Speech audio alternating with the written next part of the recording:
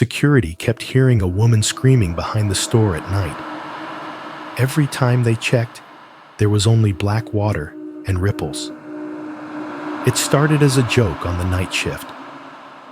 The guys in yellow vests would stand around the loading dock at 2, 3 in the morning, smoking under the humming floodlights, and someone would say, "Hear her yet?" Like it was just another part of the job, like checking the back doors and counting pallets. They said the screams came from the retention lake behind the Walmart, not the front parking lot with the families and shopping carts and holiday music, but that dead strip of gravel and mud out back, past the dumpsters and the trailers. Just a long, narrow pool of black water the county dug to catch runoff and then forgot about.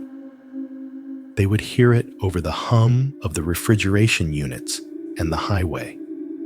A woman's voice, high and sharp, cutting through the noise like someone was being murdered in the trees. They would grab flashlights, radio each other, walk all the way to the lake with their boots sinking into the wet ground. And every time, it was the same. No woman. No footprints. No torn clothing or splashes on the bank. Just the lake, perfectly still.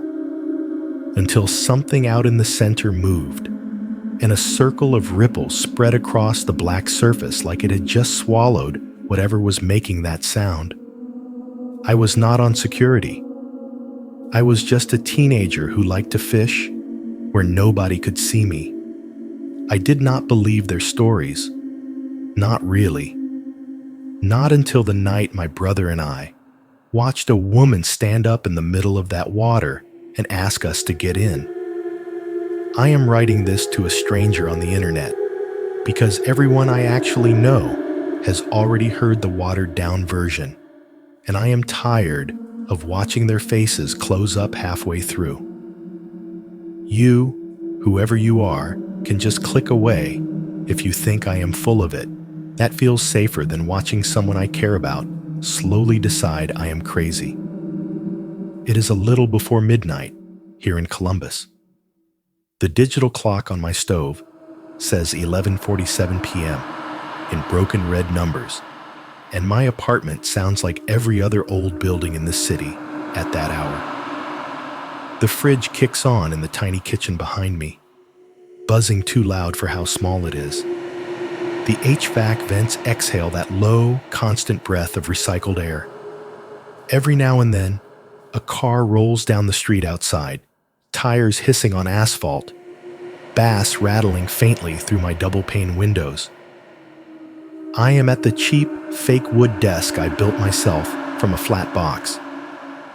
My laptop sits in front of me with the lid pushed back farther than it should go, the fan whirring against the heat. On the left side of the screen, I have a tab open to YouTube, the kind of horror channel that reads stories like the one I am trying to tell. On the right is the contact form. Submit your true horror story. It says at the top in big white letters, like this is just another kind of customer service. There is an empty soda can on its side next to my mouse, leaving a sticky ring on the desk. A balled-up receipt I never threw away. My old earbuds, tied around themselves in a knot. The lamp in the corner has a crooked shade and throws that warm yellow light that almost makes this place feel like home if you ignore the water stains on the ceiling. Upstairs, my neighbor has not learned how to walk like a human being. Their footsteps thump back and forth in uneven patterns. Heel, heel, heel, drag, pause.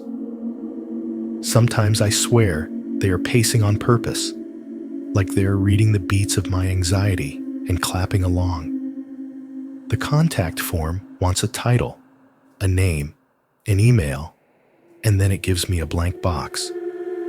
I have been staring at that blank box for 20 minutes, while the cursor blinks in the corner like a small, impatient heartbeat. The glow of it reflects in the black glass of my TV across the room. On YouTube, the horror channel's banner fills the top half of the screen. all dark colors and screaming faces. Underneath, a list of videos with thumbnails full of red circles and arrows. I know how this sounds.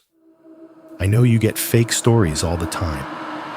Kids trying to see their username in a video. Bored people making things up because reality is not enough. I am not a kid, and I would rather not see my name at all. I just need this written down somewhere that is not only in my head. I type a sentence, then erase it. I type another. I have spent 10 years trying to make this sound less insane. I write finally. It still doesn't. 10 years is not an exaggeration.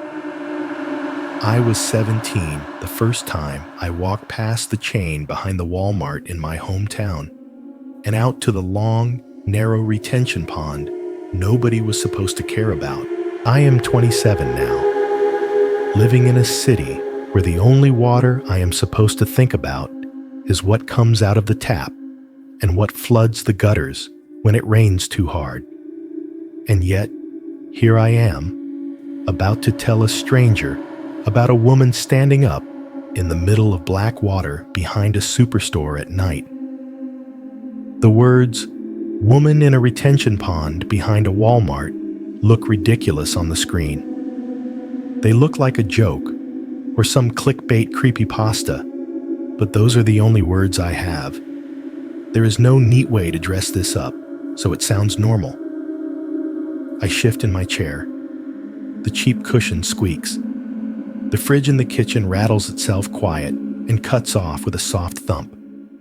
The HVAC vents go from a low hum to nothing. For a second, the apartment is perfectly still. No fridge, no air, no neighbor, just the quiet. It is the kind of silence you do not get often in a city. A silence so complete, it feels like someone has put their hands over your ears. My fingers pause over the keyboard. I become hyper-aware of my own breathing, the faint rustle of my sweatshirt as my chest rises and falls, the tiny, high-pitched whine of the laptop fan fighting for its life. The pipes in the wall stop too. I did not realize they were making noise until they weren't. It is a stupid thing to notice, but it always starts there for me, with all the background noise dipping out at once, like the sound has been turned down so something else can come through. In that thin silence, with the cursor still blinking at the end of "woman in a retention pond behind a Walmart," my brain does what it always does. It goes back. Back to the gravel behind the store. Back to the chain across the service road. Back to the glow of the Walmart sign leaking over the tops of the trees and hitting the surface of that long black strip of water like a second sky. I can smell the algae again, the wet mud, the faint, bleachy stink drifting from the loading dock. I can hear the highway a quarter mile away, trucks downshifting, tires whispering. I can see the way the lake looked that night, flat and calm, like spilled ink. Upstairs, my neighbor stumbles into something. There's a bang, then a muffled curse through the ceiling. The spell breaks. The fridge kicks back on with a shudder. Air starts moving in the vents again, pushing the stale quiet away. I blink at the screen. "I know you get fake stories all the time," I type. "This isn't one of them. I wish it was. The truth is, this is not the first time I have started like this. It is not even the third. I have opened some version of this contact form on more nights than I want to admit. I have written out what happened behind that Walmart in late October, all the way to the end, fingers shaking, heart pounding, then sat back and stared at the wall until the words blurred. Every time I have deleted it. Not because I changed my mind about whether it really happened, not because it started to feel like a dream, because of what happened after. The first time I finished it, really finished it, every ugly detail laid out in that same little box. I slept for maybe an hour before something pulled me out of it. At first, I thought it was a siren, the kind that comes from an ambulance or a police car, high and distant. But when I really woke up, sat up in bed, and listened, I realized it was not a siren at all. It was a single voice, a woman's voice, screaming somewhere far off in the night. Not words, just a long, raw sound. I got up, went to the window, and looked out over the parking lot and the street. There was nothing. No flashing lights, no people in the road, no neighbors opening their curtains. The sound went on for a few seconds more, then cut out so cleanly it made the hairs on my arms stand up. The next morning, I convinced myself it had been part of a dream. That is what people do. We smooth the edges off things until they can fit back into the world. Then, a couple of months later, I tried to send the story again. Same routine, same late night, same box on a different horror channel's website. I hit send that time. I watched the confirmation message pop up. I shut the laptop, lay down, and waited for sleep. I did not make it that far. Somewhere between thinking about going back to that pond and telling myself I never would, I heard it again. The scream. That same pitch. That same tearing through the air quality. Only this time, it sounded closer, like it was coming from the end of my street instead of somewhere across the city. I went to the window again. I checked my phone, refreshed the news, half expecting to see a notification about a stabbing or a fire. Nothing. No posts on the neighborhood group. No sirens. No explanation. Just that hollow feeling in my chest. The one that says, you have brushed up against something that does not care what makes sense to you. I deleted the email from my sent folder the next morning. I told myself it was a coincidence. I told myself a lot of things. Tonight I am out of things to tell myself. If writing this down and sending it off to whatever inbox manages that channel makes the screaming start up again, then fine. Let it. I am tired of being the only one who has to hear it in my head anyway. So here it is. This is about my brother and about that pond behind the Walmart off Route 41. And about the woman who stood up in the middle of the water one night and asked us to get in. You can decide what to do with it. I grew up in one of those towns you only remember as an exit number. If you were driving west on I-70 and needed gas, you might have taken the ramp for Route 41, hit the Walmart, maybe grabbed a burger, and then forgotten the whole place as soon as you merged back onto the interstate. To everyone else, it was just a cluster of logos. The blue Walmart sign, the yellow and red Jiffy Lube, the green stripe of a Subway, the red curl of a Dairy Queen cone, and a small white church with a peeling steeple sitting politely across from the strip mall, like it was blessing the whole mess. For me, that was the center of the universe for a long time. The Walmart on Route 41 was where my mom bought our school clothes and my dad argued with the tire center. The Jiffy Lube was where Kyle and I would sit in plastic chairs while they changed the oil on his rusty pickup, staring at the faded posters of smiling mechanics. The Subway next door always smelled like warm bread and old lettuce. And the Dairy Queen drive-through line wrapped around the building every Friday night in summer. Behind all of that, out of sight unless you knew exactly where to look, was the lake. Calling it a lake is generous. On paper, it was a stormwater retention basin, which is the kind of phrase that makes your eyes slide right past it if you are reading a planning document. In person, it was a long, narrow trench dug into the low ground behind the shopping center and left to fill with whatever rain and runoff rolled down from the parking lots and roofs. There was a chain-link fence on the property line with a rusting county sign bolted to it. Stormwater management area. No swimming, no boating. Someone had spray-painted a crude smiley face over the words. The water itself sat beyond that, bordered by weeds and scraggly trees that were never meant to be there. It did not have a dock, or a bench, or a path. It did not have a name on any map I ever saw. You did not find it unless you went looking. To get there, Kyle would take the truck around the side of Walmart, past the tire center and the loading dock where semis backed up to open bay doors. We would creep behind the building, the concrete turning to cracked asphalt, then to broken gravel. Employee cars sat in crooked rows, clustered under a couple of lonely light poles.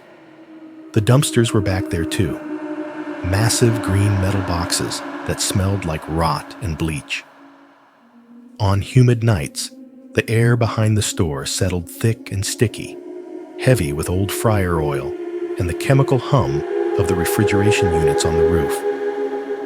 The distant whoosh of the interstate was always present, like static you forgot was there until the CD skipped. At the end of that little world, the gravel road narrowed until a rusted chain was stretched between two bent posts, padlocked in the middle. The county's idea of a barrier. You could step over it easily if you were tall enough, or duck under if you weren't. Past the chain, the gravel turned rougher, less traveled. Every step you took away from Walmart made the glow behind you dim and the shadows ahead deepen. The first time Kyle took me out there, it was still light out. I was 14. He was 18 and had just gotten the truck running again with a junkyard alternator. He told Mom he was taking me to Dairy Queen. Technically, we did go through the drive-thru. We ate our cones in the cab with the windows down, watching the line of brake lights snake around the building, listening to the tinny speaker at the order window crackle. Then he said he wanted to show me something. We rolled behind Walmart, past the loading docks. A guy in a neon vest waved half-heartedly as we passed. I remember the feeling of the truck dropping off the smooth main lot onto the rougher back road, the way the suspension creaked. We parked near the chain and got out.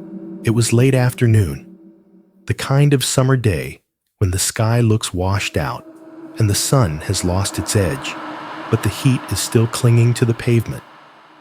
Crickets had already started up in the weeds. Somewhere nearby, a dog was barking lazy warnings at nothing. Kyle stepped over the chain in one long stride. I hesitated for a second, not because I was afraid of getting caught, but because it felt like we were crossing some kind of line that had nothing to do with the county sign. "Come on," he said. "It's fine. Nobody cares about this side of the building." He was right about that. We followed the gravel road as it wound between scrubby trees and wild grass. Plastic bags were caught in branches here and there, snapping weakly in the breeze. A busted shopping cart lay on its side in the ditch, half sunk into the mud, like it had tried to escape and given up. Then, between two clusters of brush, the ground just opened up. The water stretched in front of us, longer than I expected. The surface so still, it took me a second to understand I was not looking at more sky. It mirrored everything. The hazy blue overhead, the crooked line of trees, the pale rectangle of the Walmart sign peeking above them with its letters reversed. There was a ramp, a poured slab of concrete sloping down into the water, cracked and green at the edges. It looked like something they had built in case they ever needed to drive a maintenance boat in, then immediately forgotten. Nice, right? Kyle said. It was not nice exactly. It was ugly in that functional man-made way, all straight lines and dead water. But there was something about standing there that hit me in a place I could not name. Out front, on Route 41, everything had a purpose and a logo. Cars went in circles. People pushed carts. The church bells rang on Sundays. Back here, it was like the town had run out of reasons to pretend it cared. The only signs of human life were beer cans half buried in the mud and a sun-bleached lawn chair tipped over in the weeds. Standing there felt like being in the margin of a page nobody is supposed to read. "This is where you come to hide, huh?" I asked. Kyle grinned. "This is where I come to not hear about Derek's parties for one damn second." He showed me where the concrete ramp flattened out enough to stand comfortably, how to cast out along the deeper center channel, where, according to him, the bluegill and the little bass liked to hang. While we rigged our lines, birds flicked from tree to tree, their reflections darting across the skin of the water. In full daylight, the pond looked almost harmless. You could see a foot or two down near the edge where the sunlight penetrated, cloudy green-brown, dirt, and algae, and a few pieces of dark trash too deep to reach. The middle went black quickly. I remember asking Kyle how deep it was. "Deep enough," he said. "Don't fall in." We stayed until the sun started to drop behind the Walmart roof, watching the sky and the water shift from bright to bruised. When the parking lot lights flickered on, they printed long yellow streaks across the surface, turning it into a weird second world where everything from up there existed upside down and quietly drowning. That became our spot after that. Whenever the noise of school or home got too loud, Kyle would text me, "Walmart?" And I would know he did not mean the bright aisles and the fluorescent lights. We would buy night crawlers in the garden section, grab a soda, nod at the same bored cashier, then slip out a side door and circle to the back. It did not matter how many people were out front. Once we passed the chain and the trees closed in, it was just us and the water and the far-off whisper of the interstate. Looking back now, there were signs. Little things people said that I filed under grown-up exaggeration and never really unpacked. A stalker in a blue vest grinning and saying, "Don't let her get you," when he saw us heading for the back doors with our gear. A tired-looking woman at the customer service counter telling another employee she hated walking out to her car after close because she always heard that damn screaming. I remember sitting in the break room once, waiting for Kyle to clock out from his short-lived stint as a cart pusher. The walls were a tired beige, the vending machine humming in the corner. A night shift security guy with a buzz cut and bloodshot eyes was leaning back in a plastic chair, half a sandwich in one hand, a styrofoam cup of coffee in the other. "You hear it last night?" another guy asked, fishing coins out of his pocket.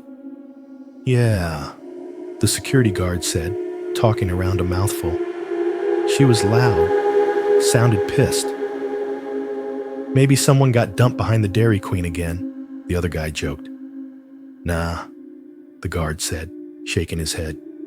"Came from the lake, went out there with the flashlight. Nothing. Just black water. Ripples like something dove down right before I got there." They laughed it off. Someone made a joke about ghosts being on payroll now. The microwave beeped.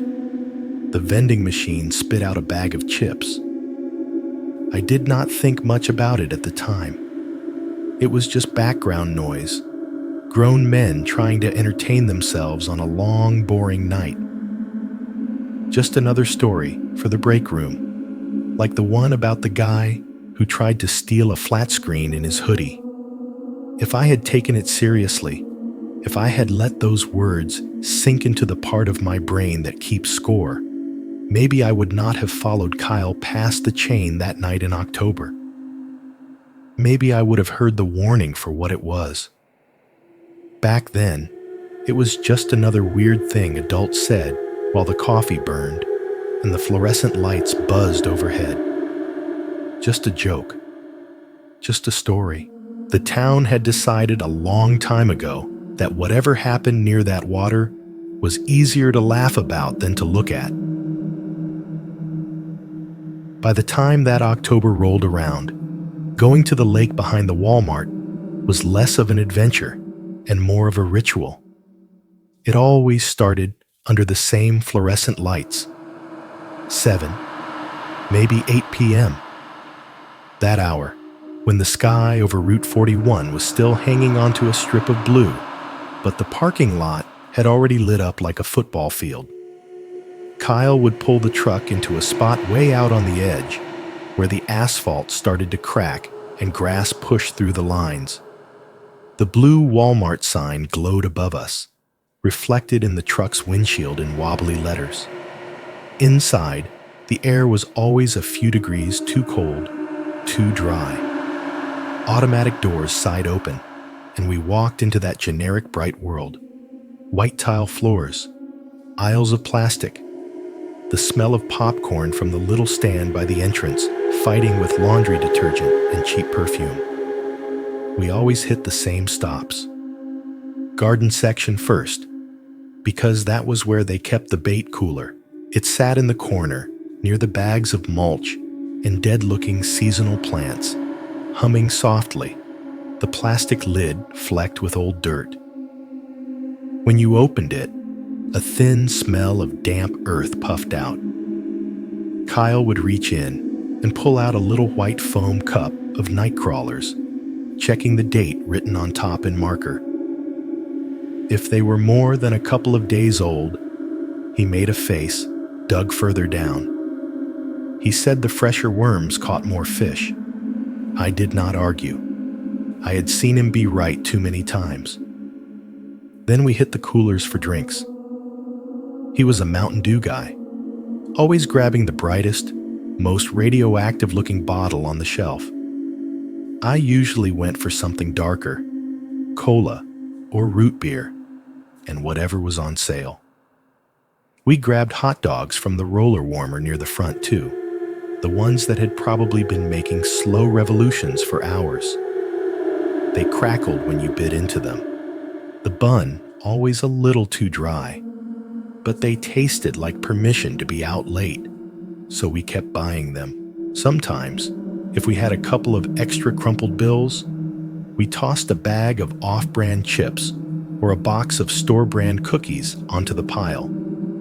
Something salty to eat between casts. The cashier almost never looked at us twice. We were just another pair of boys with bait and junk food. Another forgettable blur in a long line of blurs. It was when we stepped back outside that the night really started. The automatic doors opened with that soft rush of air, and the warm, damp outside hit us in the face. The sky would be draining of color by then, the last of the sun bleeding out behind the Walmart roof, leaving a faint orange bruise along the horizon. The parking lot lights hummed, drawing a halo of bugs, tiny bodies dancing around the fixtures in frantic loops. We ate in the truck, sitting in the cab with the windows cracked. Neon washed over the dashboard, the blue from the Walmart sign, the red and yellow from the Jiffy Lube next door, the green stripe of the subway. Car doors slammed, carts rattled by, someone's music thumped 3 rows over. It all felt very normal, very human. That was the point. Then Kyle would turn the key, and we would leave the normal part behind. We did not go back out to Route 41. We swung around the side of the building instead, past the garden center with its locked gates and the big stacks of soil and salt. Past the auto center with its closed garage doors. The farther we drove along that sidewall, the more the light dropped. The clean white shine of the front lot gave way to a dull yellow wash from a couple of tired security lights bolted high on the back. Behind the store, the world looked different. Blank cinder block walls, loading docks with their metal roll-up doors, stacks of empty pallets leaning like drunk soldiers. The dumpsters squatted in a row, lids propped open, spilling the smell of old produce, fryer grease, and bleach into the air. The light hit them from above, painting them in slabs of sickly gold and deep shadow. The Jiffy Lube sat just far enough away that you could still smell it back there. That tang of oil and rubber that clung to everything. Somewhere above us, the industrial fans and refrigeration units on the Walmart roof droned steadily, a mechanical ocean you stopped hearing unless you focused on it. We rolled past the last of the employee cars, the asphalt crumbling under the tires. The truck's headlights picked up the chain across the gravel road, glinting dully where the padlock hung, orange with rust. Showtime, Kyle would say sometimes, half joking as he killed the engine. Stepping out of the truck always felt like walking off a stage. The sounds of the front lot were still there. Muffled music, the occasional honk, a shopping cart hitting its corral. But they were receding, like someone was turning a volume knob down gently as we moved away. Our boots crunched on broken glass and small stones as we walked toward the chain. By the time we reached it, the yellow spill of the last light pole was already weak and thin. Beyond the chain, the gravel continued, but it looked darker, less defined, like the road had decided it was done pretending to be for cars. Kyle stepped over the sagging metal with practiced ease. I climbed after him. The links clinked against each other with a small metallic sound that always felt louder than it should have. On the other side, the gravel was rougher, the stones sharper under our soles. My feet sank a little with each step, small rocks grinding against each other, making that dry, gritty crunch. The air smelled different too, less like trash and hot blacktop, more like dirt and something wet lingering underneath. Trees and tall weeds flanked the road, their leaves whispering against each other. A plastic grocery bag caught in one of the branches flapped softly. As we walked, the steady hum of the building behind us faded, swallowed by the thicker quiet of the strip of land beyond. The highway was still there in the distance, but it was thinner now, more of a suggestion than a sound. In its place, other noises rose up. The rhythmic chirp of crickets, the occasional low trill of something hidden in the brush, the soft hiss of wind brushing across the surface of still water ahead. There was always a moment, maybe 5, 10 steps past the chain, where the world seemed to tilt. You could not see the pond yet, but you could feel it. The air just a touch cooler, the smell of algae and mud curling around the back of your tongue. The hair on my arms would prick up, not from cold, but from some quiet part of me that knew we had crossed into a space nobody cared enough to name. Then the trees would part, and there it was. The long black shape of the retention pond lay in its shallow trench, catching the last shredded pieces of daylight. In the early evening, the water could almost look pretty. The sky, bruised purple and gray, stretched across it in a wavering reflection.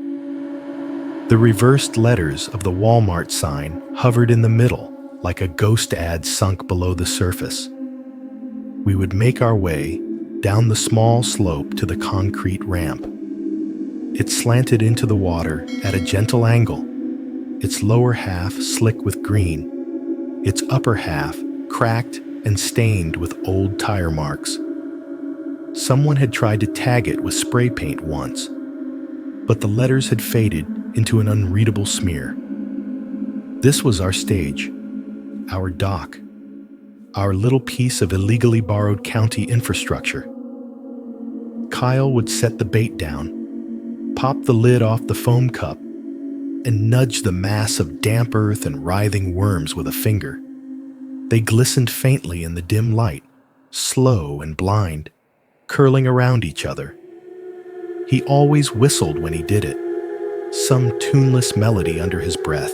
I would fix the rod holders, a couple of cheap metal spikes he had bought at a yard sale, into cracks by the edge of the ramp and pack the dirt around them with my heels. One by one, we threaded night crawlers onto hooks, their bodies coiling instinctively away from the point. The first cast into that dark water was always the moment I felt the day fall off of me.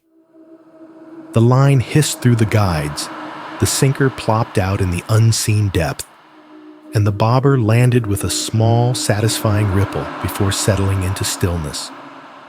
The sound of it was tiny compared to the world, but huge compared to the quiet around us. We would lean our rods against the holders and wait. Sometimes we talked about school, about work, about how everyone we knew seemed desperate to get drunk in a cornfield somewhere while we were out here chasing fish the size of our hands. Sometimes we did not talk at all. The silence between us was easy, full of small shared sounds.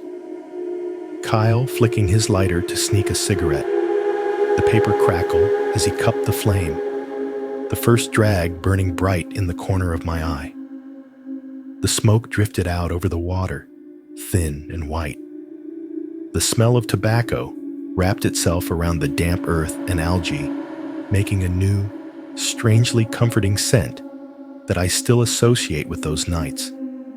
Cheap cigarettes, mud, and lake. The bobbers glowed faintly if we clipped those little chemical lights onto them. When a fish took interest, they would twitch, dip, then slide sideways. The line would go taut, singing softly through the guides. That moment between stillness and motion always hit me like a tiny bolt of electricity.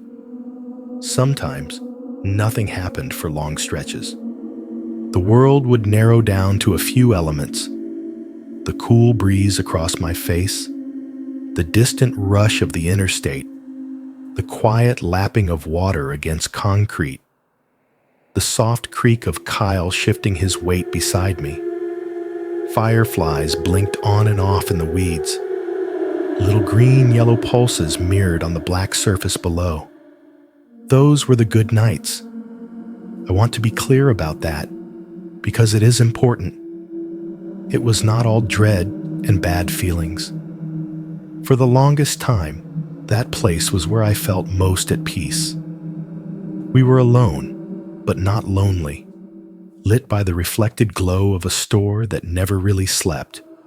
Standing on a piece of ground nobody had bothered to claim emotionally, even if it was technically owned by someone.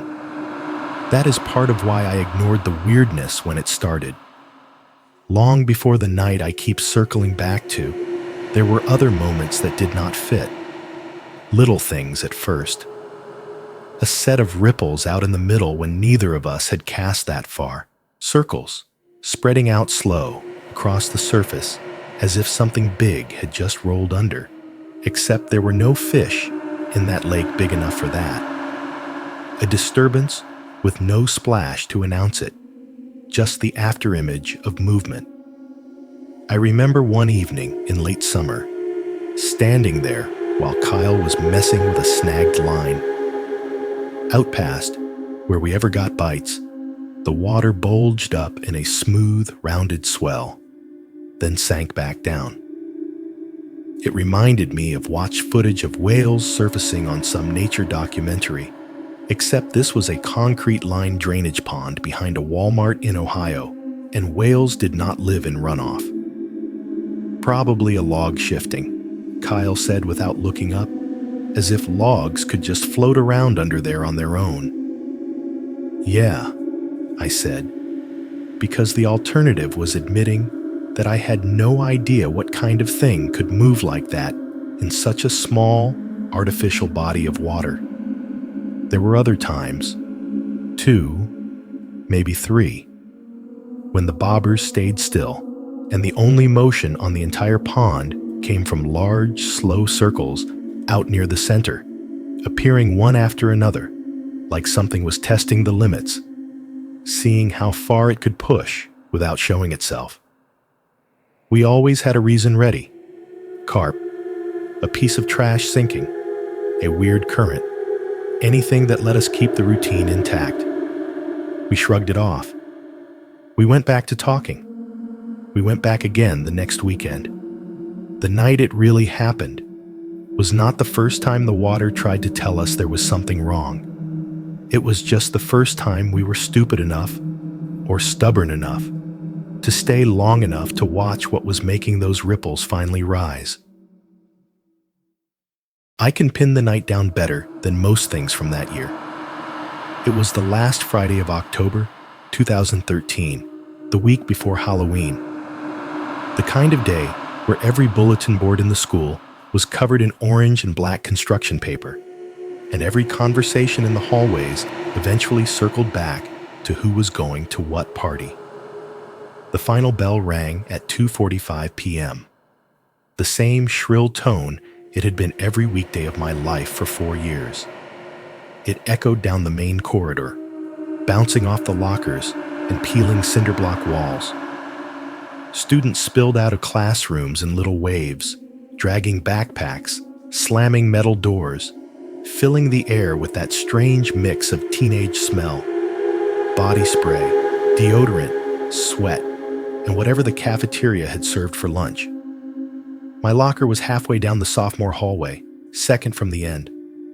I spun the dial, 25, 14, 32, more by muscle memory than sight, opened it, and started shoving books in with one hand while holding my phone in the other.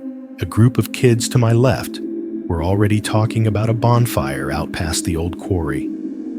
Another pair farther down were arguing about which senior had the best shot at getting the cops called on their house. "You going to the Patterson thing?" a voice asked behind me. It was Mark, from my math class. He leaned against the locker next to mine, the metal dented in just enough to make the whole row hum when someone slammed a door too hard at the other end. "Nah," I said, sliding my algebra book onto the top shelf. "Got plans." "Dude, everybody's going," he said. "They're doing a haunted corn maze or some crap. Free beer. Jenna's gonna be there." He said Jenna's name like it should be enough to make me change my entire life. "I'm going fishing," I said, and watched his face do that thing people's faces do when you tell them you are voluntarily choosing something quiet over something loud. "Tonight?" he asked. "It's supposed to rain." "Just showers," I said. "We'll be fine." He shrugged, already half turned away, already scanning the hallway for someone more interesting to talk to. "Whatever, man. Have fun with your fish." He walked off.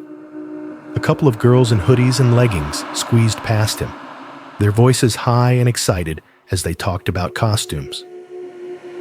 The overhead PA system crackled, and the assistant principal's voice came on, reminding everyone again about appropriate Halloween attire if they plan to wear anything to school next week.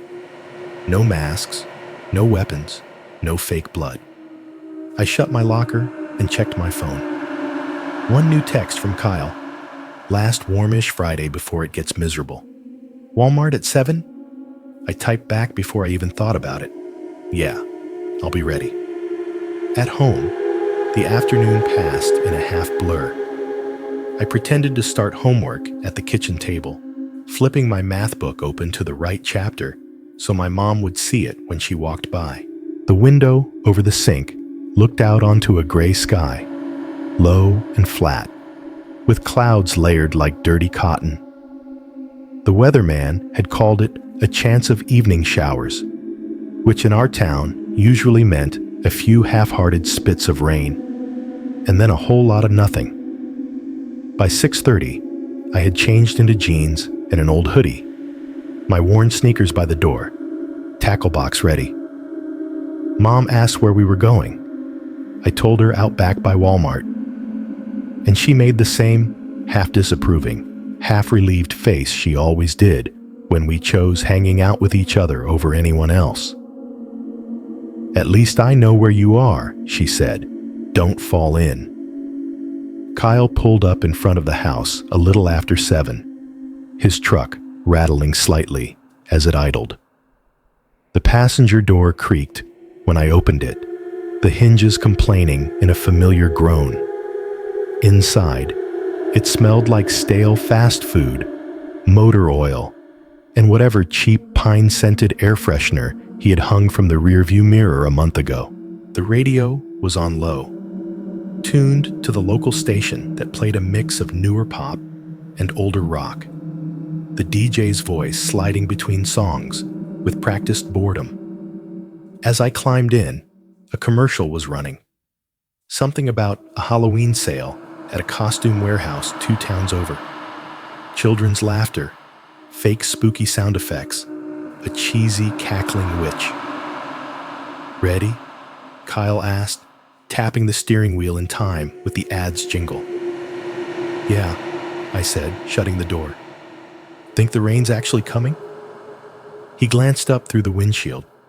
The sky was darker now, the last of the daylight draining away, a few drops hitting the glass and streaking down. The streetlights had started to glow, halos forming in the damp air. "Probably just a drizzle," he said. "Either way, fish still gotta live." He put the truck in gear, and we rolled down our quiet street, turned onto the main road, then headed toward Route 41.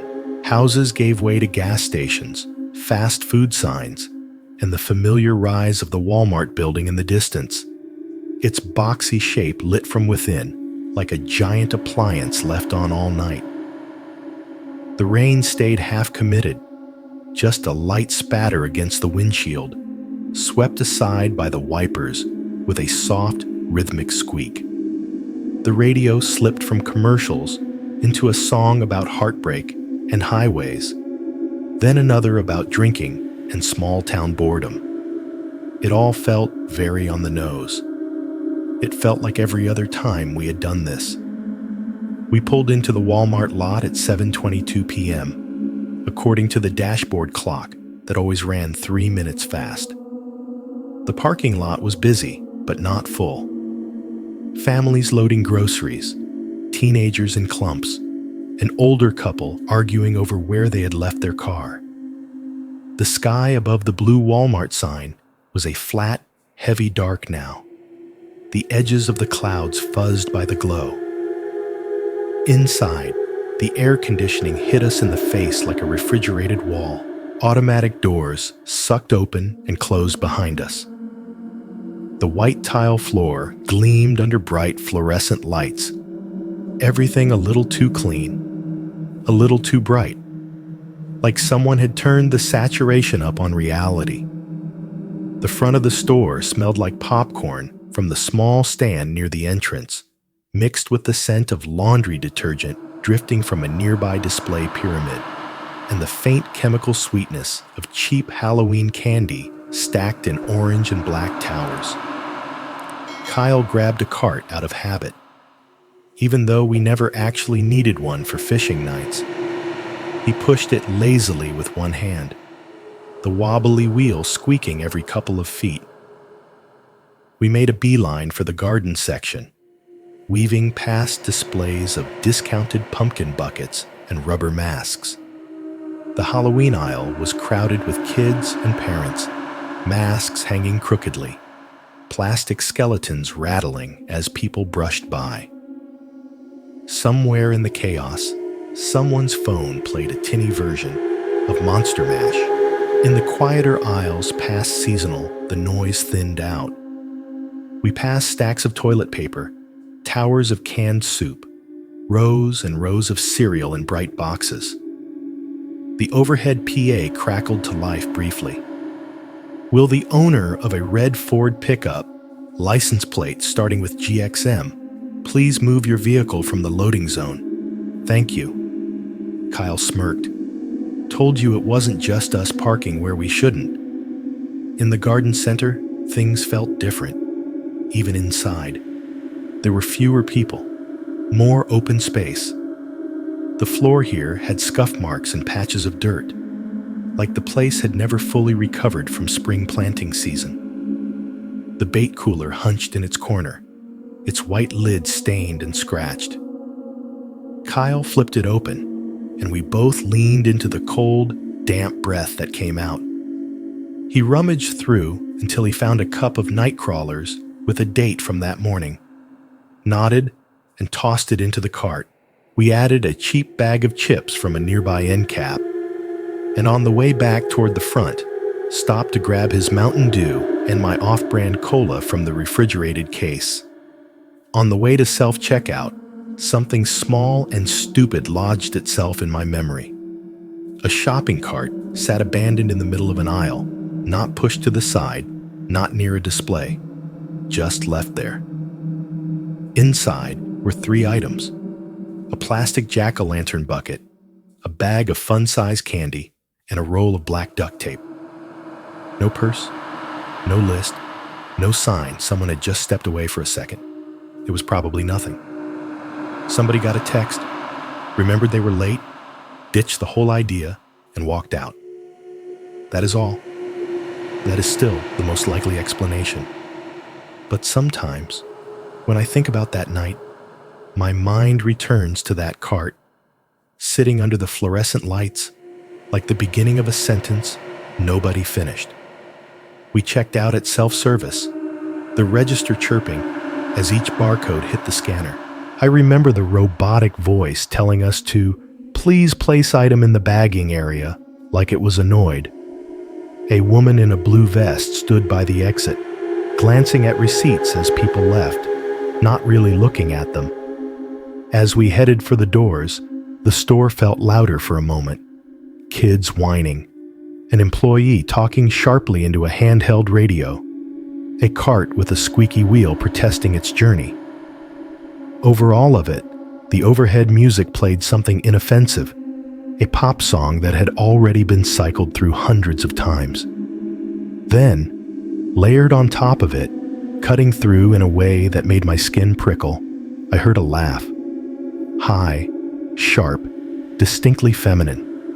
Not the giggle of a kid on a sugar high, not the tired chuckle of a worn-out mom. It was a single burst of laughter, the kind you might hear from someone who just heard a secret. It came from behind us, or to the side, or above. It was hard to tell. I turned my head, scanning the nearby aisles. To my right, an empty stretch of cleaning supplies, rows of plastic bottles in neat colors. To my left, a seasonal aisle with nobody in it, plastic pumpkins staring back with hollow eyes. Directly behind us, a display of discounted pillows and a stack of folded flannel shirts. No cluster of teenagers, no group of friends huddled together, no one with a hand to their mouth like they had just told a joke. "Did you hear that?" I asked. Kyle was already halfway to the doors, shoulders hunched, focused on getting back out into the night. "Hear what?" he said. "Nothing," I lied. "Forget it." I told myself it was just some girl in another aisle, someone I could not see from where I was standing. Sound did weird things in that building. It bounced off the tile and metal and plastic, traveled along the rafters, got swallowed in the background hum. We pushed through the sliding doors, and the chill damp of the October evening washed the indoor smells away. detergent, popcorn, floor cleaner, all replaced with cool air tinged with gasoline from the parking lot. As we walked toward the truck, I glanced to my right, toward the far end of the building, where the back access road started.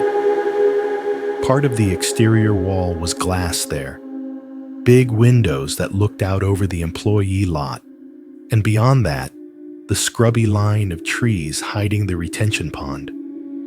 Under the glass, the reflection of the interior lights turned the windows into a strange mirror, half inside, half outside. The bright aisles behind us doubled, layered over the faint outline of the world beyond the glass. Between the stacked reflections of shelves and ceiling lights, I caught a sliver of the outside, a row of light poles, their heads glowing yellow. Below them, in the distance, a dark band where I knew the water was. Just for a second, the lights on those poles seemed to tremble on the surface of that dark strip. Not flicker, like faulty bulbs. They shook, like the water caught the light and stretched it, then let it go. A ripple in glass that should not have moved. And in that warped strip of darkness, at the far, far edge of the reflection, I thought I saw something that did not belong. A shape slimmer than a tree trunk, upright, where no tree should be on that far bank. A person, or the idea of one. I blinked, hard. When my eyes focused again, it was gone. Just the smear of trees, the distant lot, the steady glow of the poles. The inside of the store behind me, safer, louder, reflected over all of it. "Ethan," Kyle called from the truck, already opening his door. "You coming or what?" "Yeah," I said, tearing my gaze away from the glass. I told myself it had been a trick of light, a misread contour, my brain stitching random shadows into a figure because it likes patterns more than it likes the truth. The reflection of something that was not there. At the time, that explanation worked well enough to keep me walking. We did not say much as we crossed the front part of the lot. Kyle drove around the side of the building, turning off the main lanes with their painted arrows and cart corrals, slipping into the quieter strip reserved for employees and people who did not care what the sign said. The asphalt back there was rougher, patched and repatched until it looked like a badly healed wound. We passed the last few rows of customer cars, their taillights glowing as people loaded groceries. Then the world narrowed down to the blank concrete wall of the building on our left and a row of tired-looking light poles on our right. The farther we went, the more the polished front of Walmart gave way to the parts they did not put in commercials. A couple of employee cars sat crookedly in faded spaces. An old Civic with one headlight fogged yellow. A minivan with a missing hubcap. Beyond them squatted the dumpster, a huge green metal container with its lid half open, edges streaked black. Even with the windows rolled up, I could smell it. The sharp, sour tang of garbage left too long, undercut by the bitter sting of cleaning chemicals. We rolled past the loading docks, giant concrete mouths in the wall. Dark now, except for one where a semi was backed in. Its trailer door was open, a rectangle of deeper shadow under the bay light. Somewhere up there, a heavy metal door clanged down with a flat thunk that echoed off the concrete. The sound was deep enough to feel in my chest. Over all of it hummed the compressors and fans on the roof, a constant mechanical breathing. You do not notice how loud they are until you are right under them at night, when everything else is trying to quiet down. Kyle eased the truck around to the very back, where the employee lot thinned out and the asphalt turned into a rougher strip of gravel. The light poles were further apart back there, their circles of yellow overlapping less. Shadows pooled between them in long, uneven stretches. He finally cut the engine near the place where the gravel road narrowed, and the chain was strung low across it. The headlights swept over it as they faded, catching on the dull metal links and the padlock dangling like something dead. When the truck shut off, the shift in sound was immediate. The radio died mid-song.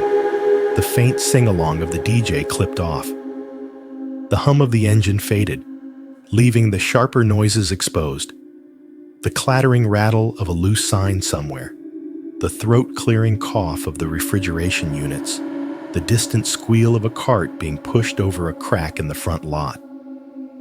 We sat there for a second, neither of us moving. Out front, if you looked back over the roofline, you could see the sky.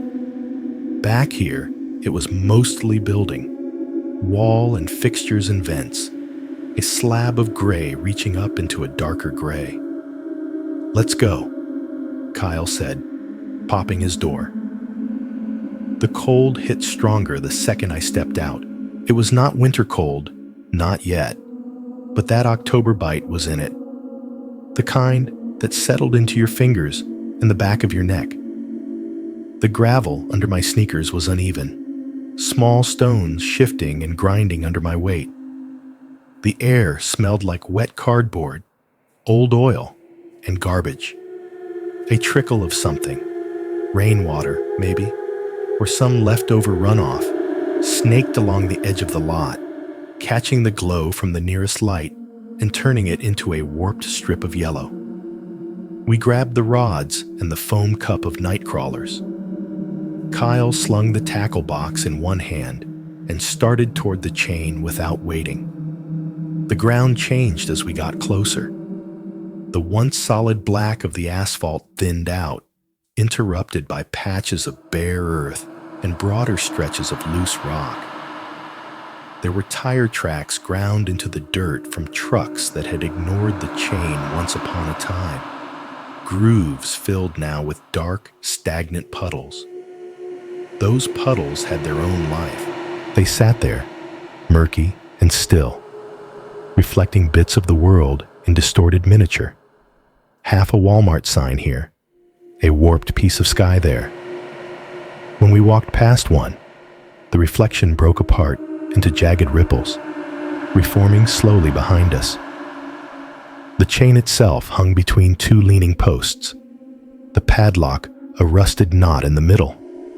Someone had stuck an old plastic grocery bag over one end of it at some point. Now it flapped limply in the breeze like a half-hearted flag. Standing there, with the back wall of Walmart behind us and the narrow gravel road beyond, it always felt like a threshold. Not a big, dramatic one. No archway, no gate. Just a thin, physical reminder that everything past this point was technically not for you. I stepped over, like I had a dozen times before.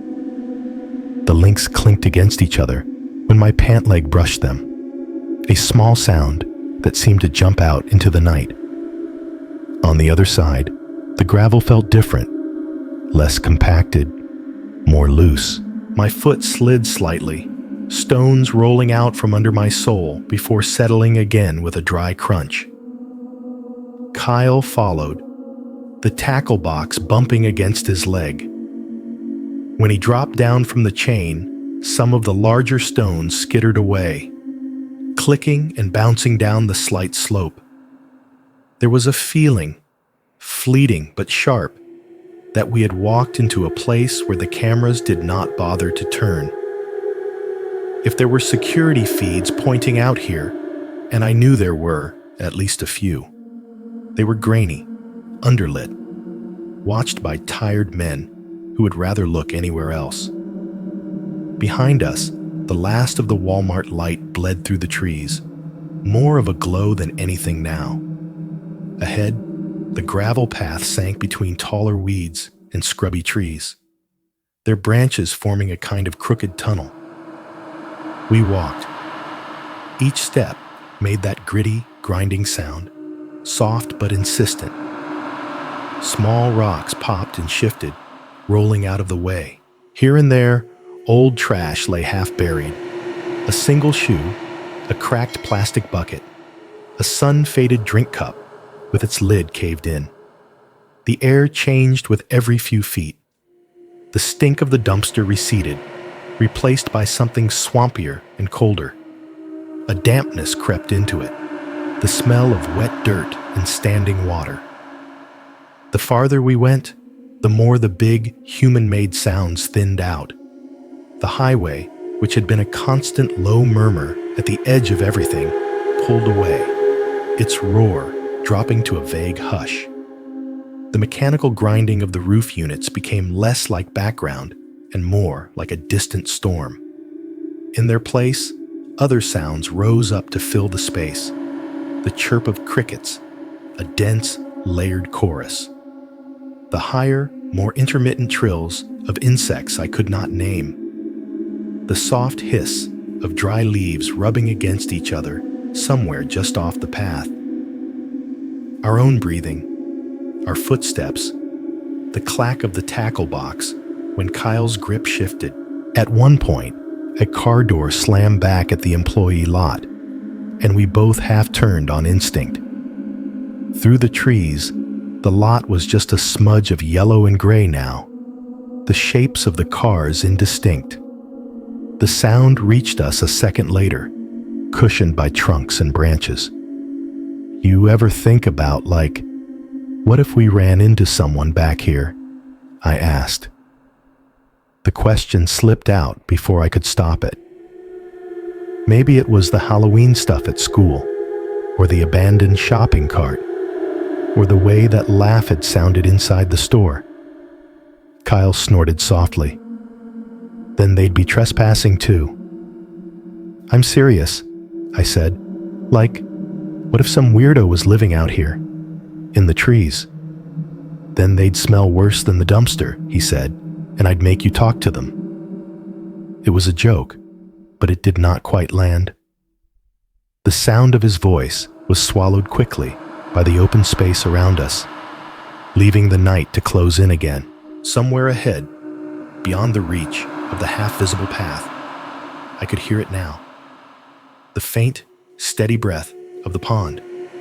Not waves exactly, just the way a body of water sounds when air travels across it. A subtle, continuous whisper. For a moment, another sound layered over it in my head. A memory, sharp enough to sting. I saw the Walmart break room, the dim fluorescent lights, the beige walls. The security guard leaning back in his chair, coffee sloshing in its styrofoam cup, saying, "Came from the lake. Went out there with the flashlight. Nothing. Just black water. Ripples like something dove down right before I got there." I had not thought about that story in months, maybe longer. It floated up now, uninvited, like something rising from the bottom of a too-still pond. I shook it off, focusing on the crunch under my feet and the line of Kyle's shoulders in front of me. The gravel road curved slightly, and the trees on either side thinned. That was when it happened. Not the big thing. That was later. This was small. So small that if it had not been for what came after, I might have convinced myself it never happened at all. We were maybe 10, 15 steps from where the path opened onto the lake when the world shifted. Not visually. The darkness ahead was the same. The faint glow from behind was the same. What changed was the sound. 1 second, there was the buzz of far-off highway, the mechanical hum of the store, the layered chirps and trills of insects, the whisper of leaves, our footsteps, our breathing. The next second, there was nothing. It was as if someone had thrown a heavy blanket over the whole night. The highway cut out. The cricket stopped mid-chirp. Even the wind seemed to hold its breath. My ears rang in the sudden absence. My boot came down on the gravel, and instead of the usual crunch, it sounded huge, wrong, like someone dropping a sack of rocks in a cathedral. I froze. Kyle took one more step before he noticed I had stopped. His foot landed with the same overloud crunch in the stillness. "Dude," he said, turning his head. I did not answer. For a heartbeat, maybe two, the only sound was the blood roaring in my ears and the small, tight thud of my own heart pounding against my ribs. I could hear it. I could actually hear it. Then, as abruptly as it had vanished, the world came back. The highway surged into my awareness again, a distant river of noise. The crickets picked up where they had left off, as if someone had unpaused a recording. The wind found the trees, and the leaves resumed their dry shrugging motion. "Weird," Kyle said, not sounding particularly impressed. "Pressure change or something?" "Yeah," I said, my voice thinner than I wanted it to be. "Or something." He turned and kept walking, the gravel protesting under his boots, shoulders relaxed. I glanced up at the sky, then ahead to where the path opened onto the darker expanse I knew was waiting. For a few seconds, I wondered if I had imagined it all. That clean, surgical cut, from sound to silence and back again. I told myself it was nothing. Then I followed him the rest of the way to the water. The trees broke, and the world opened. The retention pond lay in front of us like a long, dark scar, stretching off to the left and right farther than the weak light from the distant poles could reach. The concrete ramp sloped down to meet it, slick and green in the lower half, cracked and spider-webbed on the upper. We slid down the small embankment and stepped onto the ramp. My sneakers scuffed against the rough concrete, grit grinding under the soles. Up close, the water looked thicker somehow, like it had weight, like it would not just splash if you stepped into it, but swallow. From where we stood, you could see the surface catch what little light there was. The sodium lamps, back near the employee lot, painted thin, wavering streaks across the pond, faded yellow lines that trembled when the slightest air moved. Above that, the smudge of sky reflected back in a flatter, darker shade, broken here and there by the jagged black shapes of overhanging branches. We set our things down in the same spots we always did. Kyle put the tackle box to the right of the ramp, just out of reach of any spray, and the foam cup of night crawlers in the middle, where we could both get at it. I propped the rods within easy grabbing distance, their tips pointing out over the drop-off into the black. There was a thin film of moisture on the ramp. When I took a step closer to the edge, my sneaker squeaked just a little and slid half an inch before catching. It was a good reminder not to get cocky. This was not a beach. There was no gentle slope of sand, no soft landing, just concrete drop-off, and whatever waited in 10 feet of cold, motionless water. We baited up without talking much. I popped the lid off the cup and dug my fingers into the cool, damp dirt, feeling the worms writhing blindly under my touch.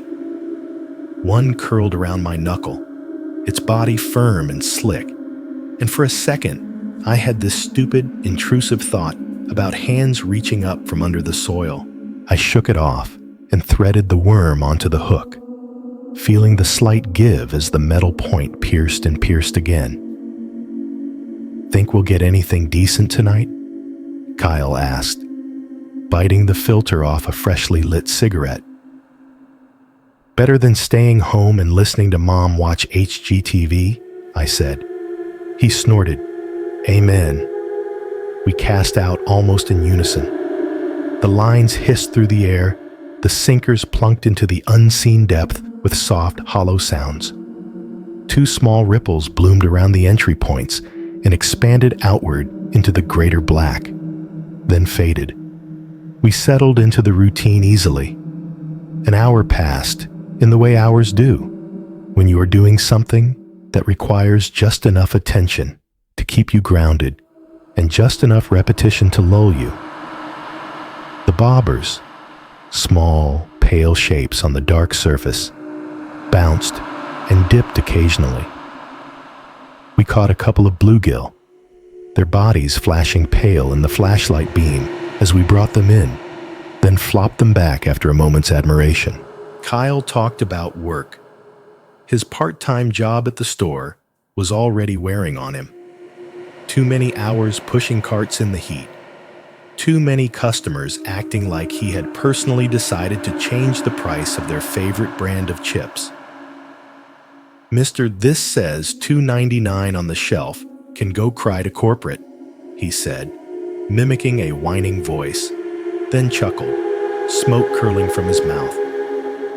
I told him about college applications, how my guidance counselor thought I should play up my small-town work ethic, like that was something admissions officers in other states cared about. How the essay prompts all seemed designed for people who had already done something, gone somewhere. "Write about fishing," Kyle said. "You can call it Lessons from a Drainage Pond Behind Walmart." "Yeah, that'll definitely get me into Ohio State," I said. He laughed again. And for a while, the worst thing in the world was the possibility of ending up at community college instead of some mythical, real university. Kyle pulled out his phone at one point and set it between us. Radio app tuned to a local station. The volume was low enough that it did not drown out the rest of the night, just layered a thin film of music over the natural sounds. Pop songs from that year, cheerful, forgettable. A notification pinged once, then again, little bright chirps in the dimness. Out beyond the glow of our shortcuts and screen, semi-trucks drifted along the interstate, their engines a dull rushing in the distance. Every time one downshifted, the sound dropped into a deeper rumble that seemed to vibrate in my teeth. It was, in almost every way that mattered, a normal night, until it was not. I do not remember the exact moment I first noticed the change. There was no dramatic splash, no shouted warning, just something different in the way the water looked.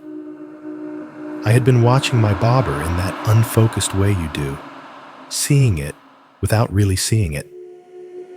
My eyes drifted past it, toward the darker stretch of pond, where the light from the store did not quite reach. The surface there was a little murkier, the reflections hazier, the blackness thicker. In that patch of darkness, a circle moved. At first I thought my eyes were playing tricks. It looked like a ring of slightly lighter black expanding outward, a ripple traveling across the pond from a point somewhere near the center. It was too big to be from a fish, not the polite, quick rings I was used to from a bluegill hitting a bug, but wide, slow arcs, like someone had dropped a bowling ball in down there and the shockwave had taken its time reaching the surface. I blinked and leaned forward a little, the edge of my sneaker right at the boundary between safe concrete and slick. The ripple kept going, smooth and even, spreading until it brushed against the faint reflection of a distant light pole and distorted it into a quivering zigzag. Then gradually, it smoothed out. The water returned to its previous stillness, flat and unreadable. "You see that?" I said, not taking my eyes off the spot. "See what?" Kyle asked, distracted, halfway through an eye roll at something the radio DJ had said. "There," I pointed, even though there was nothing left to point at. "Out in the middle. It just moved." He turned the volume down on his phone until the music was a barely there murmur, then reached up to tap the side of his headlamp, flicking it on. The beam of harsh white light cut across the water, slicing through the reflections, illuminating floating debris, a plastic bottle, a couple of leaves, a bit of styrofoam. Nothing big. No fish rolling. No log. Just water, gleaming where the light touched it, black where it didn't. The headlamp's glare made it harder to see, if anything. The clean white shattered whatever delicate patterns had been visible in the dark. Kyle swept the beam in a lazy arc and then clicked it back off. Probably a big carp, he said, or a tire shifting down there or something. Yeah, I said automatically. Probably. We let the radio climb back up to its previous volume. The DJ moved on to another song, something with a heavy bass line that translated into a faint vibration underfoot. For a few minutes, nothing happened. I started to feel stupid for noticing it all, like I had overreacted to a perfectly normal behavior of a perfectly normal pond. Then it happened again. Same place, same motion. A wide circle of not quite right moving across the water, starting from that central darkness and sliding outward. This time, it seemed bigger, or maybe slower. The light from the far pole bent more, running ahead of the ripple, then lagging behind it in a way that made my stomach flip. What struck me more than the sight was the silence. There should have been a sound. Water is loud when it is forced to move. A fish breaking the surface makes a little plop, a slap. A rock thrown in makes a splash, a surge. This was quiet. The surface heaved and settled, and not so much as a drip reached us. The noise of the radio and the highway seemed too loud against that, like they were overlaid onto footage that did not match. Okay, you definitely saw that one, right? I said, my voice low, not wanting to disturb something I could not see. Kyle's face, lit by the faint glow of his phone screen and the hand-me-down headlamp loosened around his forehead, turned toward the middle of the pond. Without a word, he dropped the volume on the radio again, clicked the light on, and aimed it straight out toward the spot. The beam landed on a field of tiny ripples, the last of the movement, overlapping circles intersecting and canceling each other out. By the time my brain registered the pattern, they were already fading, smoothing back into that glassy skin. We both watched, waiting for something to break through. A fin, a head, a stray log, anything we could point at and name. Nothing did. I mean, maybe it's connected to something underground, Kyle said after a moment, sounding like he was trying to convince himself. Like drainage pipes, water shifting. It's literally a man-made ditch. It's not haunted, it's plumbing. Sure, I said, plumbing. I knew he was probably right. There were culverts that fed into the pond, outflow pipes somewhere along the banks. Water moved. That was what it did. It did not need ghosts to explain it. Still, I could not shake the sense that the ripples had not been random. They had a patience to them, a kind of deliberate smoothness that fish or pipes did not possess. We fell quiet after that. The radio sat silent, its screen dimmed, the DJ's voice gone. The highway noise settled into a distant susurrus again. The crickets kept up their rhythm. A breeze skated across the top of the water, barely enough to disturb the skin. I became aware of every tiny sound we were making. The faint whine of Kyle's lighter as he spun the wheel. The muffled crackle as tobacco caught and paper burned. The soft exhale as he blew smoke off to the side. The almost imperceptible zing of my fishing line as I adjusted my grip, the reel ticking one notch tighter. At one point, something small tugged at my line and the rod tip dipped. The line pulled taut, emitting a brief high note. a thin, vibrating tone that cut straight through the rest of the noise. Then whatever it was let go, and the line went slack again with a soft, sighing sound. That little sequence, tight, hum, slack, imprinted itself on me. I can hear it even now if I close my eyes. My own breathing sounded too loud in my head. Inhale, a cool fill of air, chest expanding. Exhale, a soft push that seemed to move the hair on my upper lip. I became hyper-aware of it, of how each breath made a tiny disturbance in the air around my face, the same way those unseen motions were making disturbances in the water. I looked back out at the center of the pond and found myself staring. The dark there was different than the dark near us. Closer, you could see the faint texture of the surface, the tiny darting rings from bugs skimming it, the occasional leaf. Out there, it was just black. No texture, no detail. A flat absence of light, like a hole cut out of the reflection. The ripples did not come a third time, at least not in any way I could point to and say, there, now. But the feeling stayed. I am not sure how to describe it in a way that makes sense. The closest I can get is this. It felt like when you are sitting in a crowded room and you suddenly become aware that someone is looking at you. You do not know who at first. You just feel that prickle along the back of your neck, that subtle shift in the air. Your mind starts trying to find the source, scanning faces, angles, lines of sight.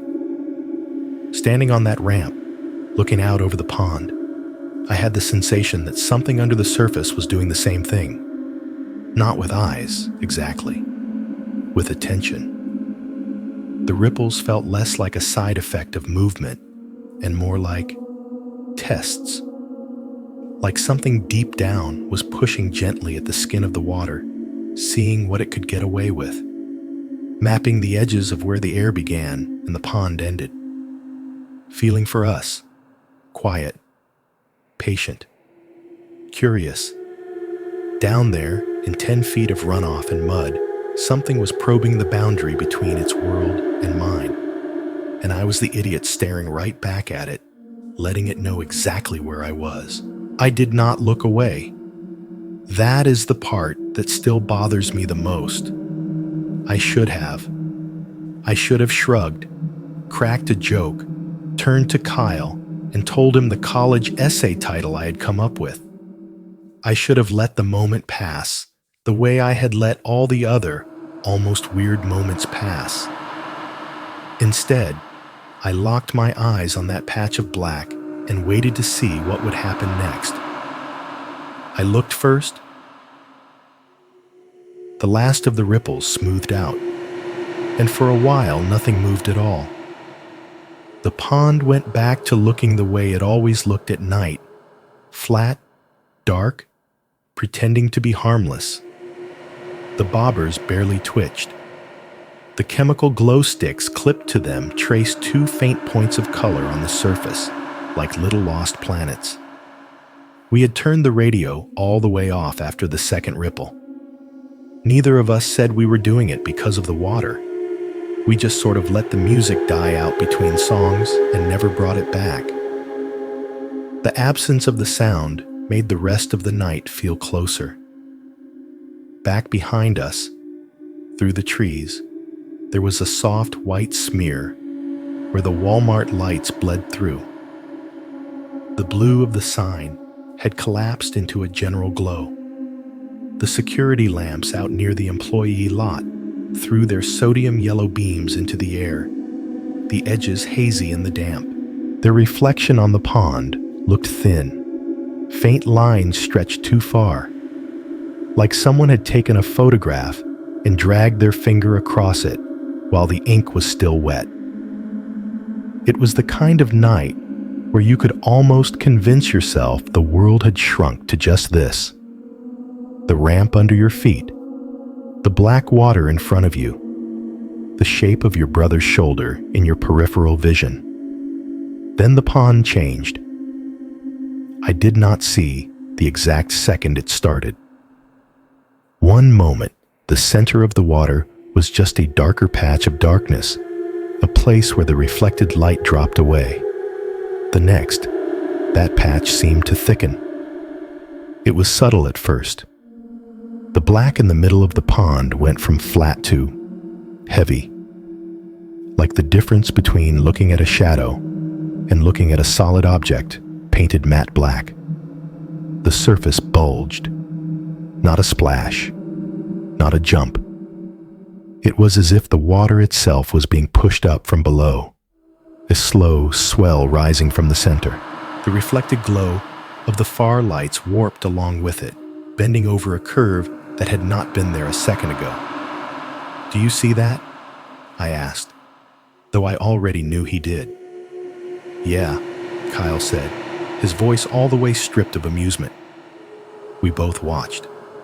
The bulge grew, higher and narrower, the way something does when it is forced through the surface tension of a liquid. For a split second, the top of it looked wrong, folding and sliding, like the crown of a wave that refused to break. Then the pond parted. It was not some dramatic biblical thing. There were no walls of water on either side. But there was a visible, physical moment when the surface skin tore and something that was not water came through. A dark mass broke upward, the black-on-black outline hard to parse at first. My brain scrambled for familiar shapes, offered up log and tire and trash, rejected them immediately. It kept rising. The water cascaded down off it in sheets, glinting dully in the faint light. First, it was just a lump, then a curve, then the rounded suggestion of shoulders. As it came farther up, the shape became clearer. Arms hanging down at its sides. A head, hair long and slick, plastered across the upper half of a face I could not see yet. Streams of water threading through it and dripping back down to rejoin the pond. I felt my mouth go dry. It did not stop until it was standing. There is no other word. A human figure, upright from the waist up, emerging from a place that should have been deep enough to drown in 10 times over. They were not close. Not yet. The thing was still a good distance out, maybe halfway between the center of the pond and where we were. The distance did not help. If anything, it made it worse. The way seeing something from across a room and not quite being able to make out the details can be worse than having it in your face. For a few seconds, my brain fought itself. There are no platforms in the middle of this pond, I thought. No rock outcroppings. No conveniently placed pile of debris for someone to stand on. I knew that because we had been coming here for years. Because we had talked about how stupid it would be to try to swim out there. Because every time I pictured falling in, I pictured dropping straight down into cold black nothing with no place to put your feet. Maybe, some stubborn part of me argued, they were standing on something I did not know about. Maybe a chunk of concrete from construction. Maybe a submerged shopping cart, a freak cluster of trash. But the water around them did not behave like it was being displaced by something stationary. It clung. That is the part I keep coming back to. It clung to them like fabric. Like the pond had hands and did not want to let them go. The figure swayed slightly. A small, slow motion back and forth, not enough to suggest they were trying to keep their balance. More like someone standing in a line, shifting from one foot to the other. Only there was nowhere to shift their weight to. If you have ever seen someone tread water, you know what that looks like. The arms move, the shoulders bob, the head dips and rises. There is effort in it, strain. There was none of that here. The head tilted a little, as if listening. The hair, dark and heavy with water, shifted against the neck. I could not see the face yet, not really. The light from the lot behind us barely kissed the top of the skull, leaving most of the features in deep shadow. Beside me, Kyle muttered something under his breath. It might have been, "What the hell?" Or it might have just been a sound. I could hear the hitch in his breathing. "Is that—" I started, and then lost the rest of the sentence somewhere between my throat and my teeth. The pond around the figure remained eerily calm. There were no ripples radiating outward from where they had come up, not like there should have been. A human body bursting through water makes chaos. Little waves, splashes, noise. Here, it was like the water had simply accepted the new shape without protest, molding itself around a torso, arms, neck. There was a narrow circle of slightly disturbed surface right up against the figure's sides. But beyond that, the pond was smooth.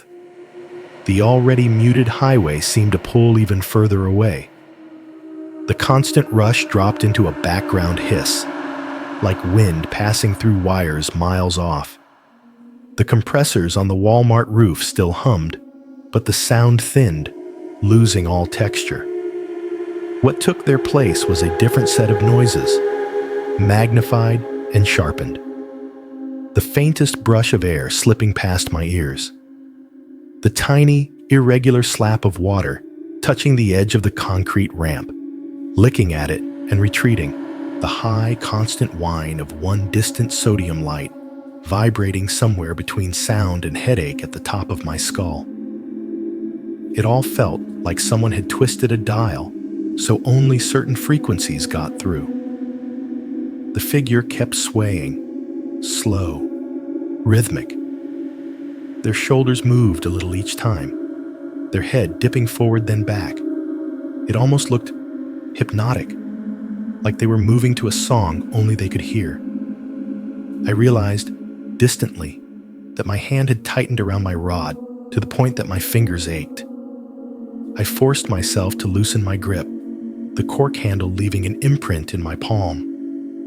I could not tell if they were looking at us. That should have been the first thing I knew, and it was the one thing I could not get a clear answer from my brain about. The distance, the dark, the way the hair kept shifting. It all conspired to make the face just a hint, a suggestion. Every time I thought I saw where the eyes were, the figure would tilt, and the hair would slide, and I would lose the angle. Beside me, I heard a small thud. I turned my head just enough to see that Kyle's rod was no longer in his hand. It lay at his feet, the tip jutting out over the water, the line limp. His arms hung straight down at his sides, fingers relaxed, fingertips barely brushing the concrete. His head was angled forward, jaw slack. In the thin light, his eyes looked unfocused. Not blank, not exactly, but distant. Like he was trying to see something very far away through a dense fog. His lips were moving. No sound came out. Or if it did, the night ate it before it reached me. It was just the shape of words without the weight. A whisper that never managed to break free. "Kyle," I said, my own voice sounding strange, like it belonged to someone on a recording. He did not respond. He did not even blink that I could see. Whatever was out there in the middle of the pond kept its steady, gentle sway. The water slid down its arms in thin streams and vanished into the black below, leaving no rings, no splashes, no sign it had ever disturbed the surface at all. I have tried, more than once, to convince myself it did not stand there as long as I remember. Memory stretches things. It melts time. You can turn 10 seconds into a minute if you are scared enough. That is what I told myself later. when I was lying awake and trying to force this whole thing back into something normal. But standing there on that ramp, with the concrete damp under my sneakers and the cold biting the air inside my hoodie, it felt like the figure in the water stayed there forever. 10 seconds went by, then 20, then 30. Long enough for my brain to move past shock into something else. Not acceptance exactly, more like suspension. Like a part of me was hanging in the air waiting for some cue to resume. The figure did not speak. It did not wave. It just swayed, very slightly, as if moved by some lazy current that touched nothing else in the pond. The head tilted a little to one side, then a little to the other. The hair shifted, clinging wetly to the neck and shoulders.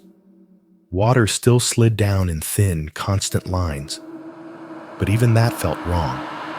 Too organized, too smooth, like the pond had rehearsed this. The minutes, seconds, maybe, stacked up. At some point, I became aware of the fact that my jaw was clenched. My teeth ached from the pressure. My tongue felt dry, stuck to the roof of my mouth. I forced it loose, swallowed, tasted the old metallic tang of fear under the cheap soda. I do not remember deciding to, but I took half a step closer to the edge.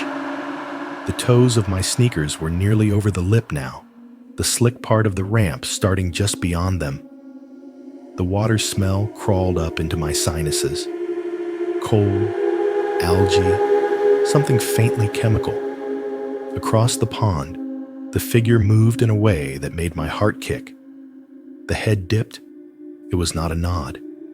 There was no emphasis in it. The chin simply lowered, like someone pulling their gaze down to look at their own reflection. Then, without any of the theatrics you would expect from a person about to go under, they sank. There was no deep breath first. No shoulders rising, chest expanding. No preparation at all. One moment they were upright. The next the water was sliding up over the shoulders, over the neck, over the chin. The hair floated out for a second, dark strands fanning on the surface, then was pulled under. The top of the head disappeared.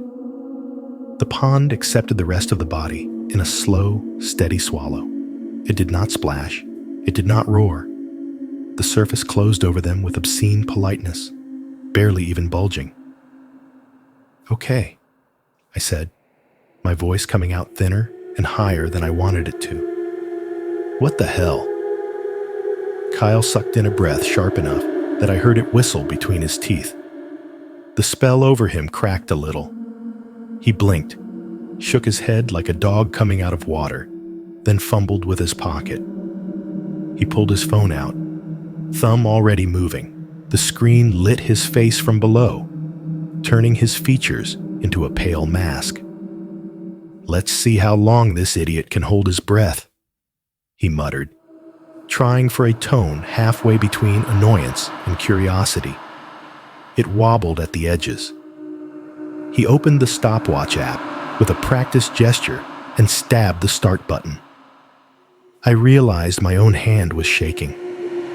I looked back out at the spot where the figure had been. There was nothing there now. Just the same dark patch of pond, the same skinny lines of reflected light. You would not have known that anything had ever broken the surface. 30 seconds ticked by on Kyle's phone. The numbers rolled from 0029 to 0030, and something in my chest tightened. 30 seconds underwater is nothing, I told myself. People do that in pools all the time. Kids do that in bathtubs just to freak their parents out. I tried to picture this person, whoever they were, standing on the pond bottom, legs braced, looking up at the faint glow filtering through 10 feet of cold water, holding perfectly still. The mental image did not help. 40 seconds. 50. At a minute, I realized I'd been breathing shallow, quick breaths, like my lungs were trying to sneak air without attracting attention. My chest felt tight, even though there was plenty of oxygen up here, more than I could ever need. At 1 minute and 10 seconds, I caught myself holding my breath. Not as a test, not intentionally. My body just synced up with the unseen one below, as if some primitive part of me was trying to match their conditions. I did not notice until my throat started to burn and my diaphragm gave a tiny, involuntary jerk. I exhaled hard, dragged in air, and tried to steady it. It did not help as much as it should have. The night seemed to lean in closer. Back behind us, the compressors on the Walmart roof let out a metallic ping, some piece of metal contracting in the cooling air. The sound was sharp, bright, like someone flicking the edge of a drinking glass. It rang for a second and then faded into the buzz. Far off, on the interstate, a truck laid on its horn. The noise rose, thin and distant, then sank away, swallowed by the layers of humidity and asphalt between here and there. The pond itself made almost no sound at all. Almost. If I really focused, I could hear something. Soft, sliding noises just below the threshold of thought. A faint, continuous shush, like fabric being pulled through water, like something long and smooth gliding along just under the lid of the lake. Kyle's thumb hovered near the phone, eyes locked on the numbers. 1:30, he said under his breath. 1:40. At 1 minute and 45 seconds, my own breath started misbehaving again. My chest tightened in sympathy, and I had to consciously remind myself that my feet were on concrete, my head was in open air, and the only thing pressing on my lungs was fear. By 2 minutes, the tightness had turned into a dull ache. My body did not care that it was irrational. It cared that the idea of staying under that long was so wrong it hurt just to think about it. "Okay," I said quietly. That's enough." Kyle did not answer. His eyes were flicking between the phone and the water, and there was a kind of morbid fascination in his face now. The look of someone watching a stunt they are sure is going to go bad, but cannot look away from. 2:10, 2:20. I imagined the cold down there.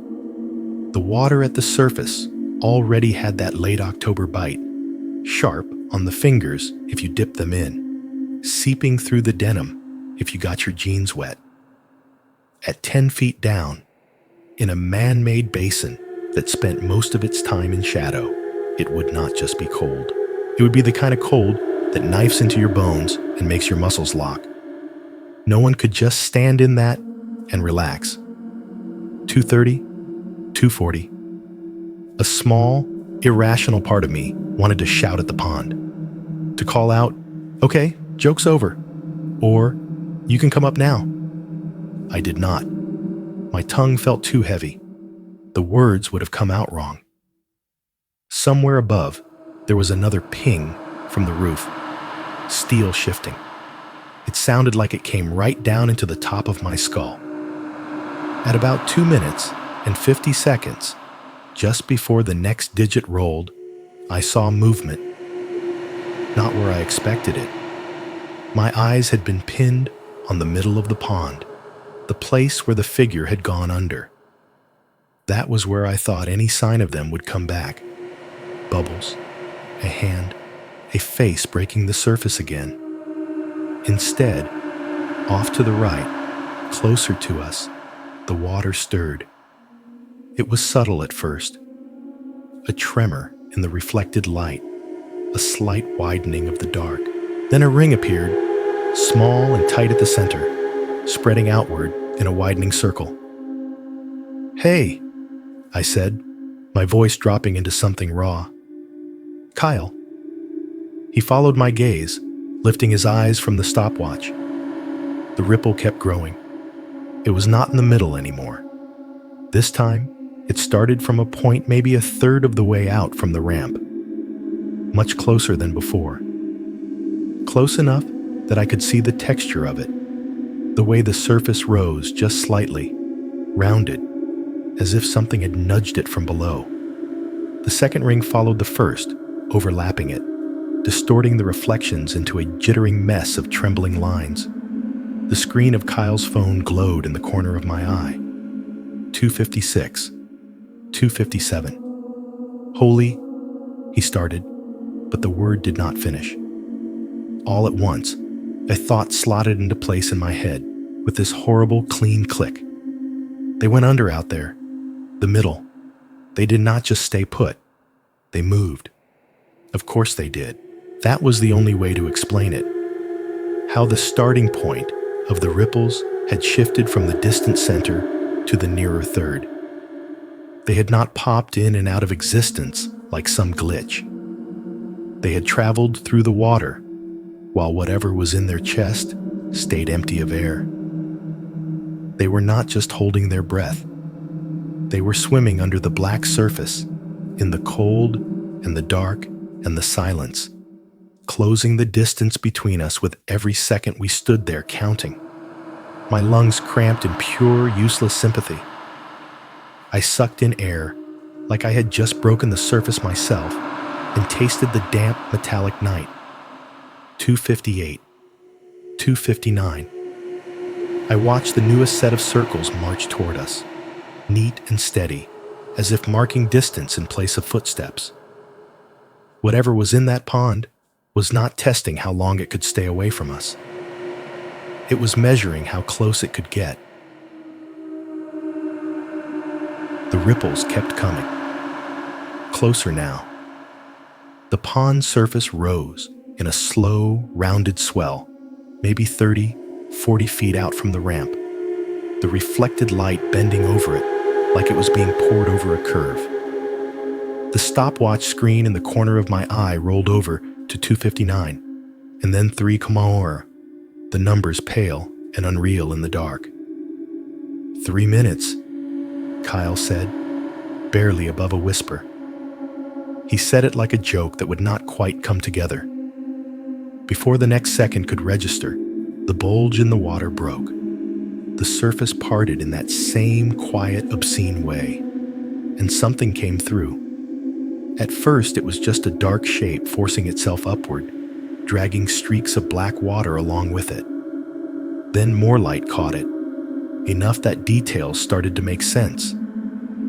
A head broke the surface. Long hair, so dark it was almost indistinguishable from the water, slicked to a pale face.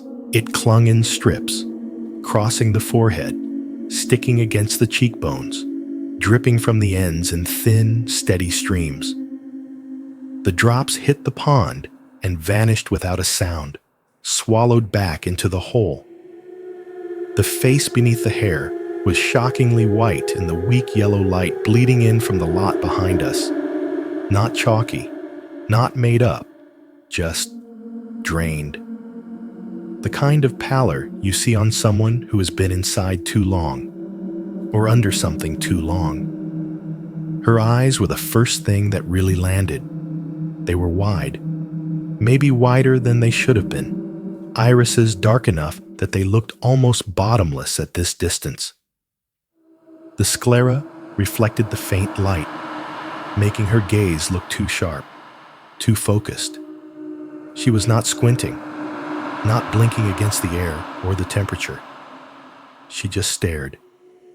Her mouth curved up in something that almost counted as a smile. It sat a little crooked on her face, higher on one side than the other, like someone had adjusted it by hand and stopped halfway. It was not a grin. It was not hostile.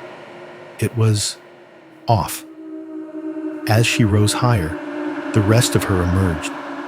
Her shoulders breached the surface, the water sliding back to reveal bare skin there, and the thin straps of a dark tank top or swimsuit cutting in diagonally. The fabric was the kind of generic, solid dark you could not pin a color to in that light. Black, deep green, maybe dark blue. It hugged her tightly, dripping, lines of water tracing down over her collarbones and disappearing back into the pond. More of her chest and upper torso came into view, enough to make it very clear she was not layered up. No jacket, no shirt thrown over the top, no visible goosebumps, no shivers. Just a girl in a thin, wet top in late October, in water that should have been cold enough to make your teeth hurt. I realized I had stepped back without noticing, my heel bumping against something.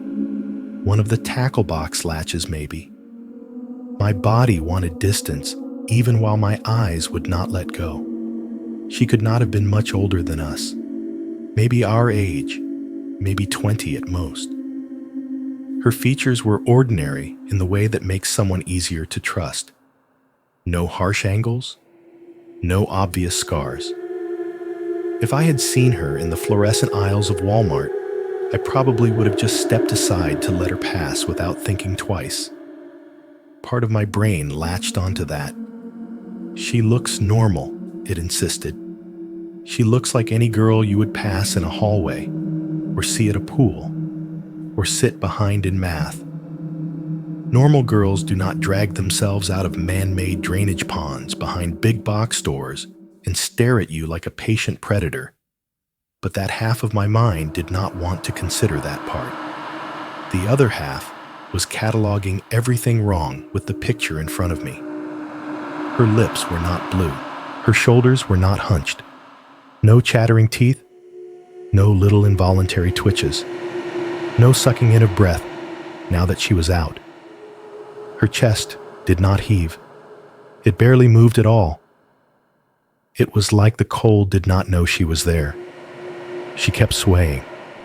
The motion was even more pronounced now that she was closer.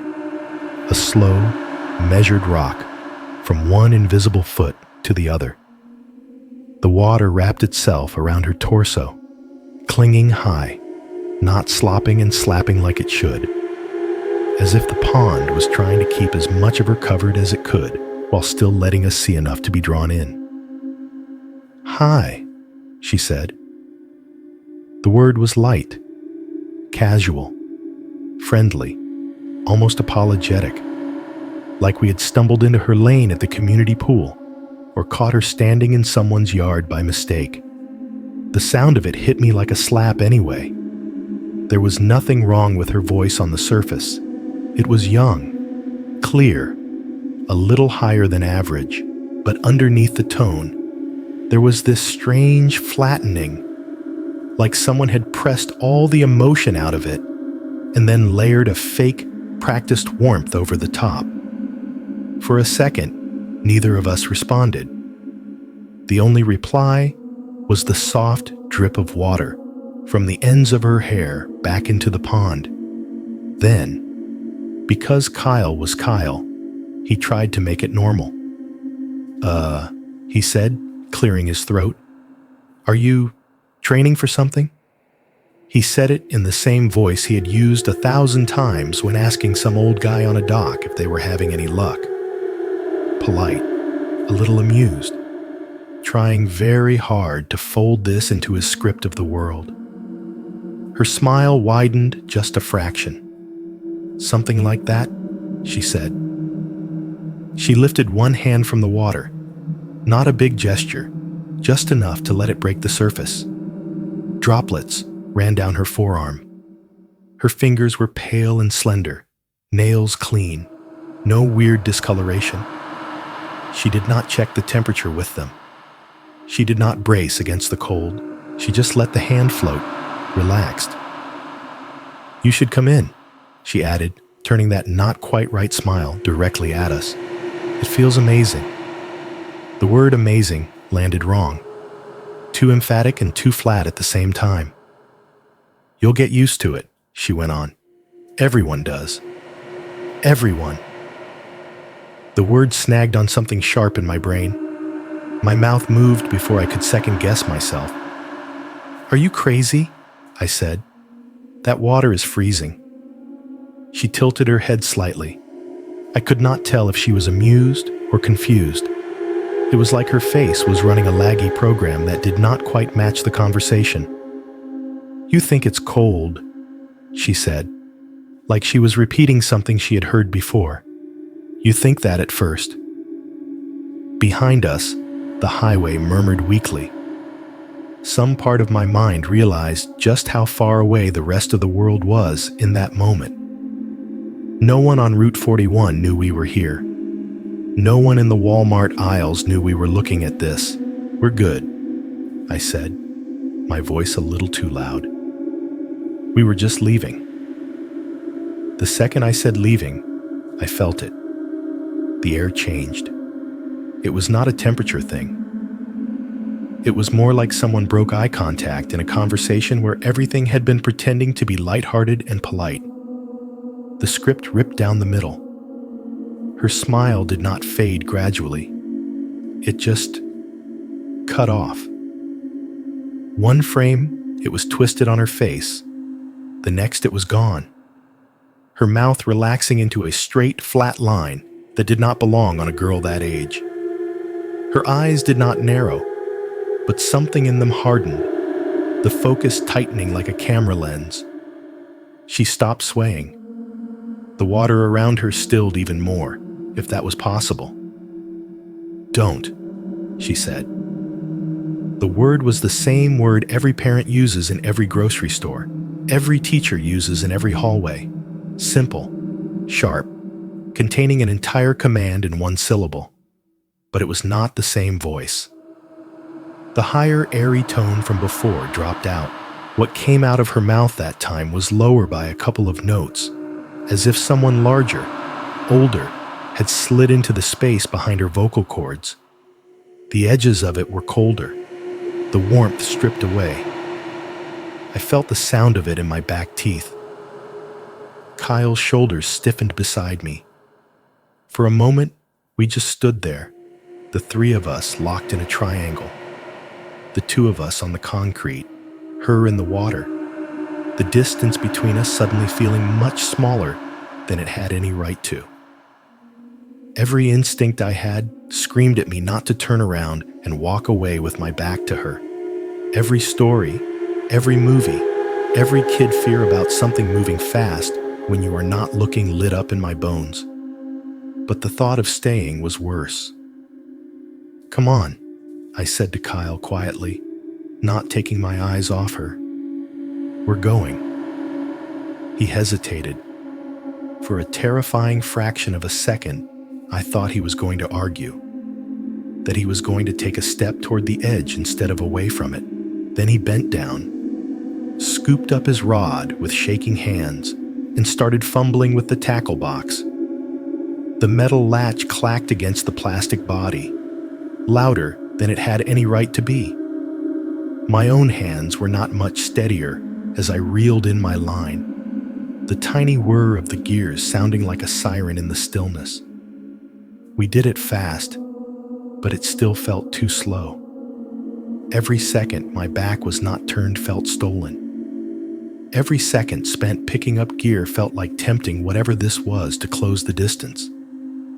I forced myself not to rush so hard that I dropped something. I did not want any excuse to come back tomorrow to look for forgotten equipment. I wanted this chapter closed. Behind us, the pond stayed quiet. No splashing, no laughing, no repeated "don't." Just an absence, stretching. We turned together, finally. The first step away from the ramp was the hardest one I have ever taken. I kept my eyes forward, on the dark line of the path, on the faint gap in the trees where I knew the chain was. The concrete gave way to loose gravel under my shoes with that familiar crunch. The urge to look back was a physical thing. It felt like a hook in the muscles of my neck, tugging. I could see, in my mind, how it would go. A quick glance over the shoulder, just to make sure she was still out there, still at the same distance. A closer view, more detail. I knew, absolutely, that if I saw her face from 10 feet away instead of 30, If I saw what her eyes looked like when she dropped the mask, that image would never leave. It would be the last thing I saw before I fell asleep for the rest of my life. So I did not look. Kyle's footsteps were just behind me, faster than usual, the tackle box banging against his leg with each stride. The rods clinked together in my hand, the line guides pinging softly. We were maybe halfway back to the trees when it started. No! The scream came from the pond, ripped across the space between us with a clarity that made every hair on my body stand up. It hit my back like a slap of sound. It was the same voice as Don't, deeper than her first hi, but stretched now, pulled to breaking. The word went on longer than it should have, twisted, the vowel widening into a raw animal sound. No! It was not just loud, it was layered. There was a human shriek in there, the kind you hear in horror movies, but under it was something else. A ragged, tearing edge, like metal being bent by force. It struck the air and bounced. The scream did not stay by the water. It chased us. Each step I took, it seemed to grow at my back, slamming into my shoulder blades, curling around my ears. The sound bounced off the low trees, off the back wall of Walmart, off the invisible dome of the sky. It filled the whole strip of land between the pond and the chain. She did not stop with one shout. As we kept going, she kept pouring sound into the night. "Come back," she howled, the words distorted into something almost unintelligible by volume and fury. "Get in! Get in!" The language started to break down after that. Words dissolved into pure noise. High notes clawed at my eardrums. Low ones thudded against my ribs. It sounded like someone being murdered, like a car crash, like every nightmare scream packed into one throat and pushed out until the body carrying it should have fallen apart. It was louder than the highway, louder than the compressors, louder than anything in my memory. We ran. The careful crunch of our earlier walk turned frantic, rocks skidding sideways, sliding under our soles.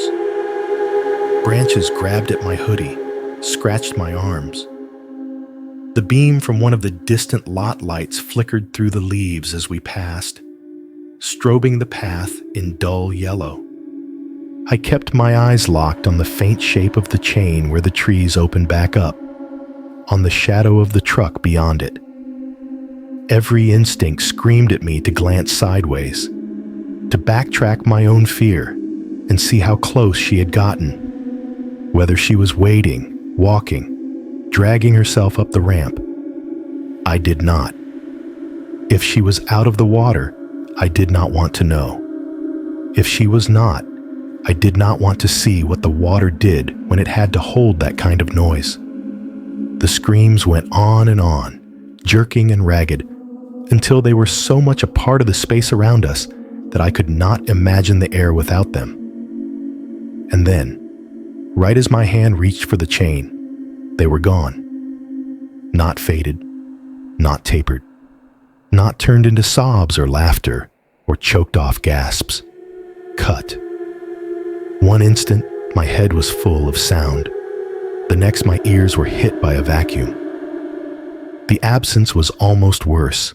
It left a buzzing behind, like my brain was still expecting the scream and could not accept that it had been erased in the middle of its arc.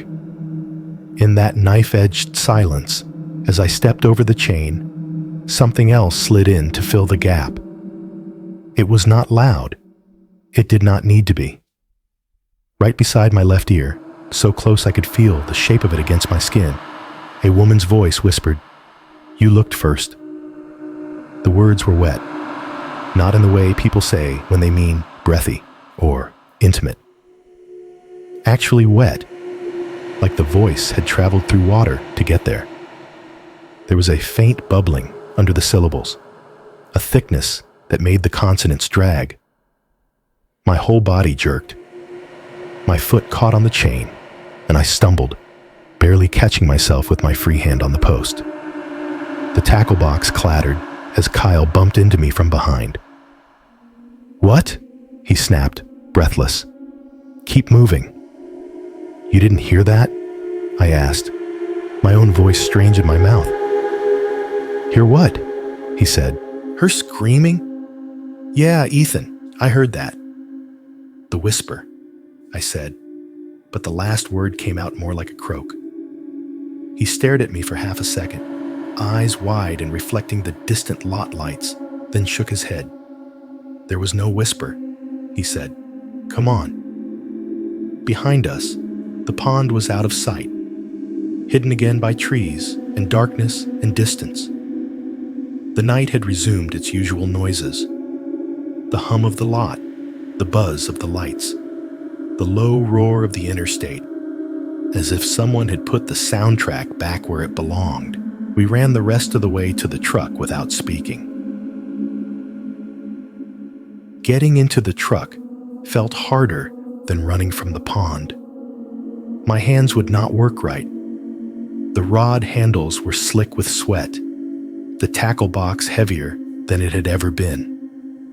I yanked the passenger door open and half threw everything onto the floorboard, plastic and metal clattering together in a chaotic pile. My fingers dug into my pocket for the keys to the glove compartment, where we kept some extra lures, even though I did not need them at all. It was like my body was trying to do 3 different end-of-the-night routines at once and failing every one of them. It was Kyle who dropped the actual keys. He made it to the driver's side, pulled the door open, and fumbled at his jeans. The key ring slipped from his fingers, hit the running board with a sharp metallic clink, then bounced to the gravel below. "Shit," he hissed. He froze for a second, as if bending down meant turning his face toward the direction of the pond again. Then he swallowed, forced himself to crouch, ran his hands over the loose stones until metal met skin. The keys jingled, louder than they should have in the night, and he practically leapt back into the driver's seat. He jammed the key into the ignition with more force than necessary. The engine turned over and caught, the familiar rumble filling the cab.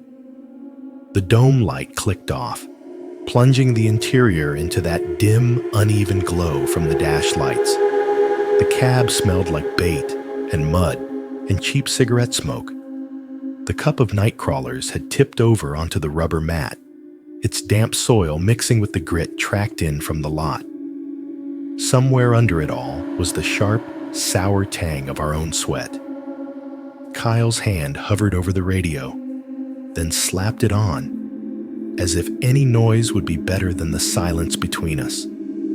The speakers crackled to life, a burst of mid-song pop filling the space for half a heartbeat. He turned it off again just as fast, fingers spinning the knob down to 0. The abrupt cut in sound made my ears ring. It left the engine noise standing alone, the low vibration of it humming under my feet and through the seat. We pulled away from the back lot faster than we should have, the tires spitting gravel. The rearview mirror briefly caught a slice of the path behind us, the line of trees that hid the pond, before the angle shifted and it was gone, replaced by the squat bulk of Walmart's back wall.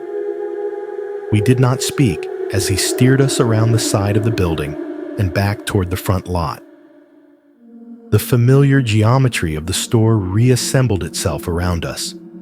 Garden center fencing, glowing storefront, automatic doors breathing people in and out. Carts rattled, kids whined. Someone pushed a line of buggies toward the corrals, the metal frames clanging rhythmically. From outside, it looked like any other Friday night. Bright, busy, boring. We passed the big front windows, and the fluorescent world inside slid by in perfect little scenes. A mom, arguing with a toddler over a toy, a couple comparing cereal boxes, an old man staring too long at the blood pressure machine. The Halloween aisle, orange and black and cheap plastic, still stood, waiting for tomorrow's rush. If someone had asked me, right then, "Has anything weird happened here tonight?" I could have pointed at those windows and said, "No, nothing. Look." The dissonance scraped against my nerves.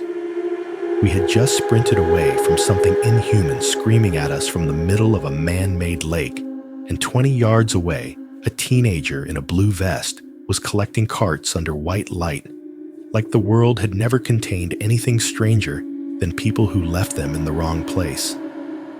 "You're shaking," Kyle said. "I'm fine," I lied. My hands were resting in my lap, fingers laced, and I had to unclench them to feel them. The tips of them tingled, nerves firing too fast. We hit the access road that led back to Route 41. The turn signal ticked, a small metronome in the cab. Streetlights marched down the edge of the road in evenly spaced intervals, casting predictable, comforting cones of light. Kyle blew out a breath and finally said something real. "She was just some crazy girl, man," he said, eyes fixed on the road. "Like, you know, off her meds. Or high, that's all." He said it the way you repeat something you want to believe, not something you already do. "People do weird stuff," he went on quickly. "Maybe she lives nearby. Maybe she likes to freak people out. Internet's full of that crap, right? Pranks, challenges, cold water, whatever." His knuckles were white on the steering wheel. "It didn't feel like just crazy," I said. The words came out soft, flattened by the hum of the tires on asphalt. I did not follow them up with evidence, a list of reasons why, how long she was under, the way the water touched her, the voice that did not match. Saying them out loud would have meant hearing them, and hearing them would have made them solid. Instead, we fell quiet again. We hit a red light at the intersection where the access road met the main drag. The truck rolled to a stop with a small lurch. The engine idled. The turn signal ticked. The world outside the windshield slowed. The light above us glowed red, haloed by the thin mist in the air. Across the intersection, the Dairy Queen sign buzzed, its cone shape half burned out. A car pulled into the gas station to our right, its tires crunching over the small ridge at the edge of the lot. Inside the cab, everything contracted. With the forward motion paused, the ghosts of the screams had room to expand. I could hear them again in the gaps between the real sounds, the way her no had clawed up out of the pond, the way it had wrapped around us, the way it had cut off mid-rise like someone slicing through a cable. My ears remembered the weight of it. My chest remembered the way it vibrated. The sound was gone, but the imprint remained, burned into the space behind my eyes. I realized I was holding my breath again. The light changed to green, and we moved. As we drove, the bright commercial part of town thinned out, signs giving way to houses, houses giving way to larger stretches of dark. Porch lights dotted the quiet streets. A TV flickered in one window. A dog barked somewhere, the sound flat and territorial. "Maybe she was drunk," Kyle said, as if the sentence had been waiting for the right patch of road. Or, like, some dare, Halloween prank. Get in the nasty Walmart pond for $100. He made a face. "She wasn't shivering," I said. "We only saw her from the chest up." He shot back quickly. "Maybe her legs were cramping up like crazy down there. You don't know." "I heard her whisper," I said, before I could stop myself. The words sat between us for a second, heavier than they had any right to be. Back by the chain, I added, because not specifying felt worse. When she stopped screaming, there was something right by my ear. What did it say? He asked. You looked first, I said, and hated the way my voice shook. The truck rolled over a small pothole. The impact bounced us in our seats. Kyle shook his head, too fast. That's okay. That's just your brain messing with you. Like when you get off a roller coaster and still feel like you're moving. Echoes. Whatever. You didn't hear anything? I asked. Just her screaming, he said.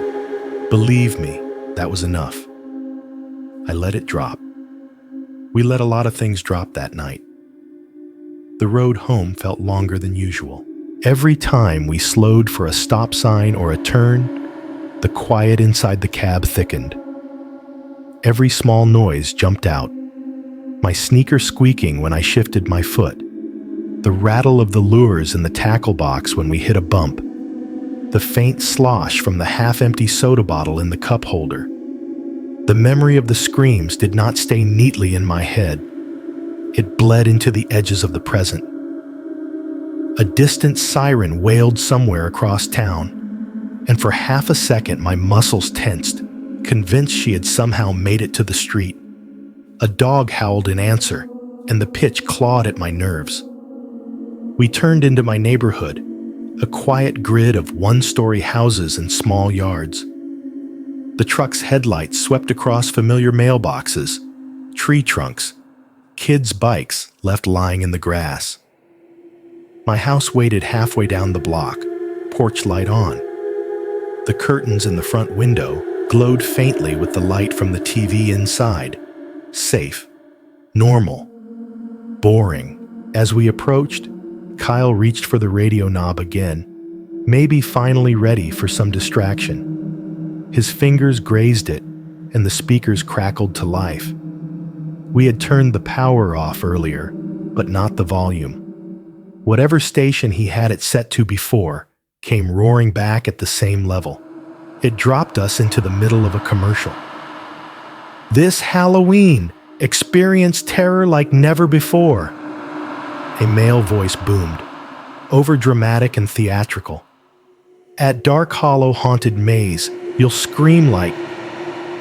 In the background, as part of the sound design, a woman screamed. It was fake, pre-recorded. The kind of over-the-top, high-pitched shriek marketing teams throw into ads for haunted houses. The audio equivalent of a rubber spider. It did not matter. The second it hit my ears, my body did not care about context. The pitch was wrong enough, close enough, to scrape over the fresh wound in my memory. My hands clenched on reflex. My foot twitched toward the brake. For one terrifying instant, I almost told him to pull over. The neighborhood blurred outside the windows. My brain slammed the ad and the pond and the whisper together in a single flash of sensation, a nauseating overlay of real and not real.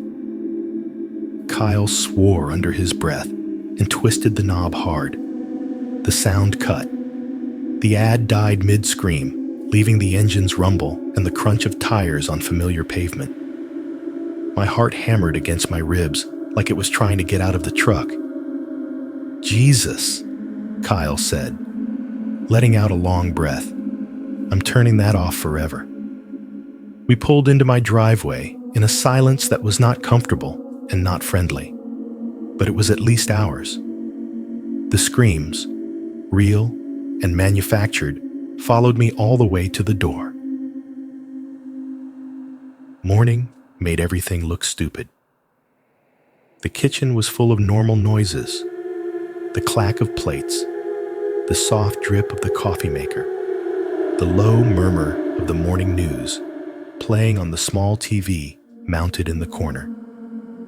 Sunlight came in through the window over the sink in a pale, washed-out strip, catching on the steam curling up from my mother's frying pan. The whole place smelled like bacon and coffee and toast. The only hint that anything had happened was the faint trace of mud on my sneakers by the back door and a smear of dirt on the sleeve of my hoodie. "You're up early," my dad said as I came in, like I had not slept badly at all. He was in his usual weekend uniform, sweatpants, old college t-shirt, glasses halfway down his nose. He tapped a spoon against his mug, stirring sugar into his coffee. "Did you guys catch anything?" Mom asked, not looking away from the pan. Bacon sizzled, popping fat against the metal. She flipped strips with a fork, the edges crisping.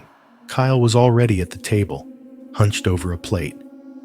2 pieces of toast, one half-eaten, crumbs scattered, a smear of jelly on the edge. He looked like he had showered, hair still damp, but the circles under his eyes were darker than usual. "Just some small ones," he said before I could open my mouth. His voice was almost too quick. "Nothing worth keeping." Dad made a sympathetic noise. "You'll get the big one next time." "Yeah," Kyle said, eyes flicking up to meet mine for half a second. There was a thin, electric line in that glance, a silent agreement. We were not talking about it in front of them. Not yet. Maybe not ever. I sat down across from him, the chair legs scraping on the tile. The TV behind me droned about a traffic accident on I-70, a recall on some brand of frozen pizza, a forecast for more gray, cool days ahead. Mom set a plate in front of me. Eggs, bacon, triangles of toast. The smell should have made my stomach growl. My appetite felt like it was standing at the edge of the retention pond with the rest of me, waiting for something to break the surface. "So, did you boys see any costumes at Walmart?" she asked. "They've probably got half the store turned into Halloween by now." "Aisles of plastic," Kyle said, managing a small smile. "Same as every year." I pushed eggs around my plate, nodding like I agreed. Nobody at that table asked if we had seen a girl in the water behind the building. Nobody mentioned screams. The only raised voice in the room came from the news anchor, briefly, as she shifted to a segment about rising gas prices. Later, when the plates were in the sink and my parents were arguing amiably about whether to rake leaves this weekend, Kyle and I ended up in the living room, away from the smell of food. The blinds were open, letting in that flat October light that makes everything look like a photograph from a decade ago. He sat on the edge of the couch, elbows on his knees, staring at the floor. His phone was on the coffee table, screen dark. "So," he said. "So," I echoed. We waited for the other one to say it first. Finally, I gave in. "She wasn't normal," I said. The word felt useless. "People don't do that." Kyle rubbed a hand over his face, thumb dragging under his eyes. "You're thinking about it too hard," he said. "She was, I don't know, on something. Or just messing with us." "Messing with us from the middle of a retention pond," I said. "In October, for 3 minutes. People do crazy stuff for attention," he shot back too quickly.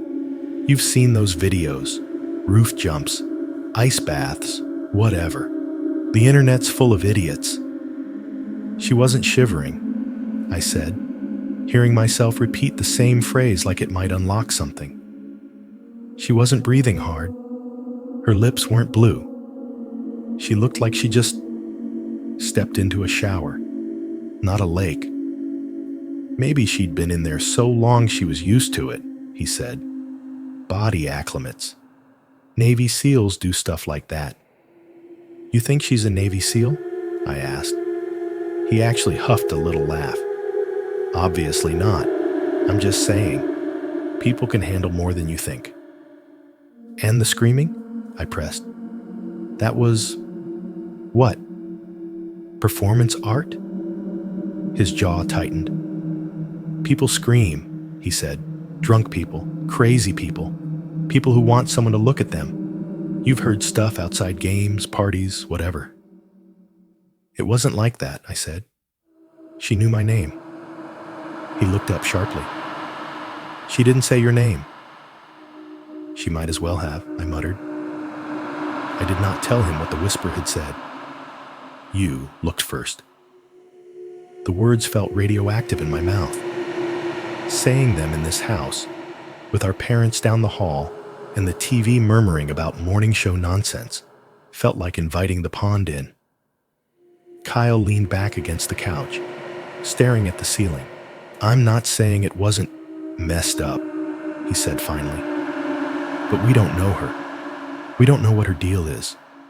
Could be she does that every weekend, and nobody's ever stopped to watch. Could be she's just a swimmer, a nut, whatever. He latched onto the explanation like a life raft. People do crazy stuff for attention, he repeated, firmer this time. That's all. I nodded, because arguing would have meant listing details, and listing details would have meant acknowledging how many of them did not fit.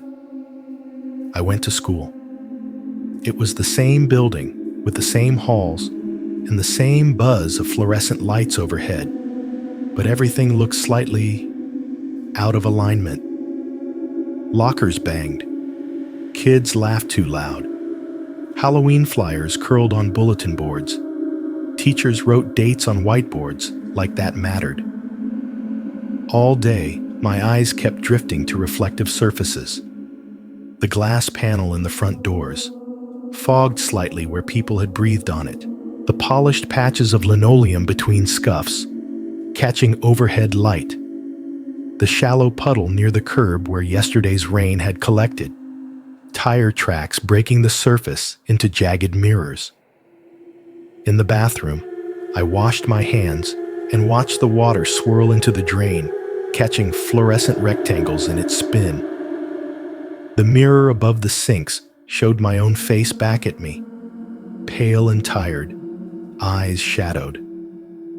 For a ridiculous second, I half expected another face to appear just behind my shoulder in the glass. White, wet, smiling, wrong. Nothing did. At lunch, my friends argued about the Patterson Halloween party, about who had hooked up with who last year, about the best liquor to steal from unguarded cabinets. I nodded at the right beats, chewed my sandwich, drank my milk. Every time someone opened the door to the outside courtyard, the brief flash of the glass surface of a picnic table, wet from last night's drizzle, pulled my focus. In last period, the teacher wheeled in an old TV on a cart and put on some half-hearted educational video about the Electoral College. The screen reflected the classroom in washed-out tones, superimposed over the talking head. Rows of kids, windows, a rectangle of sky. I caught myself counting in my head. 1 Mississippi, 2 Mississippi, 3. I did not mean to start, but my brain did it anyway. By the time I realized what I was doing, I was already at 40 seconds, my lungs tightening, even though I was breathing normally. After school, I walked home instead of catching a ride.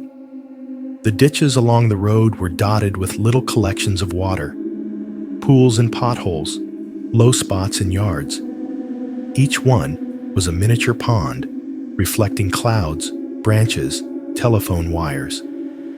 I found myself checking them for ripples that did not match the wind.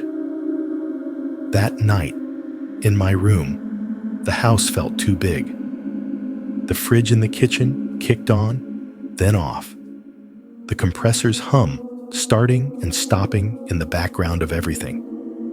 My parents talked in low voices in the living room, the TV muttering along with them. The hallway light leaked a thin line under my door. Eventually, even those sounds faded. The TV muted, then clicked off. My parents' voices faded as they went down the hall, doors closing softly.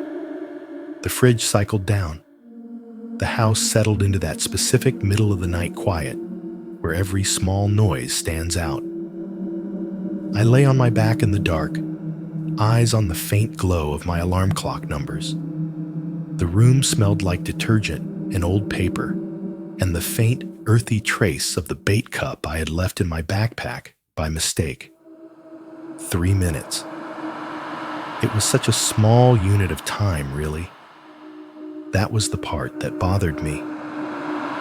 3 minutes in class passed in the blink of an eye. 3 minutes waiting for the microwave felt like nothing. I tried to imagine those 3 minutes as she had spent them, under the surface, in the dark, moving. Without really deciding to, I started counting again. Not out loud this time. Quiet, in my head. 1, 2, 3. At 20 seconds, my mind supplied an image of the pond's surface from below. A warped, pale plane with no sky behind it, only the distant blur of parking lot lights. Her arms moving slowly, pushing against water instead of air, body slicing through the cold. At 30 seconds, my chest began to feel tight in sympathy. At 40, I held my breath on instinct. My lungs filled on a normal inhale and then stopped. I waited. The seconds ticked by in my head, each one loud and distinct. 45, 50, 55. By 1 minute, my diaphragm twitched. The air in my chest felt hot. I let it out in a rush and sucked in new air, turning sharply onto my side, heart beating too fast. People can train themselves to do this, I thought. Freedivers, swimmers, professionals, but she did not look like a professional. She had looked like somebody who should have been in one of my classes, not a documentary.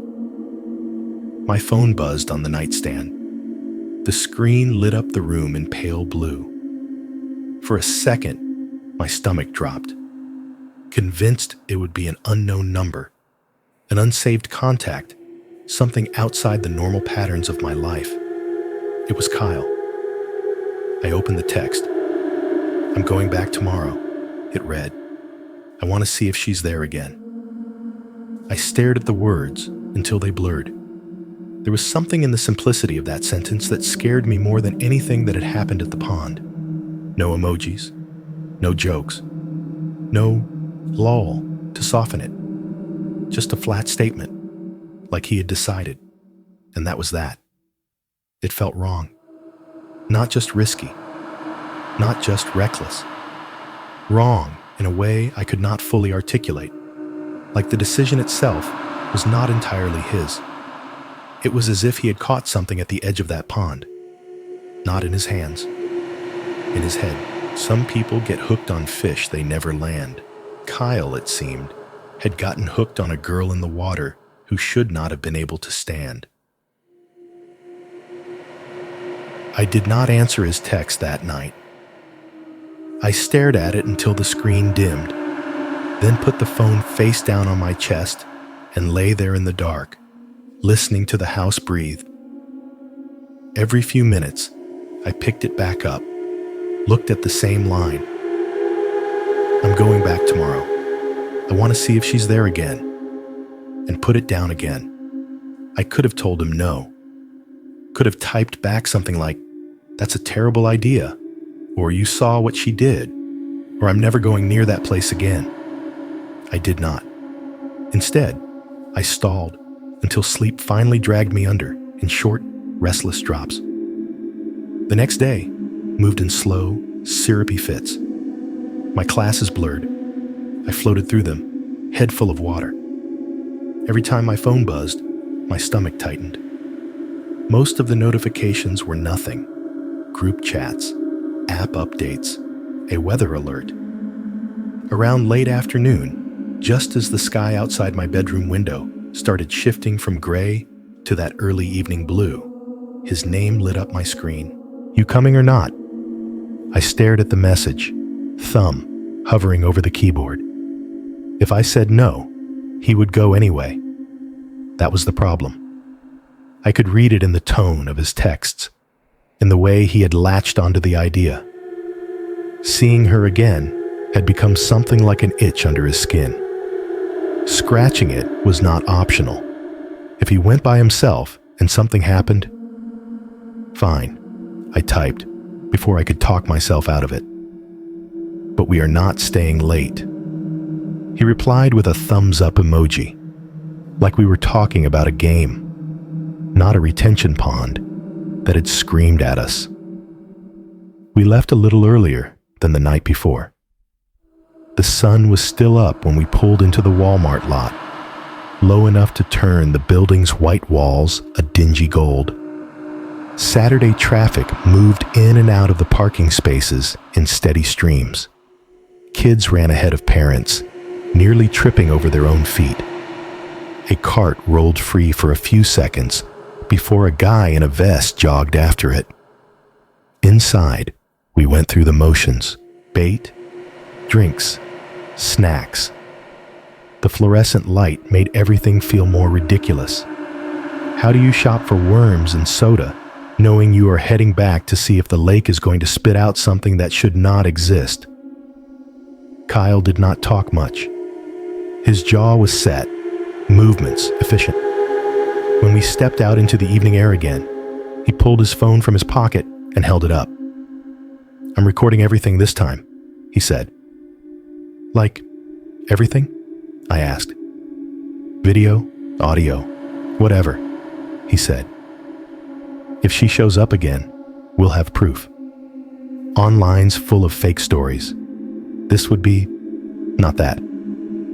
I did not say what I was thinking, that some things might be worse if you could replay them, that watching it again in your bedroom would be different from seeing it once and then letting time gnaw at the edges.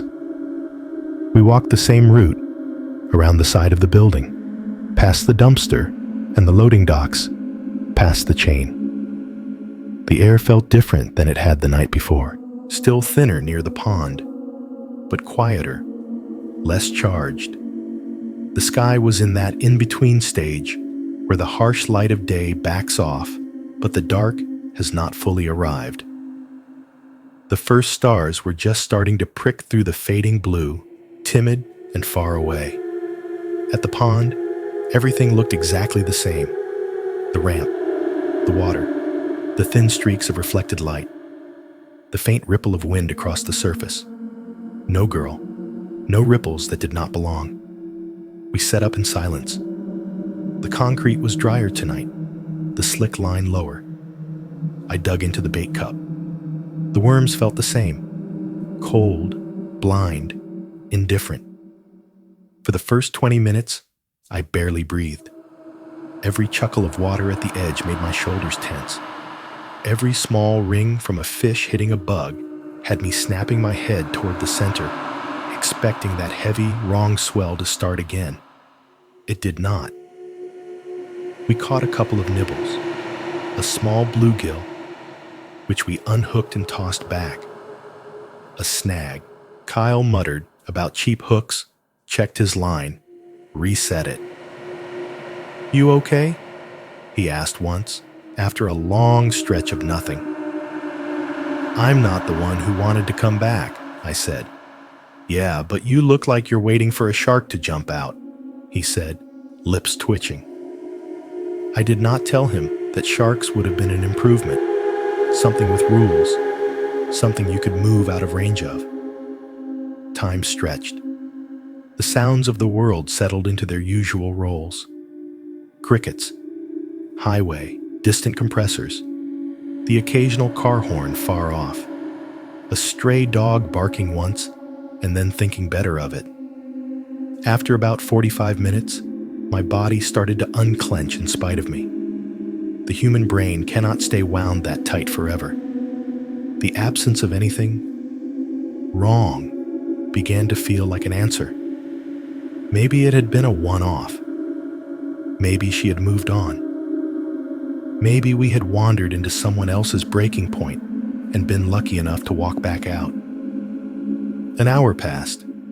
The pond remained stubbornly ordinary. No big ripples. No black shapes standing in impossible places.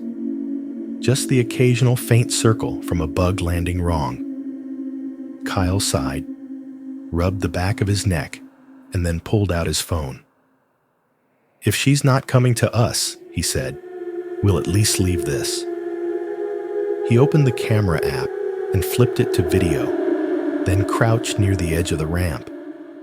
The concrete there was gritty, grains pressing into his jeans. He set the phone down a couple of feet from the drop-off, the lens angled out over the water. "You're really doing a time-lapse of nothing," I said. "Not time-lapse," he said. "Regular video, sound and everything." He wiped his thumb across the screen to make sure no smudge blurred it. "In case she screams again?" He said it half as a joke, voice trying for light. It did not quite get there. The other half of him meant it. We sat for another 15 minutes, the phone recording silently at our feet. We talked about smaller things, homework, gas money, whether he should ask for more hours or less. Our voices sounded weirdly normal in the open air. Nothing answered from the water. When the thin chill in the air started to bite at my ears, I checked the time. "We should go," I said. "Mom's going to start wondering." "Yeah," he said, sounding reluctant and relieved all at once. He picked up the phone, thumbed the recording off, and slid it back into his pocket. We packed up. The bobbers came out of the water without ceremony, hooks glinting once before disappearing into the tackle box. The ramp emptied of our stuff, leaving only the faint marks of our shoes on the concrete. We walked back past the chain. No screams followed us this time. No voice near my ear. The world's soundtrack stayed in place. The drive home was so uneventful, it felt fake. Green lights, mild chatter, the kind of small talk you do when you are testing how normal things can sound.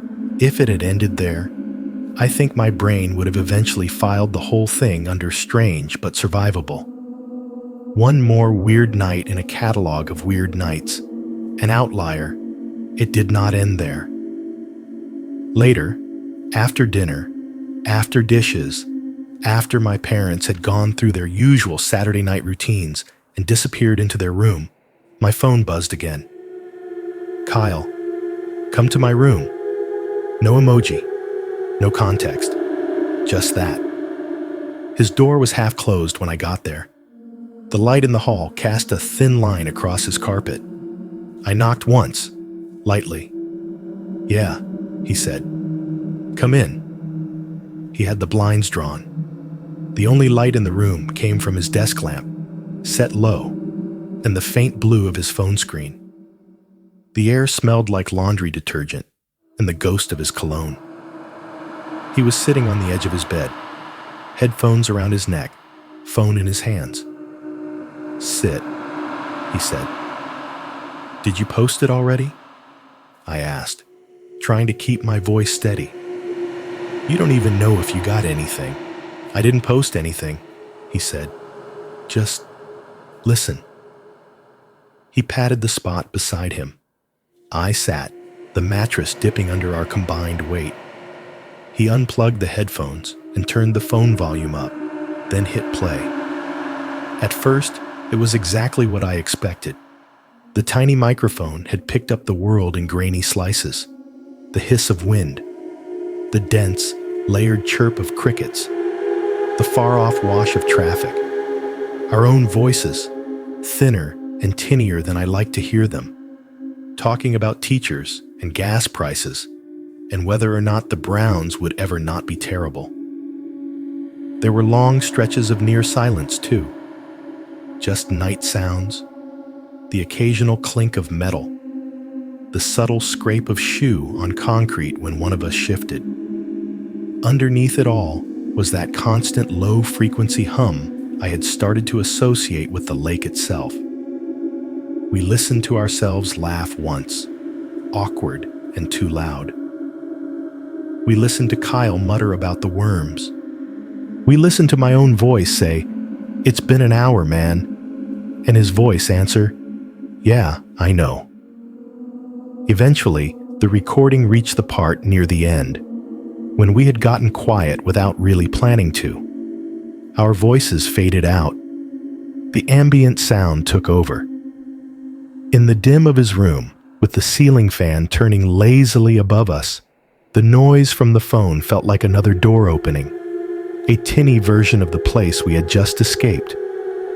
For a while, it was just that. Crickets. Highway. The occasional small ping as the metal guts of Walmart shifted in the distance. Nothing out of the ordinary.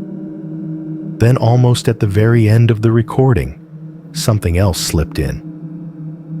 It was quiet enough that if there had been any talking at all, we would have missed it. A soft, wet sound, very close to the microphone. A hush of movement, not the broad wash of wind across the water, not the sharp plop of a fish. This was smaller, more deliberate, like something breaking the surface within arm's reach of the phone. On the recording, I heard our own silence sitting over it. We had been gathering our stuff by then, focused on the rods, the tackle box, the bait. Neither of us said a word. Neither of us reacted. The sound came again. Water sliding against concrete. A tiny series of ticks as droplets hit a solid surface centimeters from where his phone must have been resting. My arm hair lifted, then right up against the mic, so close it fuzzed the audio for a second. A voice spoke. "You'll get used to it." It was barely more than breath. If you were not listening for it, you could almost call it static. But once you heard the shape of the words, there was no mistaking them. It was her. Not the bright, airy high from the first night. Not the raw, tearing no. This was that earlier tone again. The practiced friendliness, with the warmth stripped down. Her consonants softened by the smear of water between her mouth and the phone. I felt something cold move through my chest, like my heart had dropped into a different kind of gravity. On the recording, right after the whisper, there was nothing.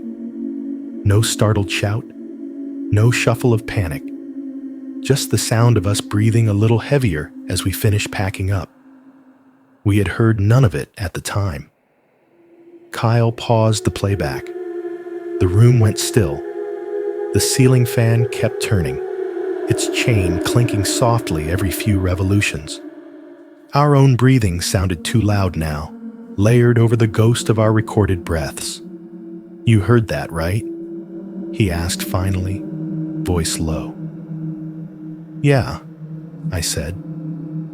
I did not add what was banging around in my head. She had been there, close. Close enough to touch his phone. Close enough to speak into its cheap microphone. Close enough to make a promise, or a threat, in the same tone you use to talk someone into a pool. You'll get used to it. As if the cold was not a problem. As if the screaming was not a phase.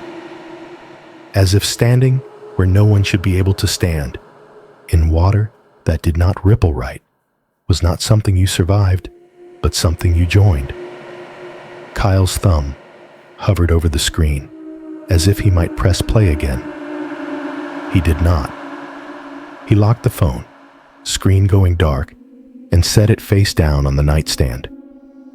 The room filled back up with the small sounds of real life, the ceiling fan, the faint ticking of the wall clock down the hall, the house settling on its foundation.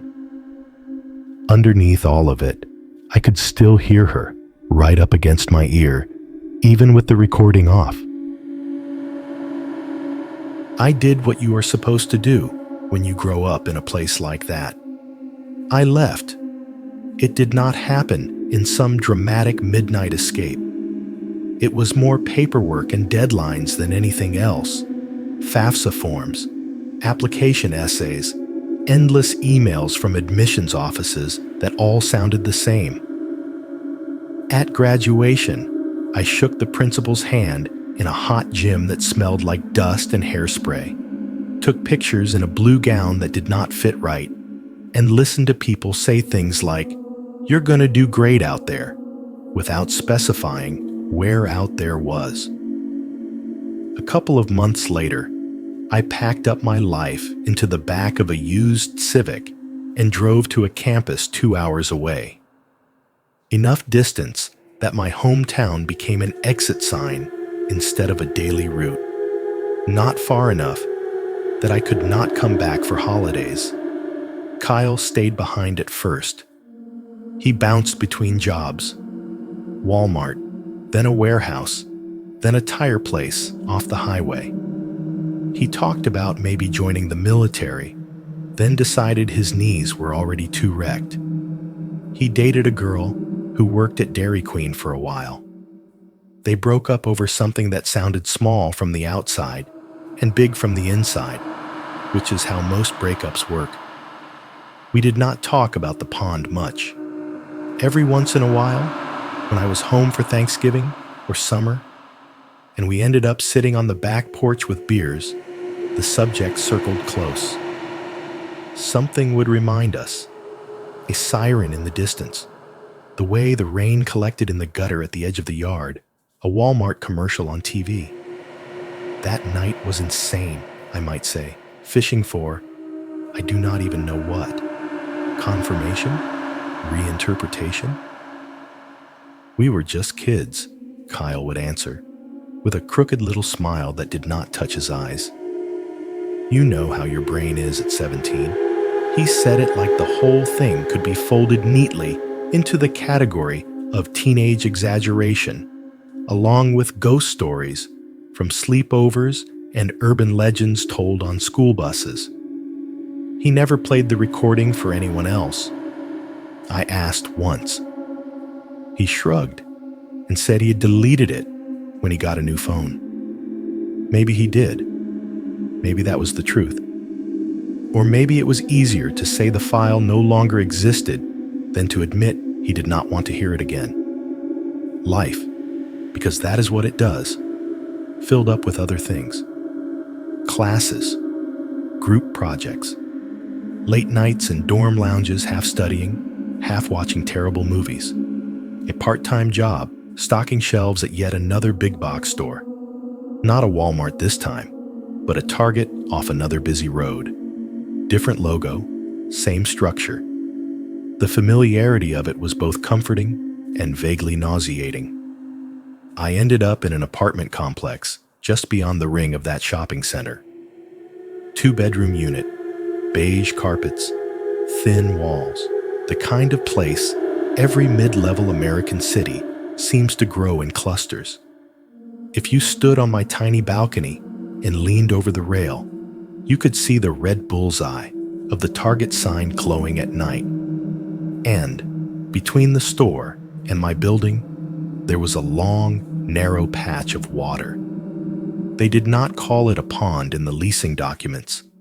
It was labeled something like stormwater feature, a phrase that tries really hard not to sound like problem we dug a hole to manage. It had the same look though, sloped banks, scraggly trees trying to make the edges look intentional, a thin barrage of no trespassing and no swimming signs. In the daytime, ducks sometimes waddled in from wherever ducks live in cities and floated on it like it was any other lake. At first, I told myself it was different enough. The banks were steeper. The water line had a messy fringe of reeds. The Target sign's red glow reflected on the surface instead of the Walmart blue and sodium yellow I grew up with. The soundscape was different too. More car doors slamming, more shopping carts rattling, fewer semi-trucks grinding their way onto an interstate ramp. But every time I drove past it at night, watching the way the headlights painted strips of light across it. The old pond behind Walmart climbed up from wherever I had shoved it. Water did what water always does. It took whatever was around it and turned it into a mirror. On my way to work in the mornings, sprinklers hissed across manicured strips of grass, their heads ticking as they rotated, throwing arcs that caught the rising sun. Runoff streamed into the storm drains by the curb, a thin river dragging leaves and cigarette butts with it, gurgling as it vanished. In the parking lot after rain, puddles formed in the low spots. Shallow ones where you could see the asphalt through the water, like it was just wearing a thin, clear coat. Deeper ones that held the sky in them, clouds skimming their surface, trees doubling down into them. I never used to think twice about puddles. Now, every time I stepped around one, my heart did a quick, traitorous stutter. Not a full panic, just a small misfire, a skipped beat. My eyes would check the reflection, fast, to make sure it only contained what it was supposed to. Car bumpers, light poles, fragments of the red Target sign. At my apartment, the sounds of water threaded through my days in quieter ways. The washing machine in the closet off the hallway, filling and draining. The pipes in the wall, clunking once when someone upstairs turned their shower off. The steady drip drop from the leaky faucet in the kitchen sink, which maintenance kept promising to fix next week. When it rained, and it rained often enough in that city, the gutters turned into musical instruments. Water hammered down the downspouts, splashed into the collection drains, ran in sheets across the parking lot. Tires sliced through shallow floods, sending up fan-shaped sprays that slapped back down. All of it felt perfectly normal. You cannot live in a place and be afraid of every interaction it has with gravity. And yet, sometimes, in heavy downpours, when the storm drains could not keep up, the water pooled at the intersection near the main entrance to the shopping center. Cars drove through it too fast, making waves that sloshed against the curb. The traffic lights hung above, their reds and greens and yellows shimmering in the impromptu pond. On those days, I found myself staring at the intersection longer than I should have, watching the way the reflections moved when no tires touched them, counting in my head without meaning to. One day, in late spring, about 10 years after the night at the Walmart pond, I was driving home from a closing shift. The storm had started while I was still at work. I had watched it through the front windows on my brakes, gray sheets dragging across the parking lot, the bullseye sign blurred behind a curtain of water. By the time I clocked out, the worst of it had passed, but the world was still drenched. My wipers squeaked across the windshield on the lower setting, struggling with the fine, misty rain that lingered. The inside of the car smelled like wet fabric and old coffee. I could hear the water in the wheel wells, the soft roar of the tires on the slick asphalt. When I reached the intersection by the Target entrance, the light turned red. I rolled to a stop as gently as I could on the wet road. The puddle that had formed in the low dip of the cross street was the biggest I had ever seen there, almost a small pond in its own right. It stretched from curb to curb, dark and smooth, the storm drains either clogged or overwhelmed. The red of the traffic light reflected in it, elongated, a vertical streak that pulsed every few seconds. The Target sign's bullseye hovered on the surface too, a warped red circle that flexed when the faint wind brushed it. I stared at it without meaning to, the way you stare at bonfires and windows and anything that flatters your eyes into thinking there's more depth than there really is. At first, I only saw the expected shapes: light, sky, the vague outline of the store's facade. Then, as if my brain adjusted a lens I had not realized I was looking through, another shape suggested itself. In the reflection, about where the middle of the flooded intersection would be if you flattened it out, stood something that should not have been there. Thin, upright, human-sized, not detailed, not clear enough that I could tell clothes or features. Just the impression of a person. Shoulders, head, the vertical line of a body occupying space. For a heartbeat, my mind did what it always does when it sees something half-formed. It tried to rationalize. Maybe it was a trick of alignment, the reflection of a pedestrian waiting on the corner, stretched by the water's surface. Maybe it was a light pole broken into pieces by the ripples.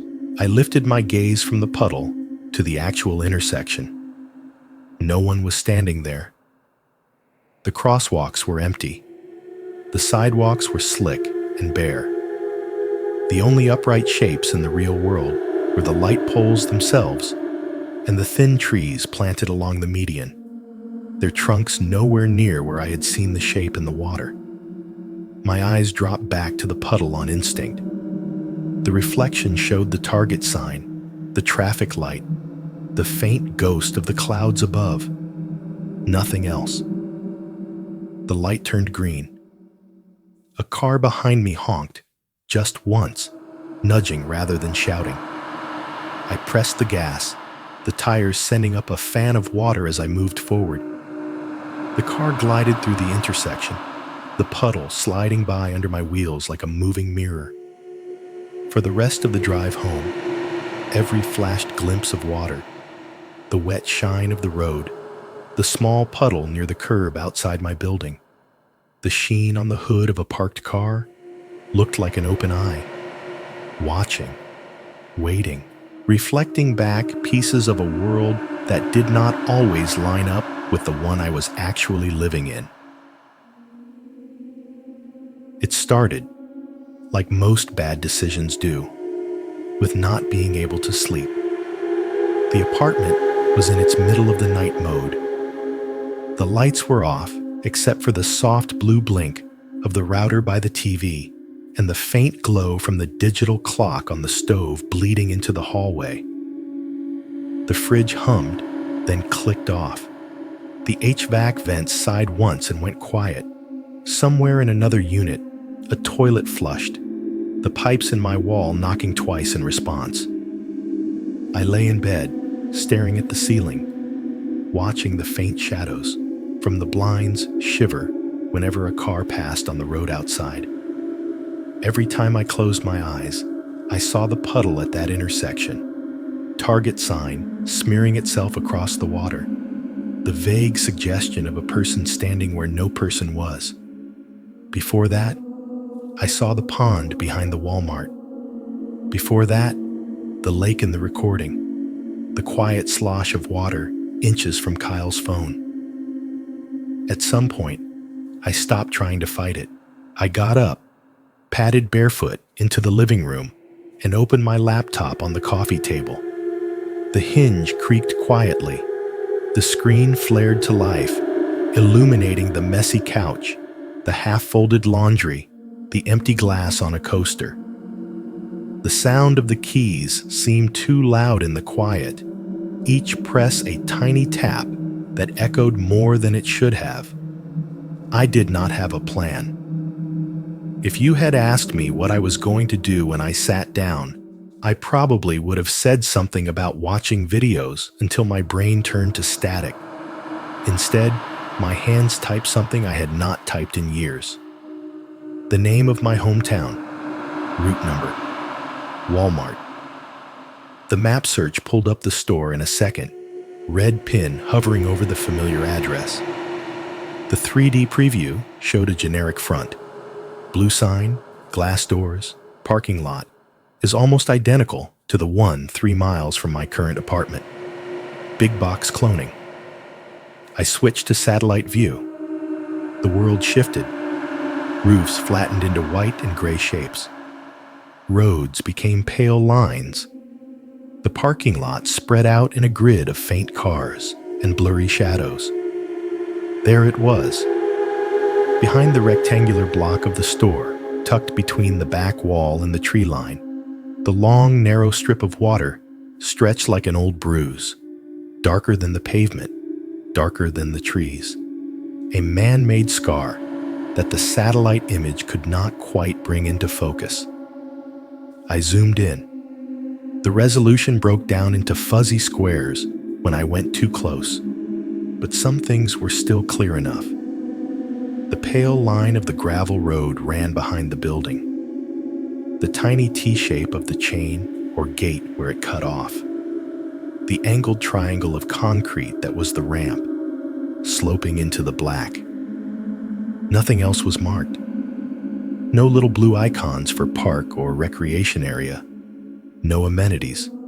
Just the pond, labeled the way the maps label these things. Stormwater management. A bureaucratic sentence over an open mouth. Seeing the whole pond from above did something strange to my memory. In my head, it had always been huge, an endless black sheet. From the satellite's eye, it looked contained, a feature, an afterthought. The kind of thing most people never really think about when they park their car and go buy paper towels. I stared at it long enough that the pixels stopped looking like anything at all. Then I opened a new tab and did the thing I had been avoiding doing for 10 years. I started searching. Walmart, town name, retention pond scream. No results that matched exactly. A couple of generic articles about safety tips around retention ponds. A local news piece about a kid in another state slipping into one. Nothing about my town. Nothing thrilling. Nothing useful. Woman screaming behind Walmart. Town name. That got me a thread on some now half-dead local forum.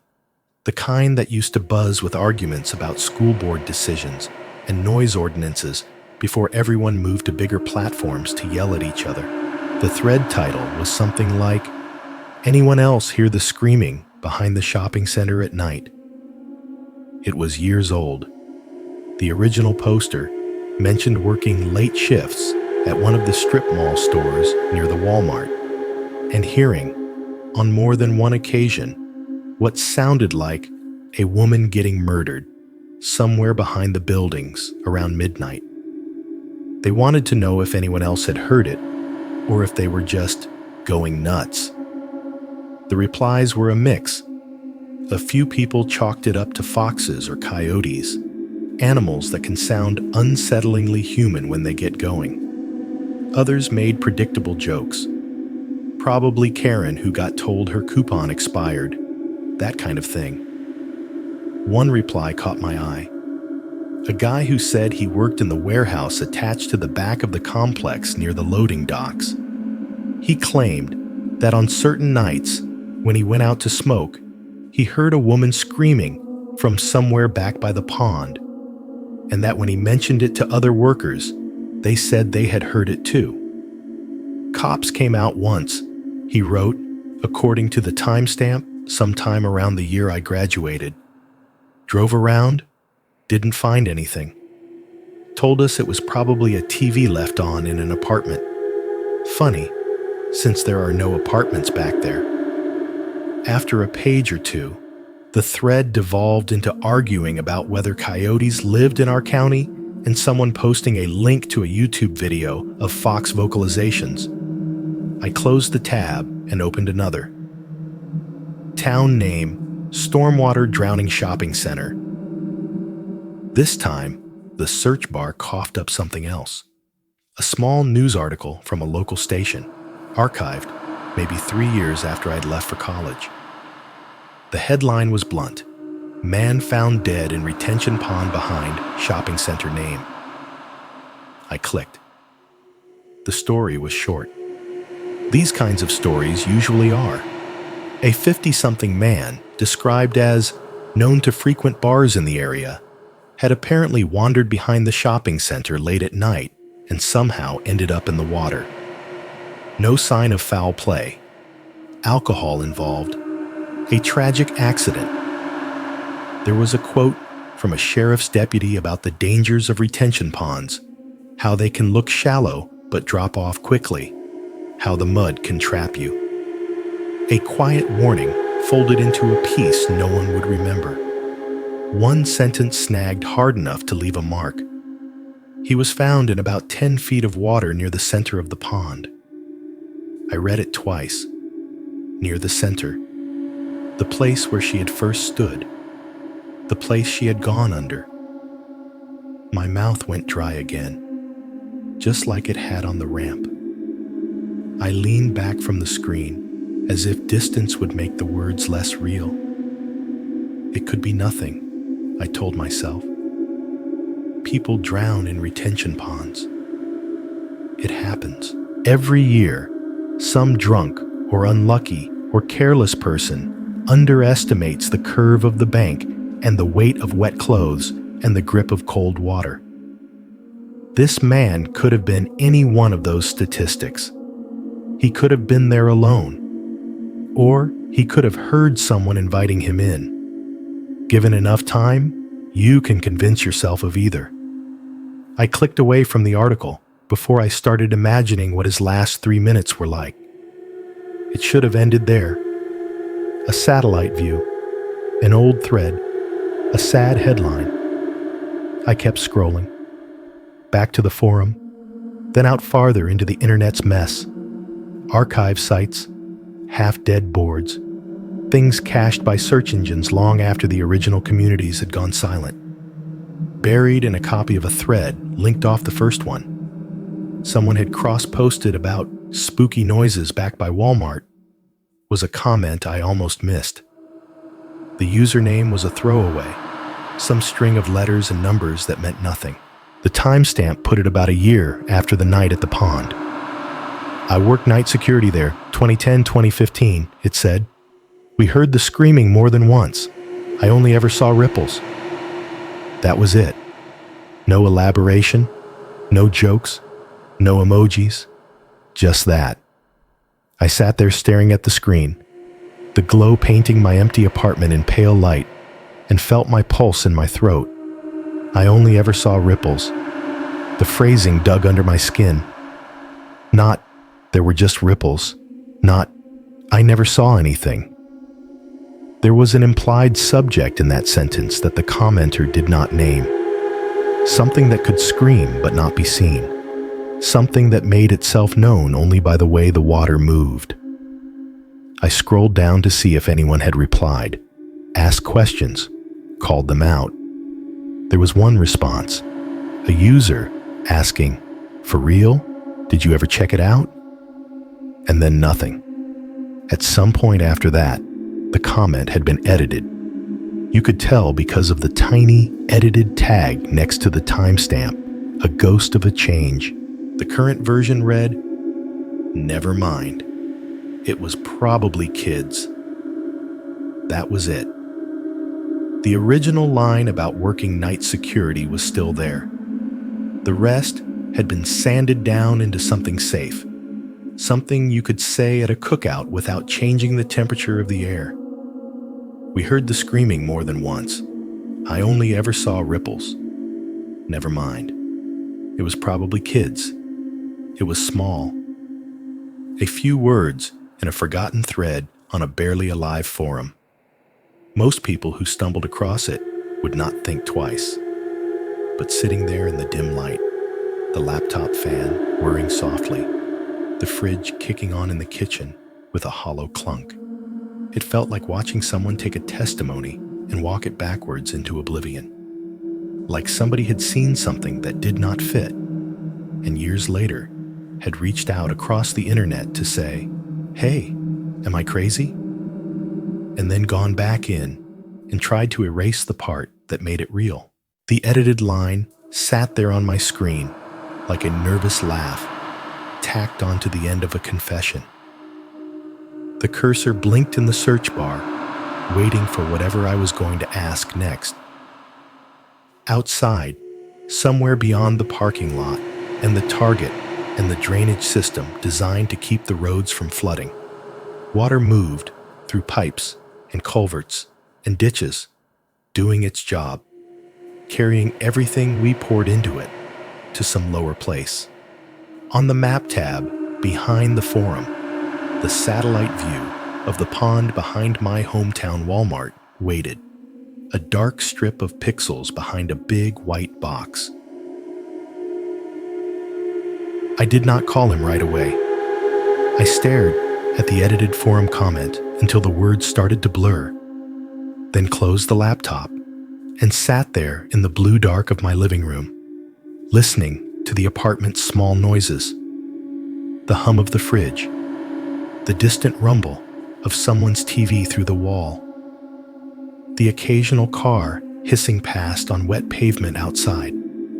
You would think, after 10 years, that I would be used to the idea of pretending nothing weird had ever happened. That was the whole point of leaving, right? You grow up, you move away, you build new routines until the old ones feel like they belong to someone else. But there are certain people you cannot lie to forever, even by omission. I thumbed my phone awake and scrolled through my contacts until I found his name. My thumb hovered over call for longer than I want to admit, like I was standing at the edge of that ramp again, leaning over the dark. I hit FaceTime before I could talk myself out of it. It rang twice, 3 times. The screen showed my own face in the little corner. Bad angle, tired eyes, the glow of the laptop still reflecting off my skin. Then it shifted. Kyle's face filled most of the screen, lit by the yellowish ceiling light above wherever he was sitting. His hair was shorter now, more practical. There was stubble on his jaw, lines at the corners of his eyes that had not been there when we were 17. "Hey, stranger," he said, a half-smile tugging at his mouth. "Long time." "Yeah," I said. "Adulting. You know how it is." The background behind him was a small, cluttered living room. Low couch, coffee table with a few beer bottles, a fishing rod propped in the corner near the door. On the wall behind him, I could make out a calendar from some local auto shop and a cheap framed print of a lake at sunrise, generic and peaceful. "How's the big city?" he asked. "You still living next to a Target or whatever?" "Target hasn't kicked me out yet," I said. "You?" "Still around," he said. "Couple towns over from where we grew up. Closer to the river now. Work's work. Pays garbage. Same as everywhere." He shrugged. There was a tiredness in the way his shoulders moved that did not match the joke. We did a few minutes of surface-level catching up. Jobs, weather, mom and dad, the usual script. I watched the way his eyes flicked off screen now and then, as if he was checking something on the wall or the muted TV. Eventually, the small talk frayed. I could have let it go. Could have made some excuse about needing to sleep, said goodnight, and gone back to pretending we had both left the pond behind us. Instead, I heard myself ask, "Do you ever think about that night?" The question hung between us on the weak Wi-Fi connection, the audio lag stretching the silence just enough to make it worse. He did not throw it off with a joke this time. He went very still, the way he had on the ramp when he dropped his rod. His eyes shifted, not to look away, but inward, like he had to check something in his own head before answering. "Yeah," he said finally. "I do." His face changed as he said it, not dramatically, not in some horror movie way. Just a tiny tightening around his mouth, a flattening of his tone. "I think about it in pieces," he added, "not all at once." "What do you mean?" I asked. He huffed out a breath, not quite a laugh. "I think about the stuff we never actually saw more than what we did," he said. "You know? The edges, the in-betweens. He leaned back on the couch, the phone shifting a little in his hand, the image wobbling. Like, he went on, what was happening when she was under there, and we were just standing on that ramp, talking about nothing, or what it looked like 10 minutes before we got there, or 10 minutes after we left. My throat felt tight. You don't think she was just some girl? I said, though I already knew the answer. His eyebrows ticked up. Is that really what you think? He asked. I did not answer. He kept talking, maybe because he needed to say it out loud to someone who had been there. I kept fishing, he said, after you left for school. Not there, not a lot, but other places, different lakes, rivers, this reservoir a buddy of mine likes. I told myself it was just what we always did, part of who I was. He paused, his gaze unfocusing slightly, like he was watching something over my shoulder. And sometimes, he said, it felt normal. Just me and the water and the line. Sun going down, bugs doing their thing, the good stuff.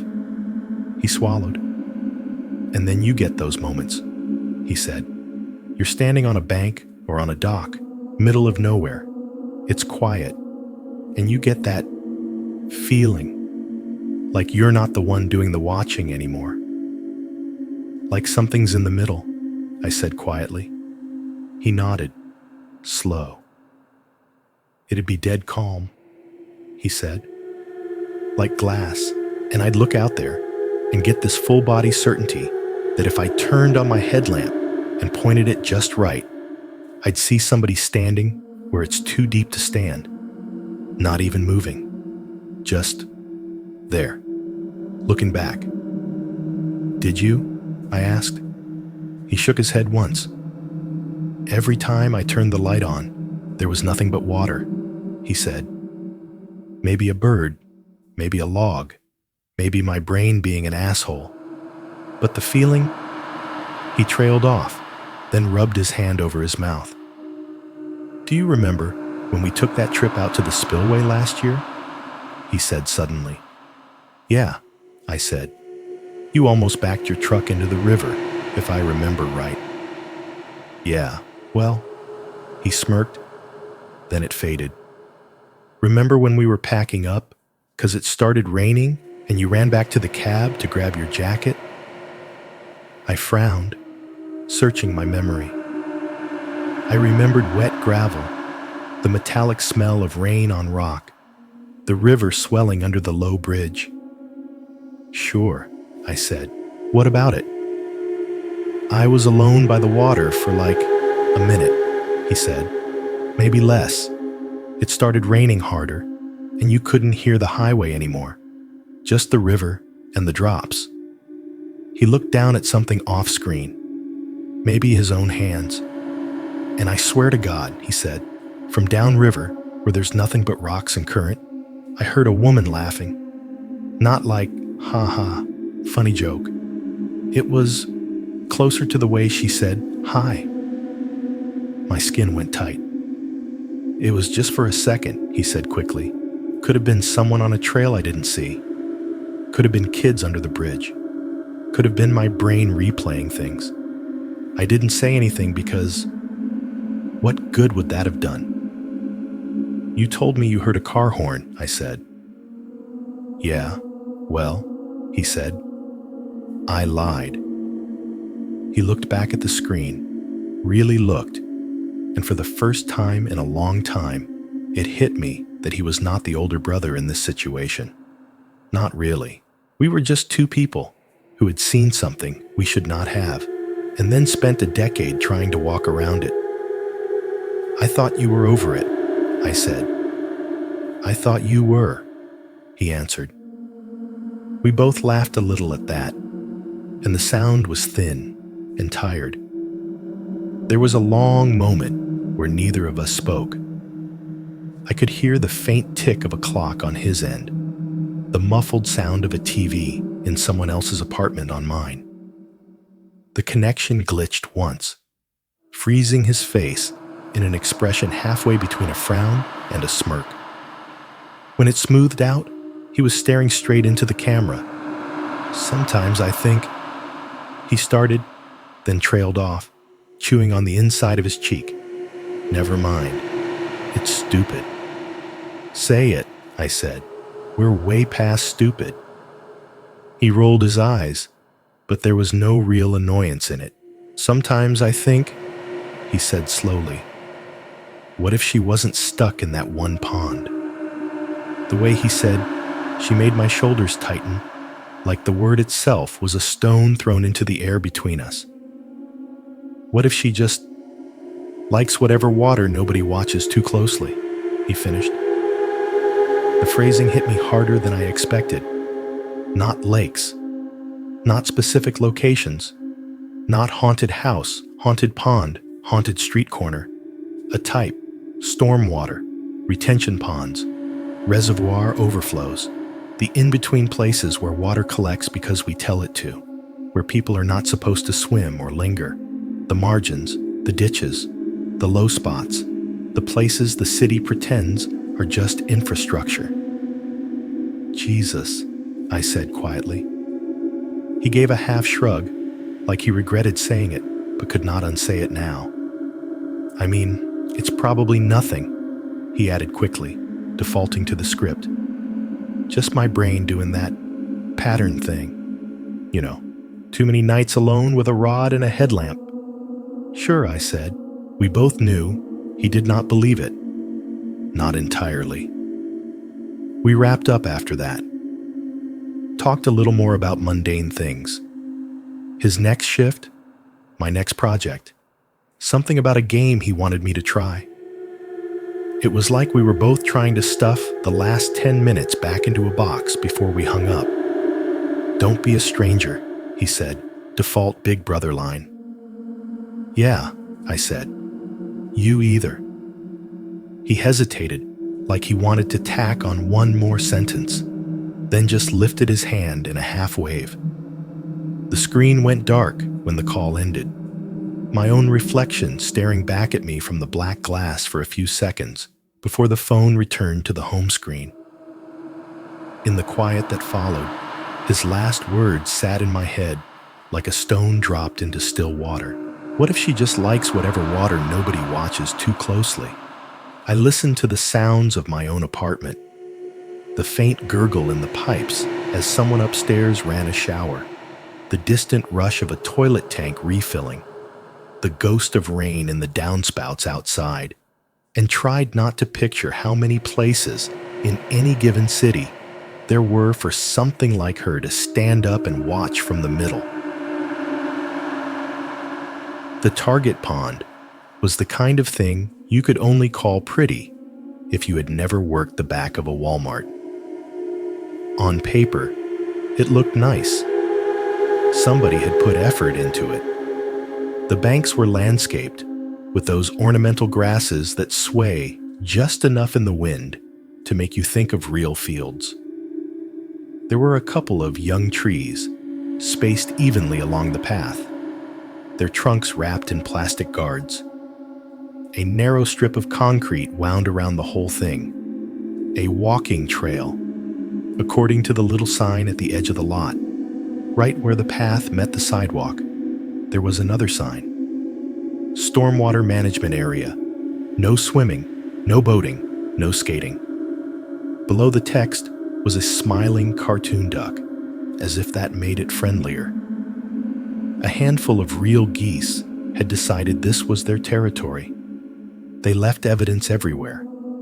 Little green-gray piles dotted the path, the grass, the curb. The air around the pond carried that sour-sweet smell of bird droppings undercut with something darker and stagnant. It was late on a Sunday when we ended up walking there. Target was one of those shared chores for my wife and me. Milk, coffee, dog food, the 100 small things that disappear from a household every week. The sun was just starting to bleed into the horizon when we stepped out of the automatic doors. sky turning that deep, saturated orange that makes even strip malls look expensive for about 15 minutes. The parking lot lights had already flicked on, buzzing softly, their cones of pale yellow stretching over the lines of cars. Shopping carts clacked against each other as an employee rounded them up. A kid whined near a minivan. Somewhere, a car alarm chirped. I shifted the grocery bags in my hands, plastic handles digging into the fingers. My wife, Sarah, adjusted the paper towel bundle under one arm and squinted toward the pond. "Let's walk the long way around," she said. "I like the water." She said it casually, like she always did. She has always been one of those people who slows down when she sees even a little fountain, who pauses at hotel pools just to watch the light move. To her, water is calming, a feature. "Sure," I said. The alternative was cutting straight across the lot to our aisle, dodging carts and backing SUVs. The long way curved along the sidewalk by the pond, added maybe 2 minutes. It was the kind of thing a normal person would not think twice about. We stepped off the curb and onto the path.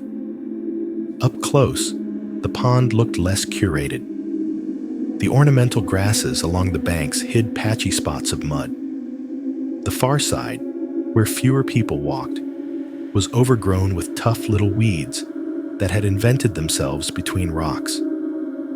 The water was a dull, opaque green, with a thin skin of pollen and stray leaves gathering at one end where the wind pushed them. The geese watched us with lazy suspicion as we approached, their necks bobbing. One of them let out a half-hearted honk. Another resumed tearing at the grass with its beak. The smell hit a few yards in, a mix of wet soil, bird crap, and that metallic tang that clings to artificial ponds. The scent of water asked to sit where it would rather move. The golden hour made it look better than it was. The low sun set the surface glowing in strips, the reflections of the parking lot lights stretching out in pale, broken spears. The target bullseye showed up as a warped disc near the far edge, its red muted by the angle.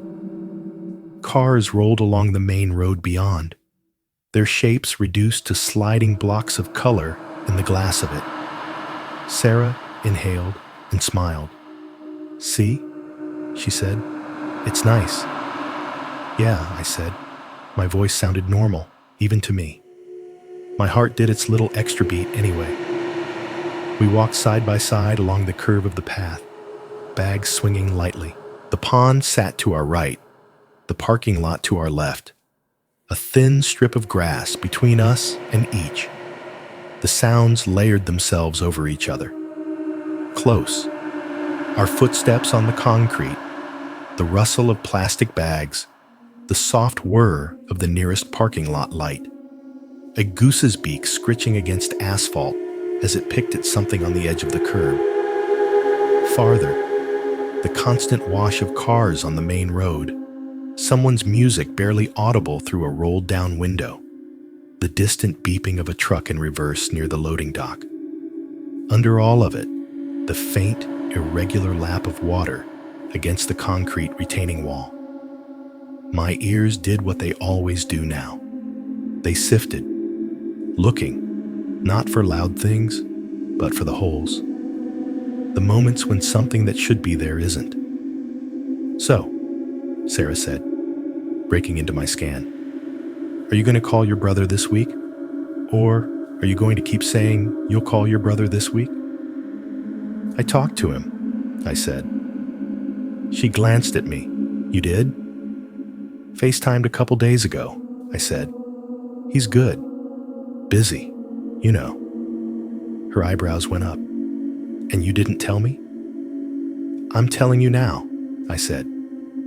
She rolled her eyes in that long-suffering way you can only earn after years together, then nudged my arm with her elbow.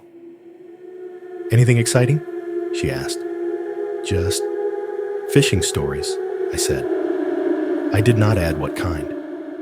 I did not say, he thinks the thing we saw might not care which pond it uses.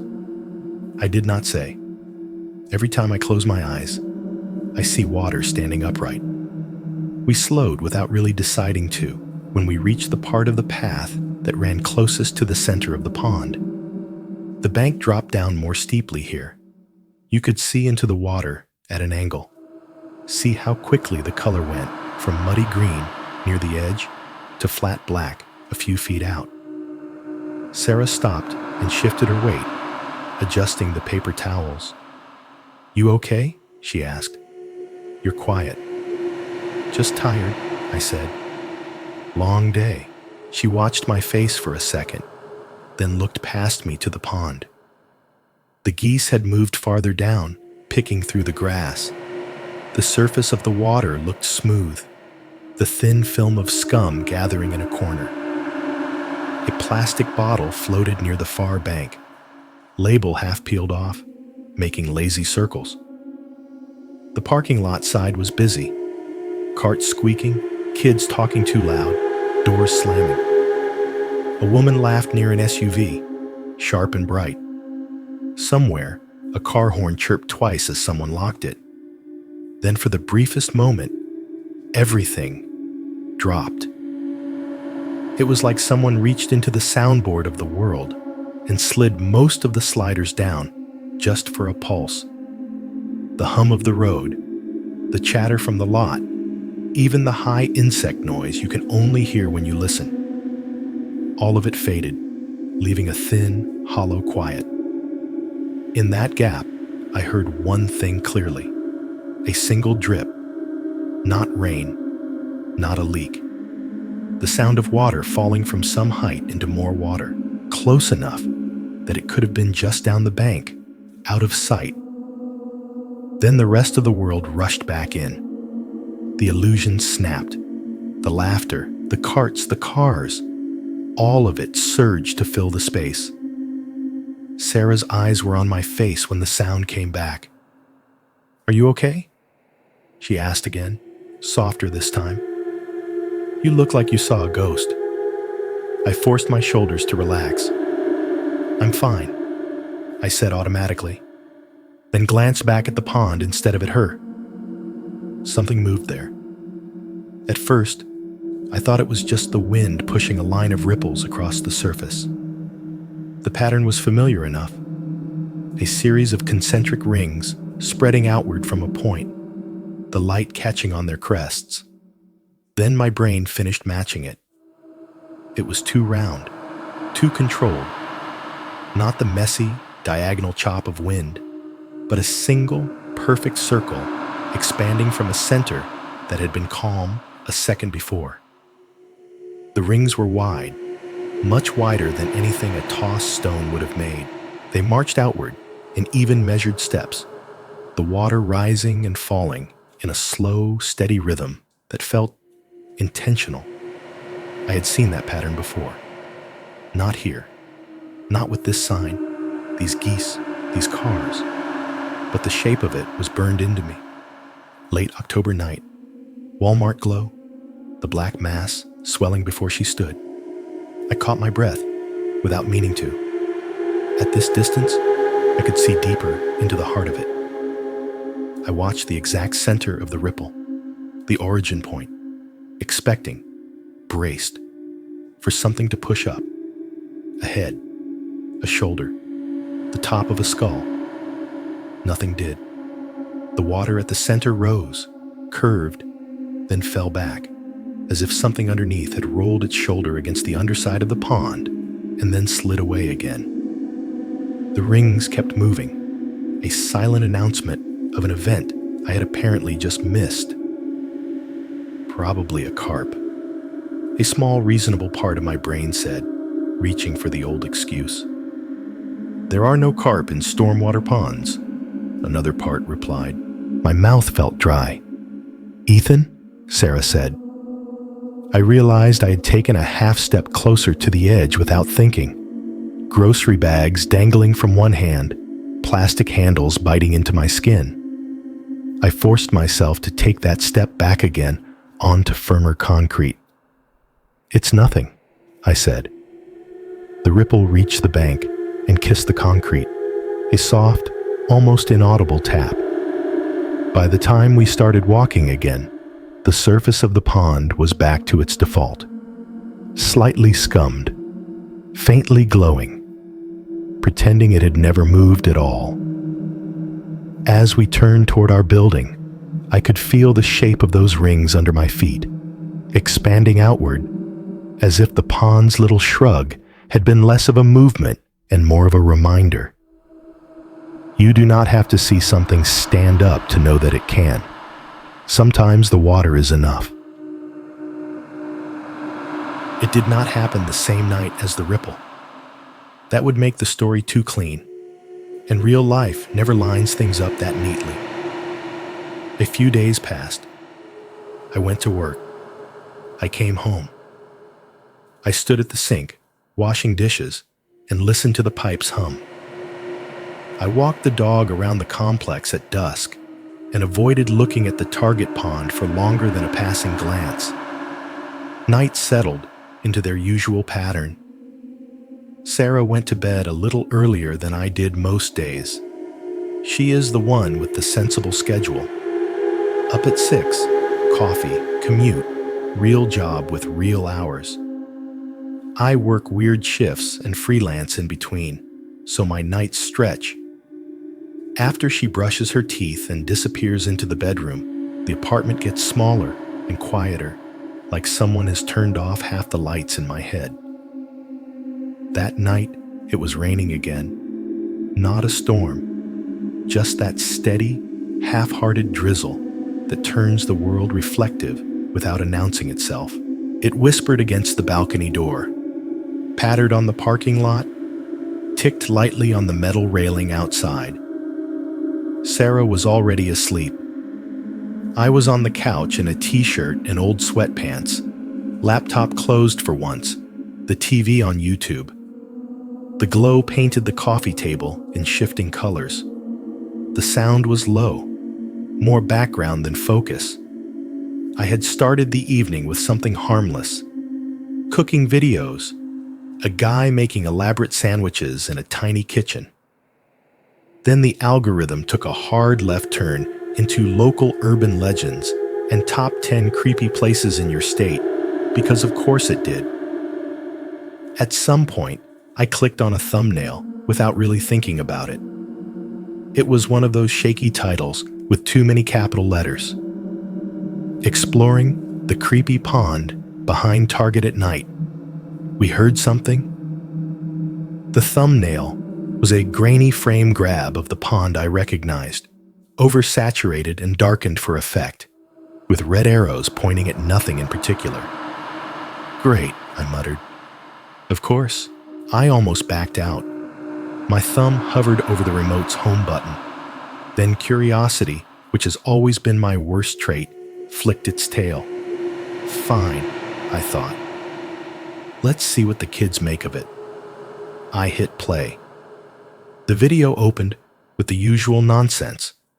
Jump cuts of a couple of teenagers in hoodies whispering dramatically in a parked car, pointing at the dark shape of Target in the background like it was a haunted castle instead of a store that sells patio furniture.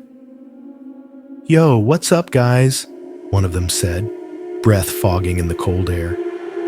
"Tonight, we're checking out this creepy pond behind Target that, like, nobody talks about, but I swear to God, man, my cousin said..." I rolled my eyes, but I watched. They cut to them walking along the exact path Sarah and I had taken days before, their phone flashlights bobbing. The bright circle of light swung wildly over the ornamental grass, the geese, which hissed and flapped in protest, the no swimming sign. In the background, I could hear the familiar night noises. Highway hiss, occasional car door slams, the hum of the parking lot lights, the static of wind hitting the phone's built-in mic. They laughed too loud, swore too much, tried too hard to spook each other. It was the tone of people trying to outrun their own nerves by leaning into them. At about the halfway point, they settled near the edge of the pond. One of them, whoever was holding the phone, stood right near the drop-off. The camera tilted down just enough to catch the slope into darkness. You could see maybe a foot into the water before it turned into pure black screen. "Dude, this is where it drops off," one said, voice a little higher than before. It's like 10 feet deep right here." "Shut up," another said, but he sounded less sure. The kid with the camera swore for the sake of swearing, then did a slow, shaky pan across the surface of the pond. The flash softened at that distance, turning the water into an undefined dark smudge. The target sign glowed in the distance, distorted in the reflection. Nothing looked out of place. I knew better by now than to trust that. The camera lingered on the water for a few seconds, the image swaying slightly as the kid's hand moved with his breathing. The background noise stayed consistent. Traffic hiss, faint laughter, the soft scritch of shoes on concrete. I heard it the first time like a false memory. Something in the soundscape pricked my ears. Not a word, just a shift, a texture. I frowned, thumb hitting pause. The still frame showed nothing remarkable, just the smear of water, a faint smear of reflected light, a hint of the opposite bank. No figures, no shapes. I rewound 10 seconds and turned the volume up. The cheap TV speakers hissed a little with the boost. Play. The kids murmured to each other, their voices overlapping. "I'm telling you, bro, like last time, nothing's gonna..." "Dude, stop pushing." The camera swung, settled on the water. The ambient sound rose as their voices dropped. Crickets sang. A car passed in the distance. The gentle white noise of the phone's microphone tried to swallow everything. And under it, close but not close enough to be obvious, there it was. A soft, wet sound right up against the mic, as if someone had flicked a few drops of water toward the phone from just out of frame. Immediately after, almost buried under the hum, a voice. "Come in," it said. 2 words. Female, or at least higher pitched than the boys. Quiet enough that it skated the edge of hearing. If you were not listening for it, your brain might file it as wind, as static, as your own imagination filling in a gap. But once I heard it, I could not unhear it. I paused again, the frozen frame of the pond hanging in front of me like an accusation. My heart had started a low, insistent thudding in my chest. It could be one of them, I told myself. One of the kids whispering to spook the others. A joke layered over the footage in editing. Some audio trick. The rationalizations felt weak and hollow in my mouth. I got up, went to my desk, and pulled my headphones out of the drawer. Big over-ear ones, the kind that seal sound in. I plugged them into the TV input and settled them over my ears, the world outside the video muting instantly. In the darkened room, the glow from the screen made the walls look farther away than they were. I rewound again, a little more this time. Let the scene play. I tuned out the kids' chatter, focused on the noise bed. Let my ears sink into the crickets, the cars, the mic static, camera swings, pond. For a second, nothing. Then, the tiny splash, the near mic drip, that wet flick. And then, clearer now, with the headphones sealing the sound into my skull, the voice. "Come in," it whispered, not in the tone you would use to shout at friends to get in the water. Not a dare yelled across a pool. Soft, coaxing. The same tone you use to talk someone into a hot tub they are unsure about, or a party they do not want to attend. There was a suggestion under it, a promise of shared experience. I listened again, this time with my eyes closed. The kids were still talking over it, oblivious. One of them was laughing about something off to the side, the sound bouncing off the water, all bravado and nervous energy. The voice did not line up with any of their mouths. It came from nowhere and everywhere at once. The hair on my arm stood up. I pulled the headphones off, suddenly aware of how quiet the apartment was. The rain had gentled even more. The fridge was in its weak, post-cycle silence. The clock on the microwave blinked 1:47 a.m. in soft green. I looked back at the TV. The video had kept playing. The kids now half running back toward the lot. One of them turning the camera on his own face as he talked to the audience about how crazy it had been, even though nothing had technically happened. I scrubbed the video back to the moment again, fingers clumsy. There was a comment section under the video. I had ignored it before, assuming it would be full of the usual first, fake, and you guys are idiots contributions. Now, my eyes dropped down. Most of the comments were exactly what I expected. People making fun of the kids, asking for more urban exploration videos, arguing about whether the pond was actually deep or not.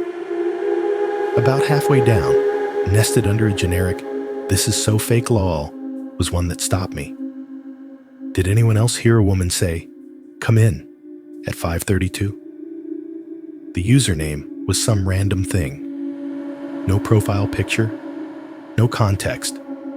The timestamp on the comment put it a couple of weeks back. Underneath, the channel owner had replied, their icon a blurry shot of a teenage face grinning at the camera. "We didn't hear anything out there," they wrote. Creepy the lol. I stared at those two lines for a long time. We didn't hear anything out there. It was such a simple sentence. On its own, it would have just been spooky garnish, the sort of thing people say when they want their content to seem creepier than it is. But I had heard this exact pattern before. Two teenage boys, a body of water behind a big box store. Nothing obvious happening at the time. A recording made just in case. And later, in a different room, under a different ceiling fan, a voice caught by cheap electronics that had somehow slipped past human ears. "You'll get used to it," she had said on Kyle's phone, years ago, at a pond 2 hours away. "Come in," she said now, on someone else's phone, at the edge of a different retention pond entirely. The recordings weren't ours anymore. They belonged to anyone bored enough to wander behind a store with a smartphone and a little too much curiosity. In both cases, the pattern held. The people on site heard nothing. Only the device did. As if whatever this was lived just a fraction of a second away from us, in a layer of sound that our brains could not quite grab unless it was played back through a speaker. Like she did not talk to people directly. She talked to microphones. The realization made the room feel smaller. Every piece of tech around me, the phone on the coffee table, the laptop closed but listening, the TV itself, suddenly felt less like tools and more like open windows. I paused the video again, the kids frozen mid-laugh. The pond behind them, a smear of darkness. The apartment hummed quietly around me. The rain ticked against the glass. Somewhere deep in the building, water moved through pipes to a place I could not see. I realized my own voice sounded very small when I whispered to no one, "I hear you." It did not start with the audio file. It started with a regular phone call from my mother, The kind that usually revolves around insurance and holidays, and which cousin has done something embarrassing lately. I was standing at the kitchen counter, pouring coffee into a mug, when her name lit up my screen. Early evening. The sun was leaking out of the sky. The Target sign outside my window was just starting to glow. "Hey, Mom," I said, wedging the phone between my shoulder and my ear. She did the usual warm-up. "How are you? How's Sarah? Are you eating? Do you remember your father's birthday next week?" I answered on autopilot, eyes on the small drip of coffee that had splashed onto the counter, watching it beat up before I wiped it away. Then her voice shifted. "You talked to your brother lately?" she asked. There was just enough extra weight on the question to make my stomach dip. "A couple weeks ago," I said. "Why? What's up?" She hesitated, and in that pause, I heard the TV muted in the background on her end. The faint clink of a spoon in a sink. Little normal sounds wrapped around something that was not. "He's fine," she said, in the way people say fine when it means not fine at all. "Just, you know how he gets, with his hobbies." "Fishing?" I said. "Well, yes," she said, "but more than usual. Your father says he's out all hours some nights, comes home just before dawn, sleeps half the day when he doesn't have work." "Night fishing isn't new for him," I said, because that was true. "He's always done that." "This is different," she said quietly. "He's restless, won't say where he's going half the time. I asked him if everything was okay, and he just said, 'I'm just trying to figure something out,' and then changed the subject." The coffee in my mug suddenly smelled too strong. "I thought maybe he'd told you more," she added. I could have lied. I could have told her it was probably nothing. That work stress and bad sleep make people weird. Instead, I said, "I'll text him." "Do that," she said. "Tell him his mother is going to start following him in the car if he keeps sneaking out like a teenager." She tried to make it a joke, but her laugh did not land. We hung up. I stood there for a minute, phone in my hand, staring at the blank screen. The apartment hummed. The pipes in the wall hissed once as someone, somewhere, turned on a faucet. Then I opened our thread. It had the usual stuff in it. Memes, game scores, the occasional, "call mom, she's freaking out about something dumb" reminders. The last message from him was that stupid joke about her liking water that nobody watches too closely. "You still chasing ponds?" I typed. "Mom says you're out all night like some cryptid." It said, "Delivered." Then read. 3 dots appeared, then vanished. For a long few seconds, nothing. Then, just thinking, another bubble popped up before I could answer. Thinking about checking out the old spot again. I stared at those words. The old spot could have meant a lot of things. Our childhood bike jump behind the elementary school, the diner we used to hit at midnight, the bridge by the river. But we both knew that if he had meant any of those, he would have said their names. The old spot meant one thing: the Walmart pond. "No," I typed immediately. I deleted it, rewrote it. "That place was never our spot," I wrote instead. "It was a drainage ditch, man. Let it go." He replied faster this time.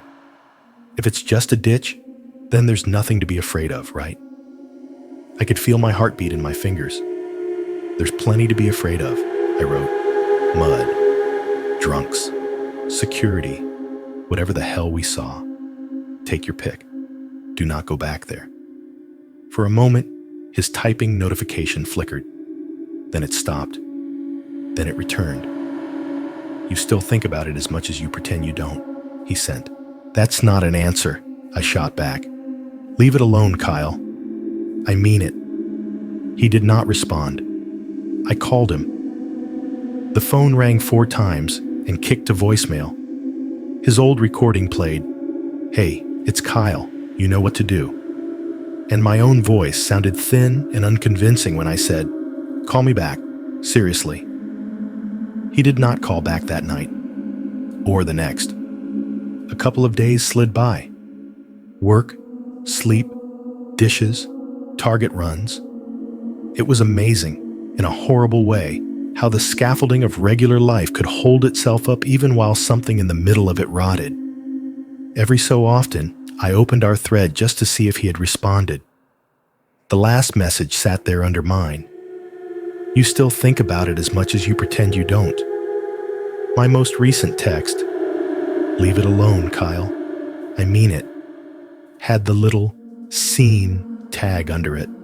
No reply. I told myself he was working weird hours, that he had gone on a trip, that he was giving me space because I had snapped at him. I told myself everything except the thing I was actually thinking, that he might be standing on the same concrete ramp we had stood on 10 years ago, phone in his hand, eyes on the dark water. The call came on a Thursday night. Not a call, exactly. A notification. I was in bed, half asleep for once, at a reasonable hour, Sarah breathing softly beside me. The room was dim, the only light the faint green of the alarm clock digits, and the spill from a street lamp through the blinds. My phone buzzed on the nightstand. I rolled over, expecting an email or some app update. A little rectangle of white light opened our dark room. It was a text. No name on the number. No contact photo. Just a 10-digit string I did not recognize. There was no written message. Just an attachment. IMG 7342 M4A. No caption. No context. No subject line. Just the file. For a moment, I considered ignoring it. People send spam audio now, I thought. Some robocall glitch. A wrong number. Anything but what it felt like. Then I noticed the area code. It matched home. I sat up, the mattress dipping. Sarah murmured something in her sleep and rolled toward the wall, pulling the blanket tighter around herself. I plugged in my headphones again. I did not want the sound to wake her. I did not want whatever was in that file to spill into the room. With the headphones over my ears, the world shrank to a narrow tunnel. My own breathing sounded too loud, so I held it as I tapped the file. It opened the default media player, a flat gray bar, a play button, the title at the top, IMG 7342 M4A. I hit play. At first, I heard nothing. Then slowly, the noise floor rose. The scratch of low-quality recording, the faint whisper of wind across a microphone. Water, not waves, not rain. The thick, uneven slosh of water against a solid surface. The kind retention ponds make when small waves hit concrete and roll back. Crickets sang in the distance. Cars hummed much farther away. Somewhere, metal creaked. A building shifting as it cooled. For a long stretch, 20 seconds, 30, more, there was no voice. Just the landscape of sound, the exact kind I had heard in Kyle's room years ago, listening to his phone, like an empty stage waiting for something to enter. I nearly convinced myself it was a prank, a field recording someone had found and sent as a joke. My thumb hovered near the pause button. Then I heard him. Ethan, Kyle whispered. His voice was rough, as if he had been shouting earlier or had been awake too long. He was close to the mic, breath feathering against it. There was a tremor in the way he said my name that I had not heard since we were kids, and he had to wake me up from a nightmare. Ethan, I think she remembers us. Just like that. No preamble. No explanation. No, hey, "It's me," or, "If you get this," just straight into the fear, like he had hit record halfway through a thought. My stomach hollowed out. Before I could process the sentence, before I could decide whether to stop listening, another voice slid in, right up against the mic, so close it fuzzed the audio, warping the consonants. "You looked first." The words were the same as they had been on the walk back to the truck 10 years ago, whispered into my ear near the chain. The same cadence, the same wetness. She made my name into an accusation without saying it. This time, there was no misunderstanding who she was talking to. The phone was his, but the sentence was mine. "You looked first." On the recording, there was a beat of pure, dense silence. No wind, no crickets, no cars, as if the world itself had sucked in a breath. Then something hit the water. It was not a small splash, not a foot slipping or a rock tossed. It was a heavy, full-body sound, the deep, hollow thud of a large weight meeting a bigger volume of liquid. A low roar as displaced water surged back to fill the empty space. The audio clipped, the mic overloading. For a second, the file dissolved into static. Then it cut off. No fade out, no gasps, no flailing. Just the abrupt stop of a connection severed. The player bar showed that the file had ended, just under 30 seconds total. My own breath came back into my ears in a ragged rush, like I'd been underwater. My hands were shaking. I checked the number the file had come from, called it. It went straight to an automated message about a voicemail box that had not been set up. No name. No, this user is unavailable. Just a mechanical voice and a beep. I called my brother, straight to voicemail. "Hey, it's Kyle. You know what to do." My throat closed around the words I tried to leave after the tone. All that came out was, "Call me, please." I hung up. In the dark, with the headphones still around my neck, I replayed the audio file. Wind. Water. My brother's voice, hoarse and close. "Ethan?" I think she remembers us. Her voice, wetter and closer. "You looked first."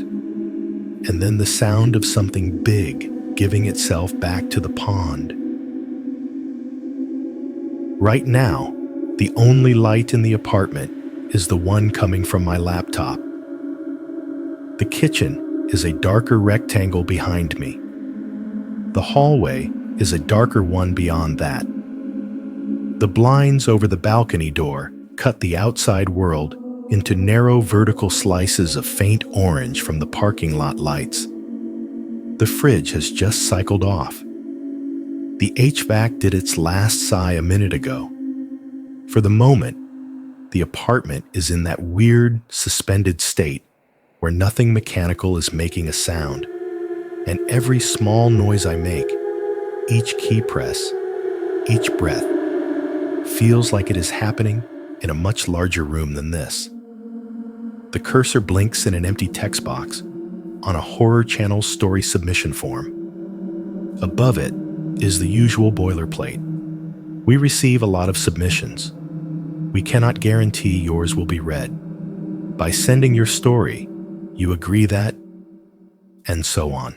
Below it is the space where people pour out the worst night of their lives in exchange for the chance to hear someone else repeat it, back under creepy background music. I know the routine. I have listened to hundreds of these stories while doing dishes, while folding laundry, while pretending I am not listening for anything outside what is coming through the speakers. I also know what the comments look like. Fake. This never happened. You can tell he made it up. I do not blame people for saying it. Most of the submissions probably are exaggerated. Some are outright fabrications. The world is full of people who like to turn nothing into something. What I am trying to do here is the opposite. My fingers hover over the keyboard. The text box looks like a little rectangle of ice I am about to put my hand through. I have tried this before. That is something you should know. This is not my first attempt at writing this down. It is not the second or the third. Over the years, I have opened other blank documents, written the first paragraph. There is a pond behind a Walmart in my hometown, and then stalled out somewhere between describing the ripples and the way her smile did not quite fit her face. In those earlier drafts, the stopping point was always the same too: the audio. The first time I got that file from the unknown number, I listened to it once, all the way through, and then spent 20 minutes shaking on the edge of my bed, the headphones still plugged in, the cord coiled on the floor like something alive. Then I deleted it. I did it the way you're supposed to. Trash folder, empty, gone. I went into my messaging app and deleted the whole thread from the unknown number. I went into my recent files and cleared that too, until my phone looked as if nothing out of the ordinary had arrived. A few days later, scrolling through my cloud backups for something else, I saw it. IMG 7342 M4A.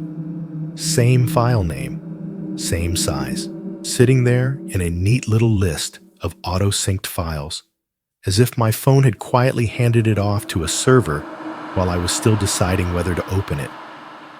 I stared at it long enough that the letters stopped making sense. Then I deleted it again. This time, I went to the cloud trash, emptied that, went through the account settings, toggling off auto backup for audio, for messaging, for everything. It felt like pulling plugs out of a wall I could not see. Months later, when I upgraded my phone, I let it restore from an older backup. Everything came back in pieces: contacts, apps, saved Wi-Fi passwords, old photos I had forgotten taking. And in the media folder, nestled between a recording of a work meeting and a voice memo I had made to myself about groceries, there it was again. IMG 73424A. I didn't play it that time. I didn't have to. The waveform burned itself into my memory the first time. I knew exactly how the sound would rise. The wind, the water. My brother's voice saying, "Ethan, I think she remembers us." Her voice, right after, "You looked first." The splash. I deleted it anyway. Maybe I missed one. Maybe I have more backups floating out there on some server, half restored, waiting. Maybe that is all it is. The incompetence of a man who does not understand his own devices as well as he thinks. Or maybe it does not matter anymore. Keeping it off my phone hasn't stopped any of this. It did not stop the ripple in the Target pond. It did not stop some kids with a YouTube channel from capturing their own quiet invitation in the middle of the night. It did not stop Kyle from walking too close to the edge of something we never really stepped away from. Silence, it turns out, is not the same thing as safety.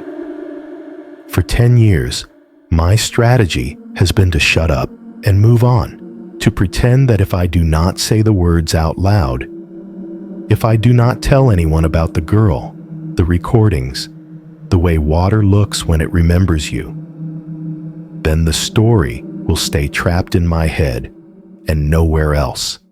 The past year has given me enough evidence that this is not how it works. The stories are happening whether I tell them or not. Behind Targets, behind Walmarts, behind strip malls and churches and apartment complexes. Anywhere there is a long, narrow mouthful of dark water and a sign that says no one is supposed to be in it. So here I am. Not because I think you are going to believe me. I know how this sounds. I know you get fake stories all the time. You have probably heard 50 different versions of "there is something wrong with the lake behind the store," told by people who never went within a mile of one. I am writing this because if somebody pulls another body out of 10 feet of water behind a shopping center, and the official explanation is drunk, accident, tragic, I want there to be at least one other possibility on the record. Even if it is buried in your inbox, even if it never gets read out loud, even if the only person who ever sees this is some intern skimming for usable content at 2 a.m. who rolls their eyes and hits delete. At least then, in my own head, I can say I tried. That is the bar now. Not survival, not closure, just the knowledge that I did not carry this thing in silence all the way to the bottom. I rest my hands on the keys. In the wall behind my desk, the pipes make their usual late-night sounds.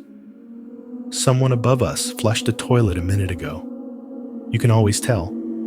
The initial roar, the thinning hiss, the hollow echo as the tank refills, the building's veins.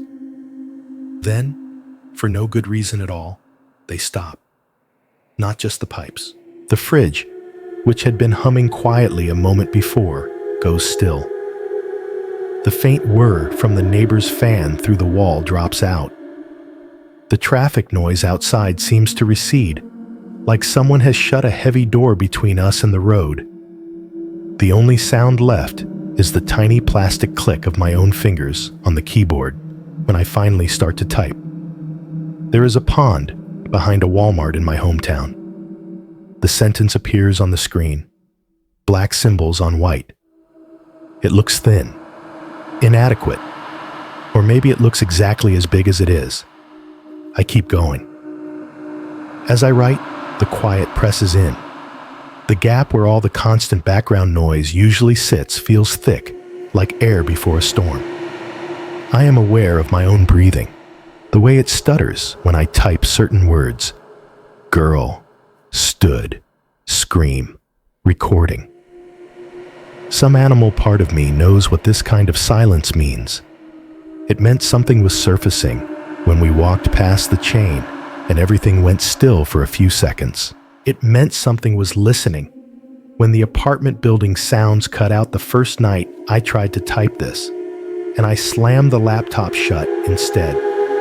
This time, I do not stop. That is the only real difference between now and all the other nights I almost told this story. For the first time in longer than I want to admit, I am not pretending I do not hear the shape of something in the quiet. I am not filling it with TV noise or music or small talk. I am not backing away from the edge. I am leaning over it, naming things, inviting them into sentences, typing, in spite of the way the silence thickens, feels a lot like standing on a concrete ramp with a rod forgotten in my hand, staring too long at the center of a ripple that does not make sense. It feels like looking first. Here is what I know. On one specific night in late October 2013, the week before Halloween, my brother and I walked past a chain behind a Walmart on Route 41, down a gravel road we were not supposed to be on, to the edge of a long, narrow body of black water. We set up on a concrete ramp, meant for drainage trucks, not fishermen. We baited hooks with night crawlers we bought under fluorescent lights half an hour earlier. The air was cold enough that you could see your breath if you laughed hard. The surface of the pond was flat and dark, and wrong in the way only human-made water can be. We were not drunk. We were not high. We were two kids who would rather fish than go to a Halloween party. Standing there, we saw something that should not have been possible. In the center of that pond, at least 10 feet deep, according to the news report about the later drowning, a shape rose out of the water and stood up. It was not a log shifting. It was not a swimmer walking up a shallow incline. It was a person-shaped mass emerging from where there was no bottom to stand on. We watched a head, shoulders, and torso rise slowly, water running off in streams. We watched hair slick back against a skull. We watched arms that never moved to tread water. The ripple pattern around them was too contained, too controlled, expanding in perfect circles instead of the chaotic chop you get when someone is struggling to stay afloat. We waited for them to gasp, to shiver, to say something. They did not. They just swayed. Eventually, they went back under. Not with a practiced diver's inhale, not with the push-off flourish of a swimmer. They simply sank. Head first, then shoulders, then the line of their chest sliding under like something heavy being lowered. My brother, who has never willingly held his breath longer than he has to, pulled out his phone and started a stopwatch, because that's who he is. Because even then, some part of him wanted numbers to pin the moment down. We watched the surface of the pond stay empty for just under 3 minutes. No bubbles, no thrashing, no sign of a struggle. Just an ordinary-looking pond under a light-polluted sky, and 2 boys on the shore, counting silently with lungs that started to hurt halfway through. 3 minutes in cold water is a long time. 3 minutes in cold water while you are also swimming. Because the ripples appeared closer the second time, by a fifth of the distance, is something else altogether. When she came up again, she was close enough that we could see her face. She looked like any girl we might have seen in the Walmart aisles. Late teens, maybe early 20s. Long hair slicked straight by the water. Features that, under different circumstances, would have been called pretty. She spoke to us in a voice that sounded like it belonged to that face. She smiled and said, "Hi," like we had bumped into her in a hallway. She told us the water felt amazing. She invited us to join her. She said we would get used to the cold fast. She made it sound like we were the ones being weird for not wanting to. When we refused, her words changed, and so did the way she said them. Her mouth made the same shapes, but the voice came out lower, flatter, closer to the thing that had whispered in my ear later. She said, "Don't." And for a second, it felt less like a plea and more like an instruction. A boundary the pond itself was setting. When we ignored that and left anyway, she screamed. Not the performative shriek of a girl trying to freak out 2 boys behind a mall. Not drunken laughter turned up too loud. She screamed like something had been taken from her, like there was a tear in the world, and she was trying to widen it with sound. The scream chased us up the gravel, over the chain, around the dumpsters. It did not fade with distance the way normal sound does. It cut off all at once near the top of the rise, leaving a silence so thick I could hear my own heartbeat in my ears. In that silence, I heard a whisper right next to my head. "You looked first." Years later, in a dark bedroom, with a cheap phone speaker between us, I heard a voice that did not belong to either of us say, "You'll get used to it," on a recording my brother made of an empty pond. Years after that, on my own TV, through headphones, I heard someone tell a group of kids with a YouTube channel to come in at a pond behind a Target they thought of as an adventure spot. On both recordings, the people holding the phones did not hear anything while they were standing there. Only the microphones noticed. Only later, in safer rooms, did the invitations become audible. I know these things happened. I know the feeling in my chest when the world goes suddenly quiet and water is near. I know the pattern of ripples that appear without wind. I know the way my brother's voice sounds when he is pretending not to be scared, and I know how it sounded on that last 30-second audio file when he whispered, "Ethan, I think she remembers us." I know the sound of something large hitting water. I know the way a retention pond's gurgle echoes in a cheap digital file when it swallows something it did not have a second before. Here is what I do not know. I do not know what she is.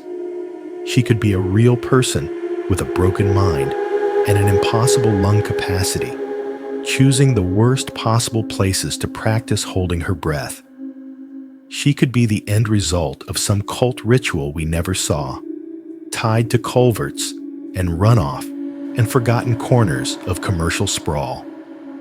She could be a ghost in the traditional sense, if you believe in those. A woman who drowned in one of these artificial lakes and decided if she could not leave, no one else should either. She could be something older than the shopping centers and the roads and the ideas we have about ghosts at all. Something that has always lived in the low spots, that simply adapted when we paved over streams and called them stormwater management. I do not know what Kyle did the night he sent me that file. I do not know if he was standing on the Walmart ramp again, phone in his hand, or at some other pond that looked just like it. I do not know how long he had been out there before he said my name. I do not know if he heard her voice, or if, like always, only the recording caught it. I do not know what the police report says, if there even is one. Adult male found in drainage pond. No suspicious circumstances is the kind of sentence that disappears into the small print under ads for car dealerships and county fairs. What I have, instead of answers, is a set of overlapping patterns. Water that exists only to solve a problem. Ponds that are not really ponds. Lakes that hold runoff and trash, and whatever else slides off the smooth surfaces around them. Spaces at the edges of parking lots and loading docks that no one is supposed to linger in. The backsides of things. The infrastructure we rely on, but do not think about. Silences that fall at strange times in noisy places. The world sucking in its breath before something surfaces. Recordings where voices appear that no one remembers hearing in person. There is something about water that nobody watches that seems to invite the wrong kind of attention. It might be ours. It might be hers. It might be both. I used to dream about that scream. For years, when the nightmares came, they all had the same shape. I was back on the ramp, the rod slipping from my hand, her voice ripping itself out of the pond so loud that the sky shook. I would wake up sweating, the echo still in my teeth. Lately, the dreams have changed. The volume is lower now. Instead of her scream, I hear her other voices, the ones she uses when she is closer to the mic than to any actual person. Sometimes I am back behind Walmart, sometimes behind Target, sometimes standing on the edge of a drainage ditch that looks like every other ditch in every other town. The setting changes.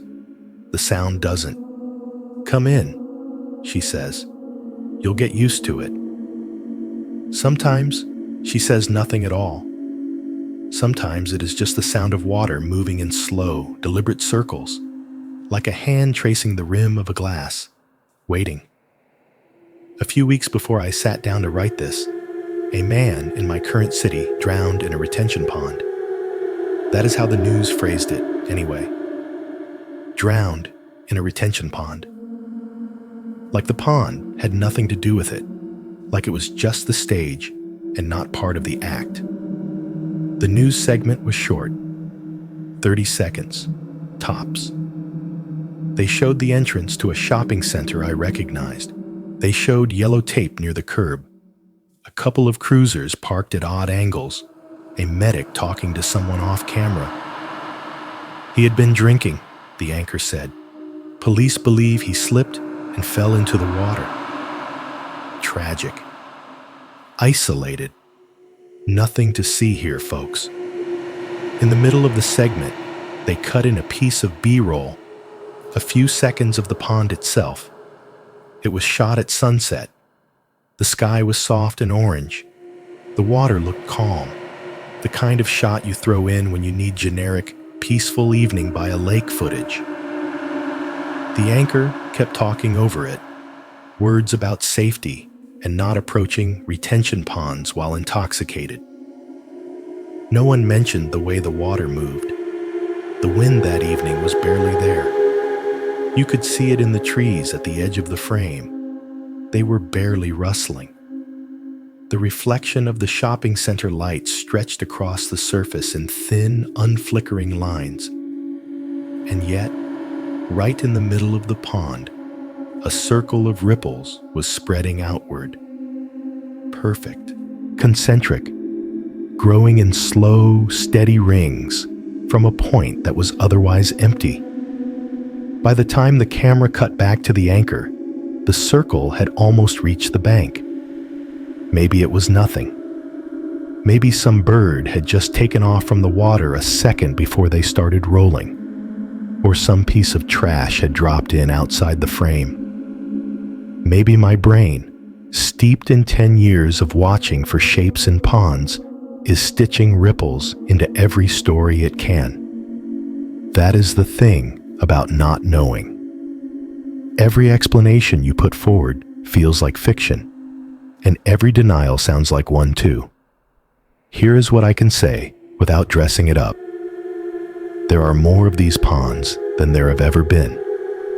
Every year, cities and suburbs dig more holes for the water to fall into when it has nowhere else to go. Every time they do, they put up the same signs, mow the same strips of grass, and then stop paying attention. Something else, it seems, does not stop. If you are hearing this, I want you to do something simple first. Take a second and notice the noise around you. Maybe you are in a bedroom in some quiet suburb. The AC hums in the ceiling or in the window, blowing that same slightly too cold air across your feet. The fridge in the kitchen clicks on and off, cycling the same way it has for years. There might be a ceiling fan above you, blades turning, chain tapping lightly every few revolutions. If it is late enough, the rest of the house is just there. Walls, doors, carpet, the familiar weight of your own furniture pressing down on the floors. Or maybe you're in an apartment like mine. You hear the neighbor's TV bleeding through the wall in a thin stripe of sound. Somebody upstairs is walking back and forth, heel to toe, the vibrations traveling down through beams and pipes. Out past your window, a car slides by every few minutes, tires hissing on asphalt, bass thumping faintly through glass. The little fan in your laptop whirs when the screen gets bright, then quiets again. Somewhere down the hall, a toilet flushes, and the water in the pipes answers with a hollow rush. Whatever your version of home is, it probably has its own soundtrack. The sort of noise you usually only notice when it stops. Here's the thing I want you to understand. At some point tonight, all of that noise is going to pause at the same time. Just for a second. It is not magic. It is how machines work. The AC hits the end of a cycle and clicks off. The fridge reaches the right temperature and goes quiet. The upstairs neighbor finally sits down. No cars happen to roll past your street for a handful of heartbeats. The fan in your laptop spins down when the video ends. All the little mechanical throats that fill your space with sound close at once, like someone has pressed mute on the background channel. You have lived through that moment before. Everyone has. Most of the time, your brain skims over it. Maybe you think, It's really quiet. Maybe you do not think anything at all. I notice it now. More than that, I wait for it. There is always this tiny drop, like an elevator starting to move. The air feels thicker. You become aware of your own breathing because it is suddenly the loudest thing in the room. If you have a clock, you might hear it ticking for the first time all day. That silence is a doorway. It does not stay open long. In that gap, if you listen, you might hear things you otherwise wouldn't. A single, slow drip. Somewhere below your floor, in the wall, in the back of a cabinet. Not the steady drip of a leaky faucet you are used to, but 3 drops spaced just far enough apart to sound like someone counting. Or the faint, sticky peel of a wet foot lifting off tile. Then another, as if somebody has just stepped out of a bathtub you forgot was full. Or nothing that obvious. Maybe just a sound your brain does not know how to file at first. Too soft to be a voice, too shaped to be random. A breath that is not yours. A syllable with no word around it. If you ever catch yourself thinking, for a second there, it sounded like someone whispered something. I want you to remember what I told you earlier. She does not always talk where we are. She talks where we listen later.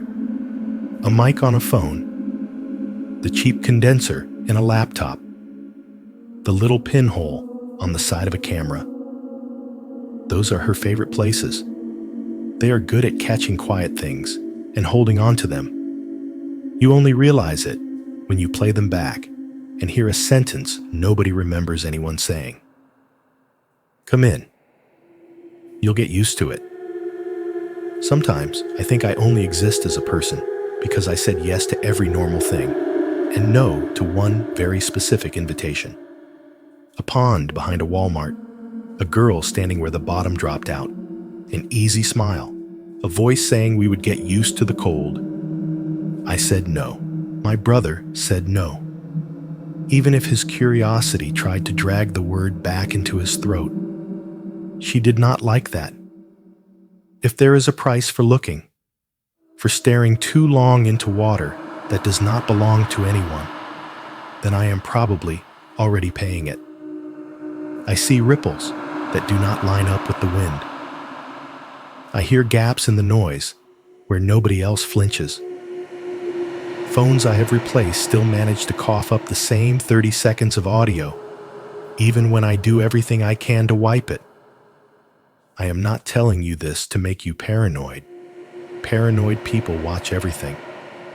She is not in the places everyone watches. Retention ponds behind stores. Drainage ditches behind apartment complexes. The dark end of a culvert where a trickle becomes a pool. The fenced-off hole of water at the edge of a business park. All those little manufactured lakes we build to catch what we do not want in our streets.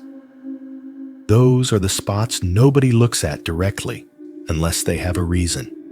A walk, a cigarette break, a dare, a shortcut, or because they heard a story and thought, that would be cool to see for myself. That is who I am really talking to, if I am being honest. Not the person lying in bed who never goes farther than their mailbox after dark. Not the guy who parks in the front row and never wonders what is going on behind the loading dock. I am talking to the version of you that will, at some point, have your keys in your hand and just enough curiosity to walk around the back of a building to see what the water looks like at night. That is the person who needs to hear me say this. You do not have to be the one who checks. You do not have to be the one who stands at the edge of something black and still and tries to make out shapes in the middle. You do not have to lean over a railing and watch for 3 minutes and 10 seconds to see if anything comes up. You do not have to hold your phone out over the water and hit record because it would make cool content. I already did that part. I already looked too long. I already listened to the thing that answered.